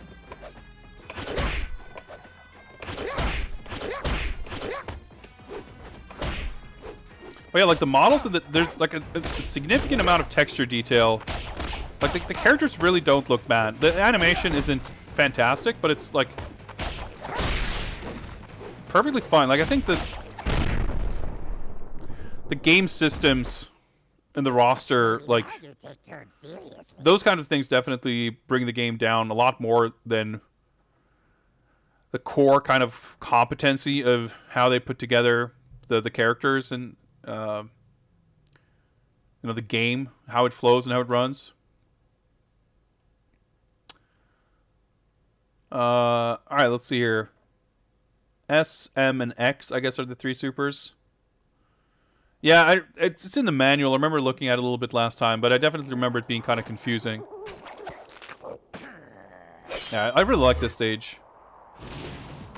Like, it's pretty simple. Like, it doesn't add a lot to that kind of Tekken formula of the backdrop. But these extra layers, like, they just add so much to it. I mean, obviously, again, they don't quite hold a candle to the Capcom stages, but it's not a fair comparison. I think, arguably, they're kind of cooler than the stages in stuff like MBC2. So is it like a charge thing? I think so. Alright, okay. Quarter circle back. Oh, yeah, okay.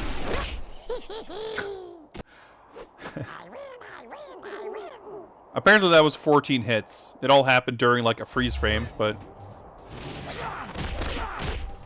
Yeah, you build each bar individually. It's I don't understand how it works. Actually, Toad seems pretty sick, by the way. He seems a lot easier to use than Storm, who I used last time. So now that it's full, I can build that bar.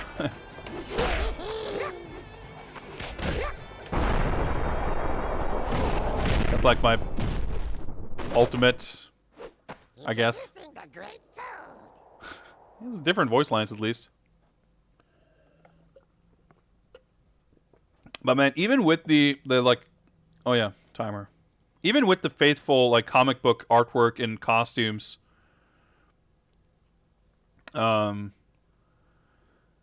Toad just looks hopefully out of date and just like he does not fit in with the rest of the characters at all. I mean, he was kind of a weird pick for the movie. And I mean, I guess this, like, you know, seeing what he looks like compared to the other characters.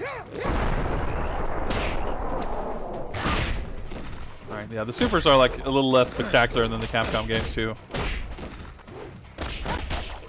And there's been like other versions of the characters.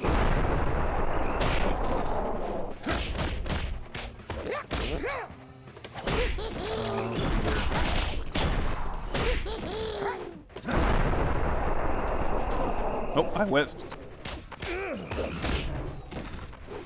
Yeah, there's some counter system where you like, you see those yellow blocks under the life bar? They're kind of like the counters in the like MK Deception or something. Like they're a limited resource. And you can like hit out of block stun and maybe hit stun. Like it's kind of weird. I don't exactly understand how it works. See, I did it there. I pushed a button and like you you do some kind of bait pose, and if you get hit, you attack them. Special move, yeah, that's the fly trap, I guess. It's kind of weird, but like,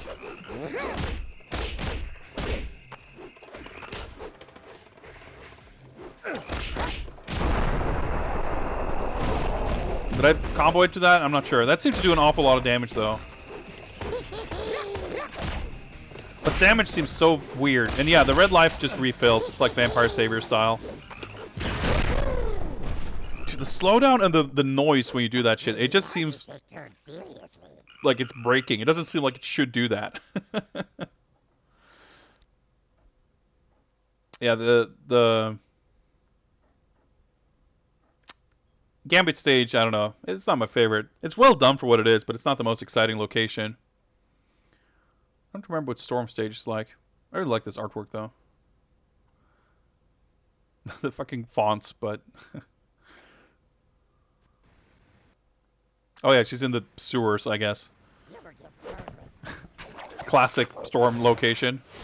I summon the full power of the storm. But yeah, like...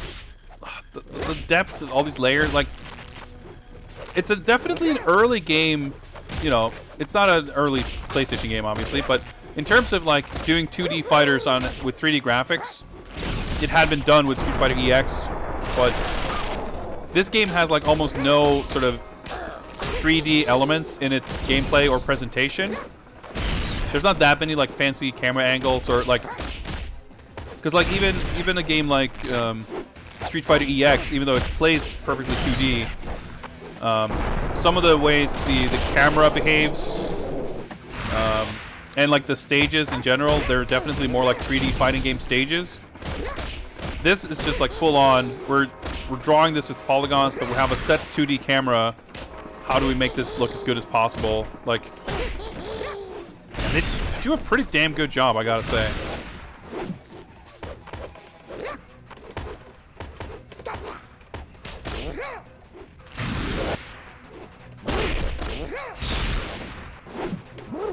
Pretty good jumping fierce. It's 3 times too. What was the moves?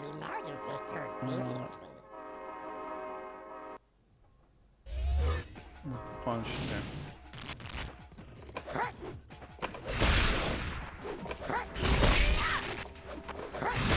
Getting the supers to come out again is weird. Yeah, like. As far as Western developed, or even, you know, including any Japanese games, like, they're way worse. I mean, yes, all, well, not all, but most of the worst fighting games are definitely Western developed, but my fingers are on the wrong buttons, of course. I would say this is among the best, probably, Western fighting games on the PS1. Well, I haven't played the sequel, but compared to most of them, like, I don't know, Iron and Blood.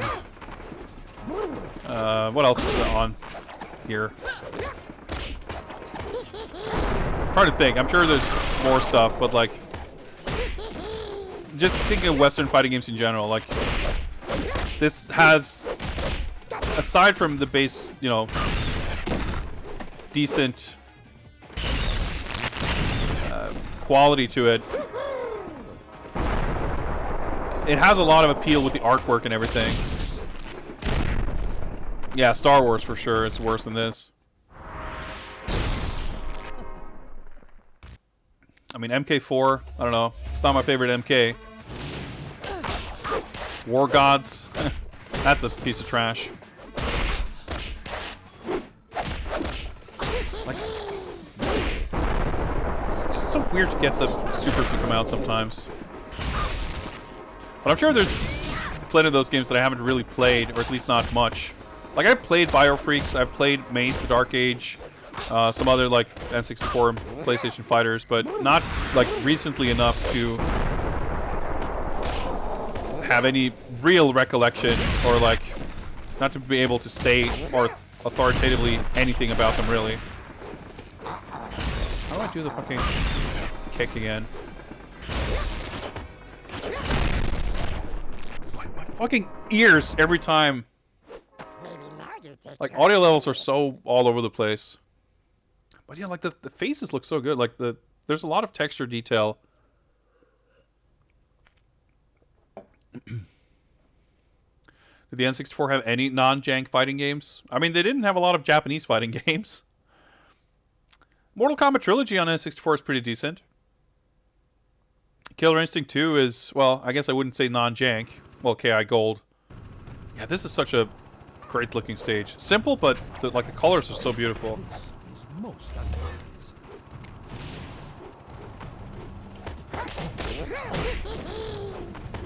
Oh, Smash Brothers. I mean, I would argue that even most people who actually like Smash Brothers wouldn't hold the N64 one in super high regard. But sure, I mean, it's better than Biofreaks. I'll give it that. MK4 was on N64 as well, wasn't it? Midway actually supported the hell out of the N64.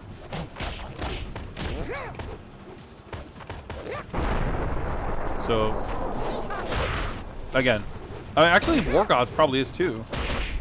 I don't remember.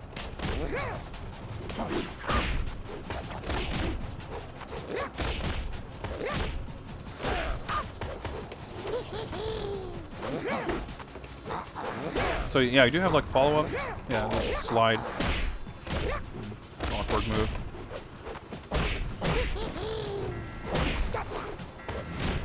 Oh yeah, counters. I forgot those sort of thing. Hey, there we go. They're not great, but like, yeah, definitely the combo system and the damage. There's a lot of stuff that just feels weird in this, but it doesn't feel much weirder than Perfect Soldiers or whatever. So, in the grand scheme of things, you know, you have life bars, you have buttons that you can understand what they do. That kind of puts it above a lot of Western fighting games.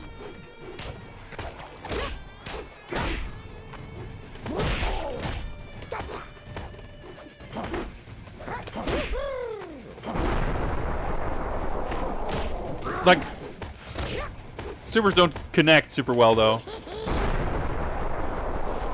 See? Like, why did that whip? Because he was in the middle of an attack? Alright, comboed into that one at least.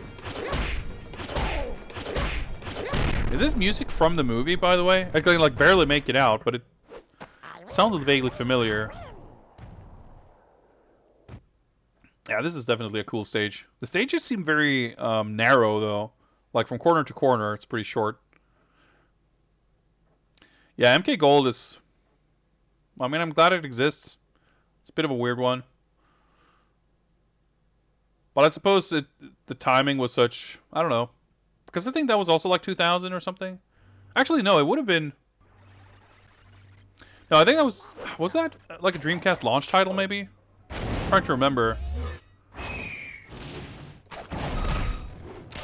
I think Midway generally, like, supported a lot of stuff.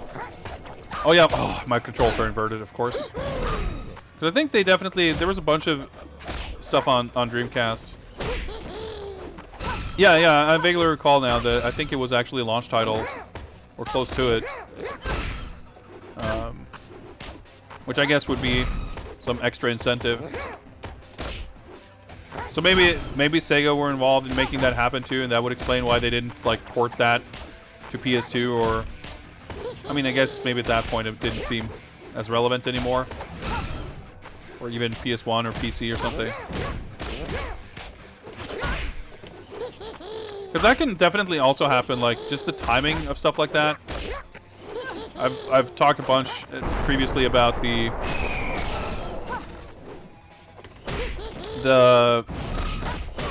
kind of significant amount, or at least not insignificant amount, of like arcade games from like 93 to 95-ish. 92, I don't know. Well, early 90s, let's say, that were just like not really suitable or like possible, maybe even, to port well to the consoles that were out. But by the time the Saturn were out, or the PlayStation, the games were just like either antiquated or just like whatever company put them out had newer stuff to worry about, so they just never really got home ports. There's so many of these like really great like 2D arcade games and stuff. And I think that can, you know, I think that's the era where that kind of thing was the most typical, maybe. Wow, okay, she punished it. But I think that can easily have happened, like, for something like that also. Yeah, Deadly Alliance was 2002.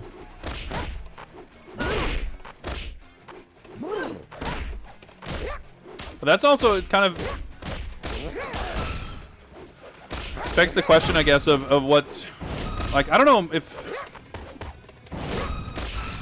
because what, you know, it's definitely the arcade division of Midway was kind of on their last legs, I guess, at that point.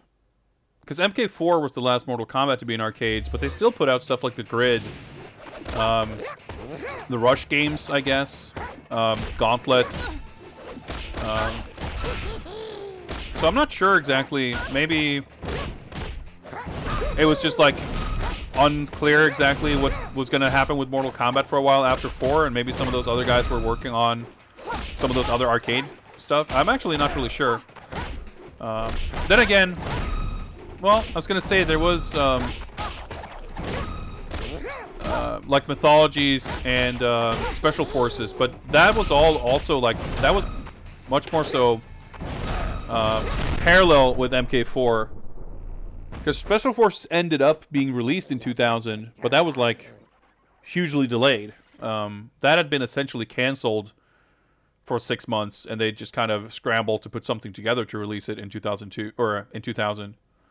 So it's not like they worked on that in that time period, really.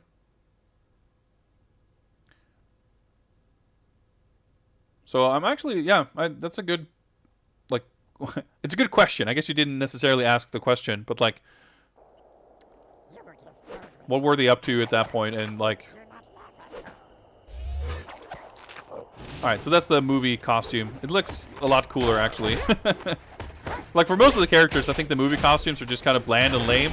And yeah, it's all like gray and black, but he actually kind of looks cool. He looks cooler than in the movie, I would say. Looking super...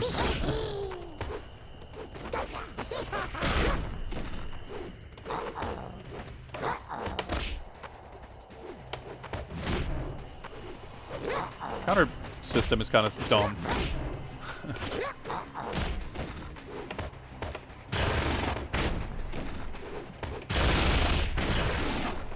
I feel like... Oh. I don't know why the like arrows show up when you do that move also.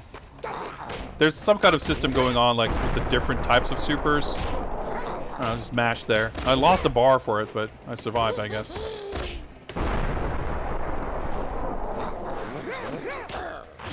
Like, between the weird damage and the regaining life, the rounds always feel like really long. Well, always, as in when I play and I don't know how to play. So maybe that's... Maybe if you knew combos, it wouldn't feel that way.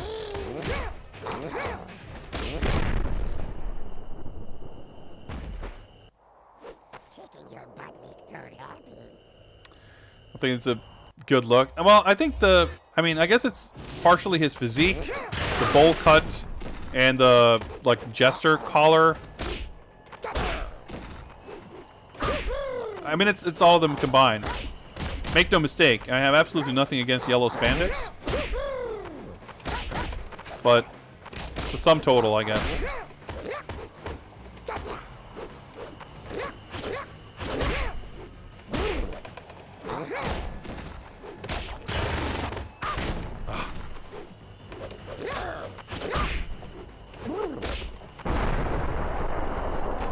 Yeah, the low screen is just like whatever art.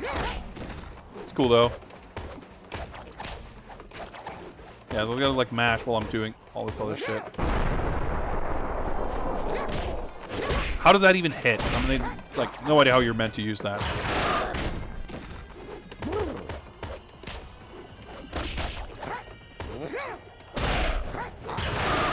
But hey, this is still like not the most weird, not really real fighting game we've played today, so.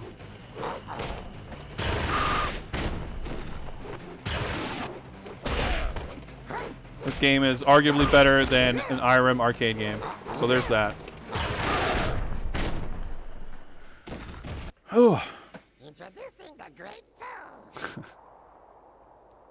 Not the most exciting location, but again, a nicely done stage. I like it. Mystique. There we go. Oh yeah, she's got the gun. She's got like a bunch of gun specials.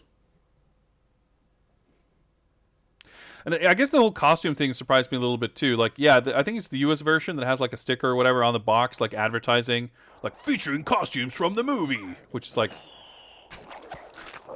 for something like this, is like, how is that supposed to appeal? I don't know. But just in general, I feel like so many, like, especially once you go like 3D, I feel like any game that features X-Men or like Marvel stuff, like it's kind of comes with the territory that there's going to be a shit ton of like extra costumes and stuff, like because so many of these characters have had many different looks, and you know, especially these like simpler PS1 graphics would lend themselves very well to like just retexturing the same model with, you know, tights with different designs to have different versions of these characters. But I was a little bit surprised to learn, I mean, it makes sense, the scope of this game isn't huge, but like there's only 10 characters, and they have their original costume, they have a movie costume, and then they have a third costume, which is like just the original with a different color. So they don't even have like a nice selection of different Lick my boots while you're down there. different colors, and they don't have a bunch of different comic costumes either. It's, like I said, it's just not what I would have expected. It's a good throw though. Can we outzone her? Doesn't look like it. Doing some bad trades here.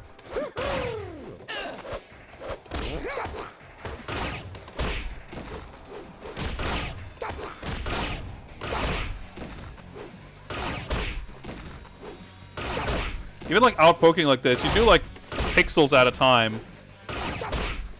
And they like regain so much health.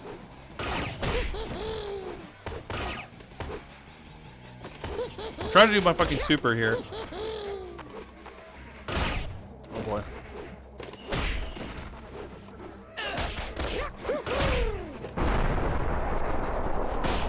Of course nothing fucking hits. Well, that hit weirdly enough.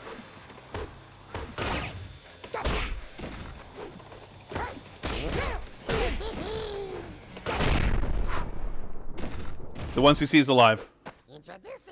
Did the game come with a ticket for the movie? Yeah, at least one of the versions, whether it's the US or the PAL version, had some kind of voucher of some kind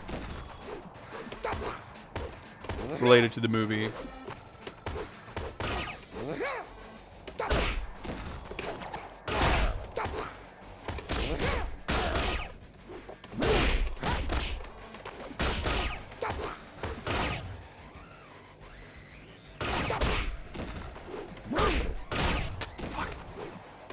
I just want to find shit to do that's like just a little bit faster That's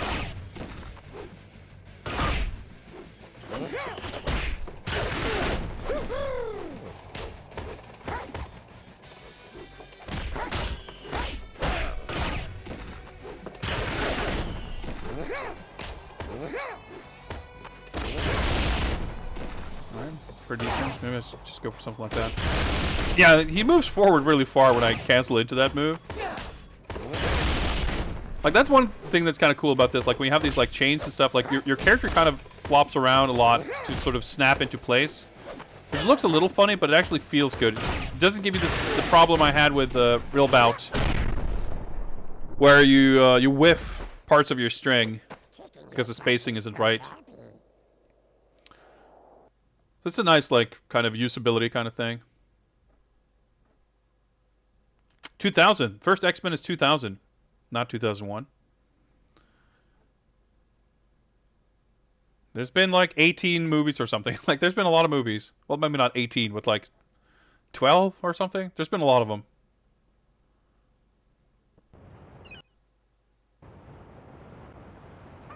Yeah, this is a cool stage.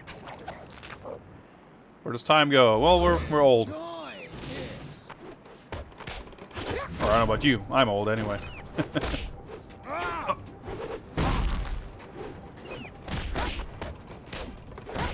Probably make use of canceling into that move. This guy also good damage.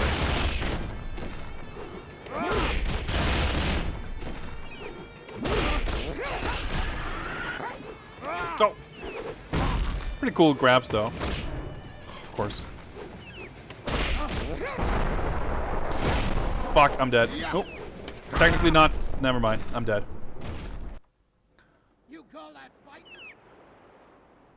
Like, you can barely hear him. Like, the sound mixing in this game is so strange.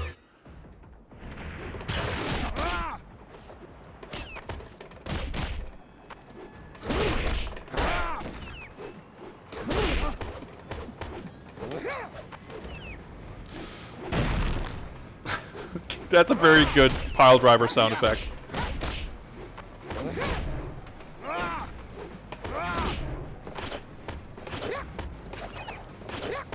I guess I can zone better against Sabretooth than Mystique. He doesn't have a gun. Nor does he have a sidekick who comes in to shoot a gun in this game, like in the Capcom games.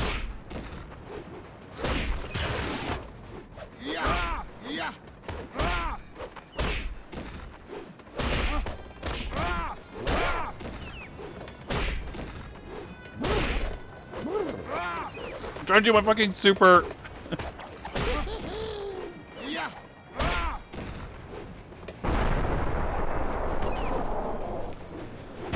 Punish with the fucking pile driver.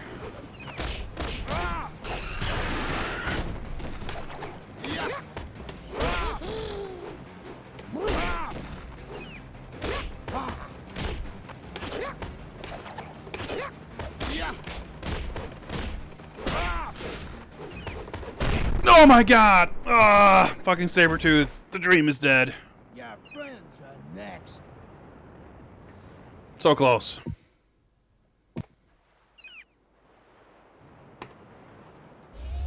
We're gonna do it. I would have picked Toad even if I had the choice to change. I'm a Toad main now.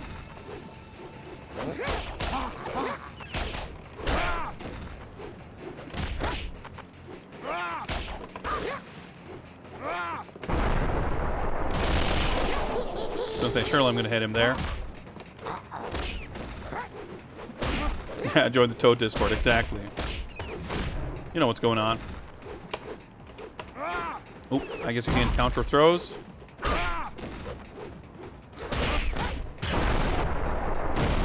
Okay, you can super out of getting hit, I guess. Well, I guess I don't know if I actually connected with that.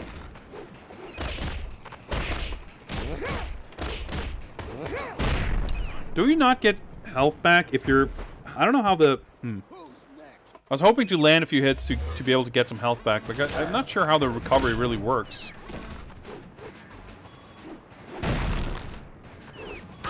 It seemed like maybe I didn't get life back because I was attacking him, which seems strange.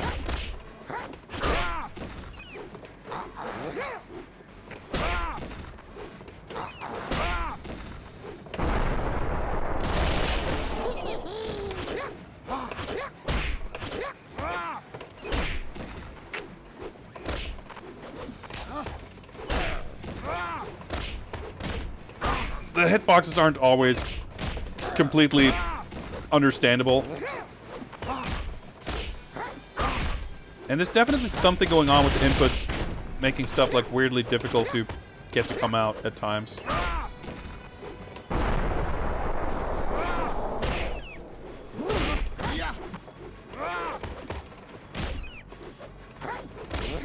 Start doing fucking normals the wrong way.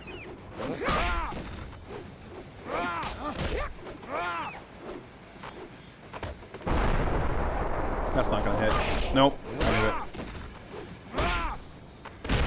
Fucking hell! I was blocking too. Your friends are next. Damn, quite the difficulty spike here.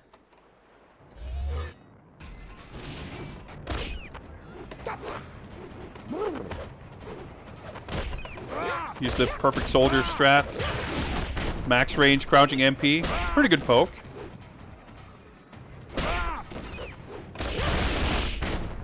I've struggled to cancel into that move the entire previous 2 matches, but now it just works.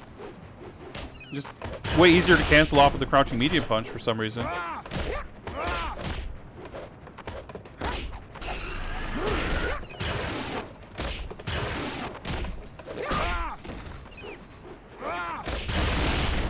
Alright, yeah, we're doing that, I guess. Alright, it just works now.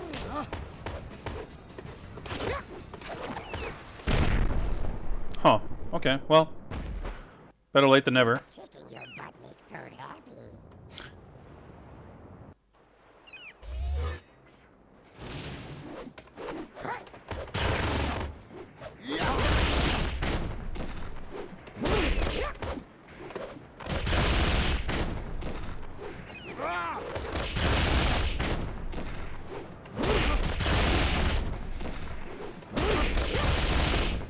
Alright, seems to work okay. I guess we got the strat. Just use the medium punch instead of the medium kick, and the cancel actually works reliably, and he won't block any of it. Magneto. Like the font and the Photoshop filters just like does not match the art at all, of course.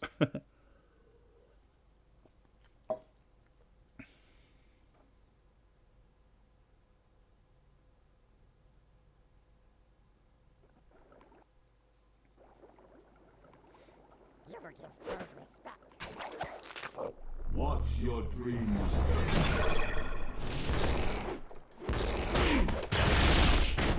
Let's see if the saber-tooth strats work here. Look pretty promising so far.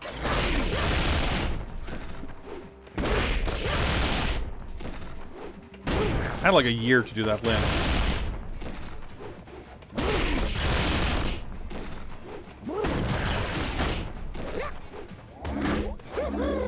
Wow, that's pretty good range again on that poke.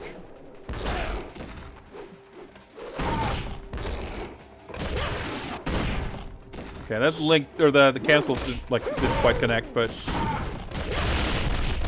yeah, feel pretty good about this. Kicking your butt makes Toad happy. I don't love that Magneto portrait, but its in-game model looks pretty awesome.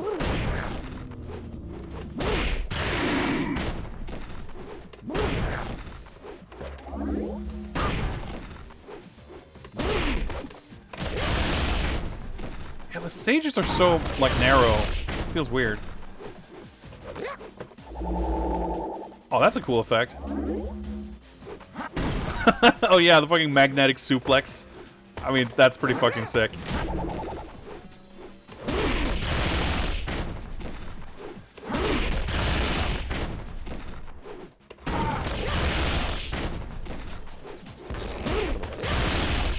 Hey, I just cannot deal with jump-ins, I guess. There we go. Man, if I only had that strat, that would have been quicker. Your butt makes Toad happy. Well, we didn't time it properly, but with my fake timing, we pretty much just barely made the 30-minute. Let's enjoy the ending.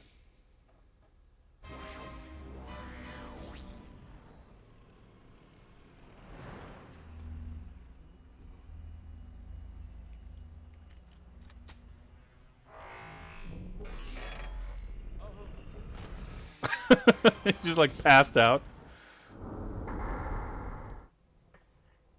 So there we go. So, from my understanding, from looking in Cerebro mode, by clearing arcade game or the arcade mode, you get the intro FMV. So the ending is the intro, and then to get the because right now you can see in the top right we're in arcade. So this is like all the stuff we can unlock in arcade mode, I guess. And it doesn't say how to get the historical comic pics or behind the scenes pics.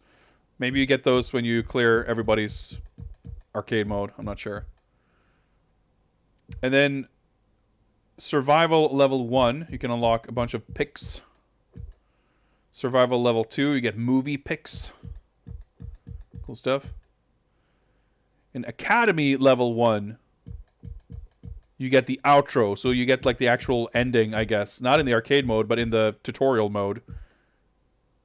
And then academy level 2, you get the third costume. So you can actually see these like photoshopped versions. So like this, I think maybe like, because I know there was definitely a red Phoenix costume.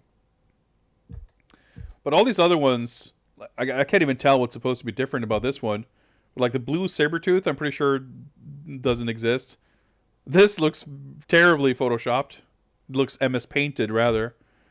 But yeah, we got like the gray Cyclops, the weird brown Wolverine, gray trench coat Gambit, I guess, green Storm, blue Beast, which is just Beast, but I don't know. So these third costumes are just like the recolor. But what do we see if we can do Academy level 1? We started that a little bit with Storm last time. Let's just save. Oh yeah, I forgot this is a Japanese game. Right. Yes, overwrite.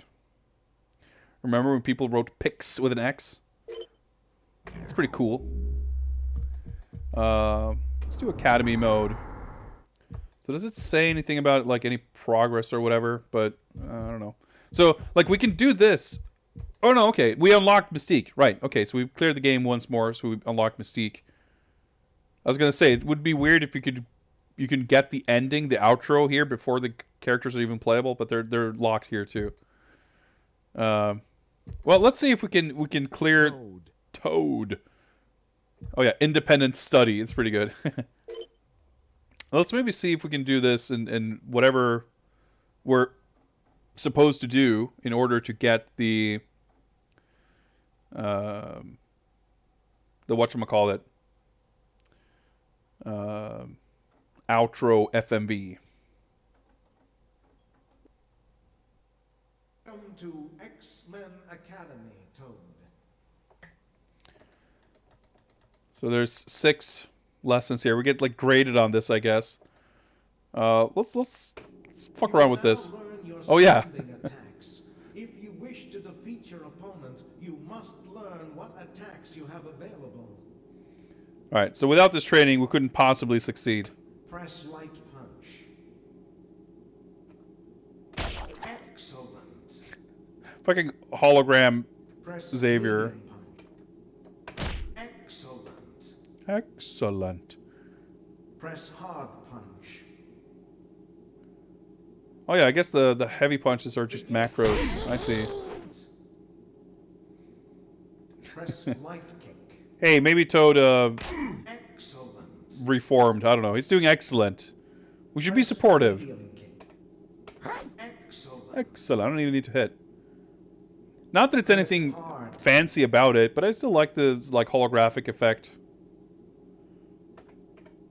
Excellent. on Magneto here.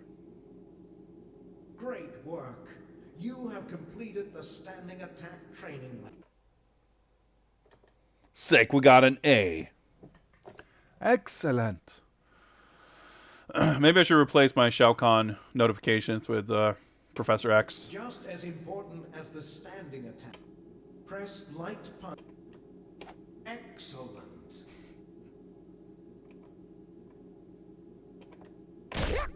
Oh yeah. Fucking crouching medium punch. I know that move. Press hard punch. Fist dive. Fist dive. All right. Press light kick. Funky kick. Excellent. Wasn't that funky, but maybe by Toad standards. Flip up kick. Excellent. Excellent. Press hard Probably stretch, kick but is this the while first fighting game with character trials? It would be pretty early, I suppose. But Street Fighter EX3 was a PS2 launch title, and it had some kind of trial mode. Like, I guess, you know, Excellent. this, I would say, was one of the kind of things you'd see more of in Western games. Not necessarily this specifically, but like weird alternate modes. Slightly more tricky than Like, I'm thinking of Eternal Champions, which had like all kinds of weird training modes that are like kind of useless because there's no actual training mode, which is like the kind of training mode you want with the dummy that just stands there. It's just like press have weird traps try to kill you while you're trying to figure out your normals and shit. Excellent. But I definitely cannot think off the top of my head. Well, Light kick while jumping. Rival Schools has that entire like tutorial kind of mode and like the character edit build story mode. Like there's a bunch of shit like that, but I'm not sure if it has anything Excellent. like this or like that we would recognize as the more typical kind of character tutorials While jumping. from modern games. Excellent. So I'm not entirely sure, actually. Press hard kick while jumping. Excellent. But for sure, like stuff like for as janky as this is, it's You definitely are well on your way to becoming a member of the X-Men. X-Mang. There's I just had to double check that I got an A. I was gonna say, Now there's it's definitely time to learn some how to interesting throw stuff about an what it opponent. does here with the extras and different modes and Causing stuff. damage with minimal effort. You can keep opponents on their toes if you Yeah. press light punch plus light kick. Begin. Oh shit, we get the different camera angle. Whoa, that's kind of funny. Forward and Like light the punch. camera angle changes, Begin. so then we see like Professor X's head from the different angle also. Away and light punch plus Yeah. begin. Excellent. Superb. You have completed the throwing. Superb. We training got lesson. too many fucking Shao Kahn quotes from this guy. All right, special attacks. We're 2/3 of the way through here. Here you will learn some special attacks which will utilize your mutant abilities. These are powerful moves, so make sure you learn them well. Follow Cerebro's instruction. Begin. Excellent. Oh, it actually shows like my inputs also. That's interesting. Oh, maybe I should like. Excellent. Never mind. I was gonna say maybe I need to like tap the directions, but nope. Begin. It actually like clears the buffer like very quickly too. Begin. Maybe my inputs are just not clean enough on this stick.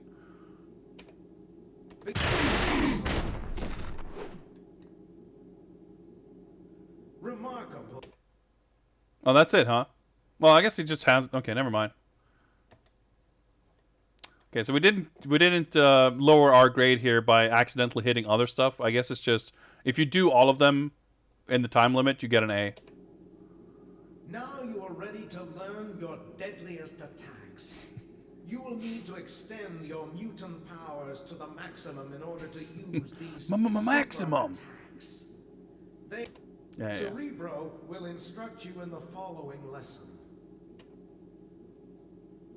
It's like a little bit clunky, but all right. So beat up your opponent to build up the first super meter. Begin.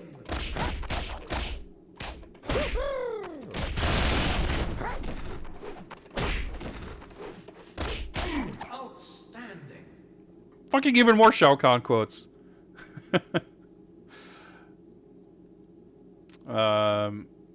Right, to use the first super meter, perform the following command.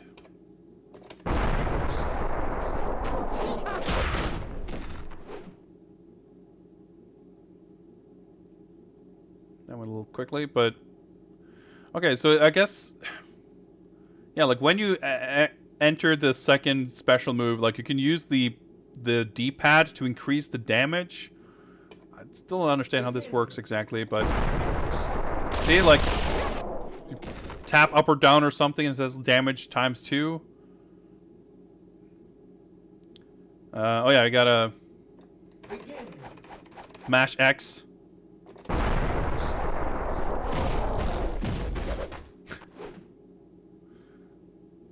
It's kind of, oh, I guess, oh, all right, you can scroll up. I was gonna say it's kind of weird that it just like scrolls past it.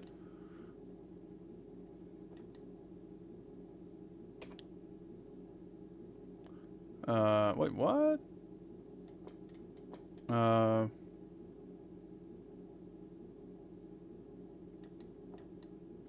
Oh, okay. You can like transfer your meter.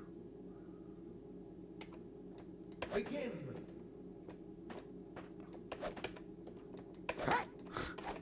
That's weird. I would not have figured that out. Yeah, like you hold medium punch and you press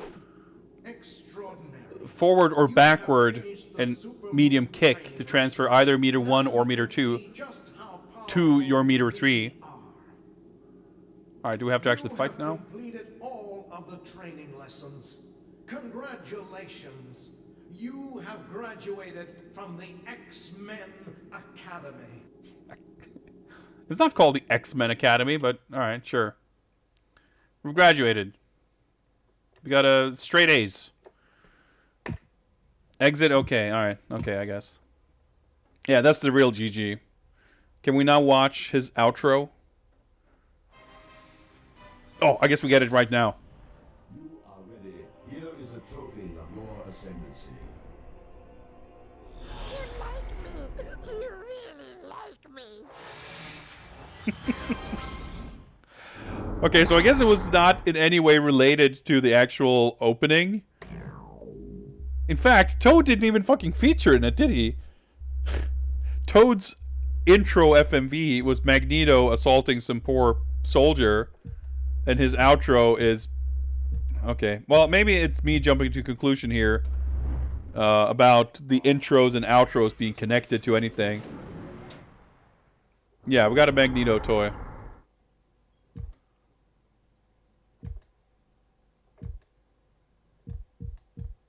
So yeah, that is Toad's. Okay, so maybe, see, it looks like they all of them. So the heroes, like, they practice and train or whatever, but the villains, they all just get some piece of shit toy from Magneto, and we get to hear them. I wonder if they is like literally the exact same animation with different voiceover. I mean, I guess it would be, right? We don't even see the other character. Wait, so did we get? Yeah. Can I, like, look at this or something? Nope. I can hear a little sound effect. Which is weird, because when I played... No, never mind. I was going to say that I used Storm's costume. No, I was able to use Storm's movie costume. And then when I was using that costume, everyone else, all the computer opponents, were using their costume 3s for whatever reason. But yeah, so, like... These... I don't know. Are these all connected? Are they supposed to, like, if you get all of them... Could you stitch them together in a way that makes sense? I just assumed that each of these little snippets not making any sense had to do with, like, well, yeah, but that's just the intro, so you have to get the outro for it to make sense. And then... I don't know, maybe Magneto invaded that military base to steal precious materials to craft his action figure line. But probably not. But hey, you get a few little FMV things that you can unlock. That's kind of cool. That's kind of cool. I'm kind of curious. Well, not that curious. I was going to say, like, to just see if I could figure out what button combination to see more of the movie costumes. But we can't like just quickly go into training mode and pick characters and pick costumes and stuff. So it's gonna be all loading times, and it's just gonna be tedious. Sounds like a legit comic plot. Yeah, maybe. Well, that's enough Mutant Academy. I did learn, by the way, because I brought it up when we were playing this last time. I vaguely recall someone in chat expressing surprise that there was a Japanese version of this. And I was like, yeah, this did come out. And there was a sequel, but I don't know if that came out in Japan. But I looked it up, and it did. And it was like, I want to say it was like 2003 or something, like really late. Because I think this was 2001 in Japan. And I think X-Men Mutant Academy 2 was 2003. But there is a Japanese version of it, so I really want to get that now. Not knowing much about it, even if it's kind of more of this, I would still be curious to check it out. But I can imagine that it at least would have more characters, hopefully more costumes. I'm curious to check it out. I really like this Wolverine model, by the way. He's like really chunky the way he should be. It's like stocky. He actually like... He doesn't really feel that far off from the Capcom version. Like, not... You know, not quite the same level of finesse and expressiveness, of course. But if, you know, if someone had told me that this was an attempt to literally recreate the Capcom Wolverine in 3D, you know, I would have said they didn't do a half-bad job. I think he's definitely one of the best-looking characters in the game. But yeah, like even that Wolverine, like the brown, I feel like it wouldn't have been that difficult to make it his actual brown costume. Okay, that looks great. Instead of just color swaps. Like, because they're in 3D anyway, you know? I feel like they should have... It's a bit of a missed opportunity. I'm trying to figure out here if I have one more game in me. It's getting pretty late. I'm a little bit tired. We had a pretty good run of games today, so I think we're actually gonna call it there. I had a good time. I always have a good time with these streams. Let me make sure to mark off X-Men on the list here. And just make a quick tally here.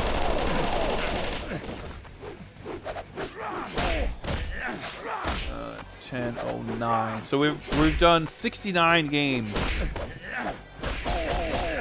out of 241 for a 28.63% completion rate at this stage. But more games are going to be added to this list as I buy them, and you know me, I'm not going to stop buying fighting games. Back with my pick next time. Looking forward to it, D. Looking forward to it.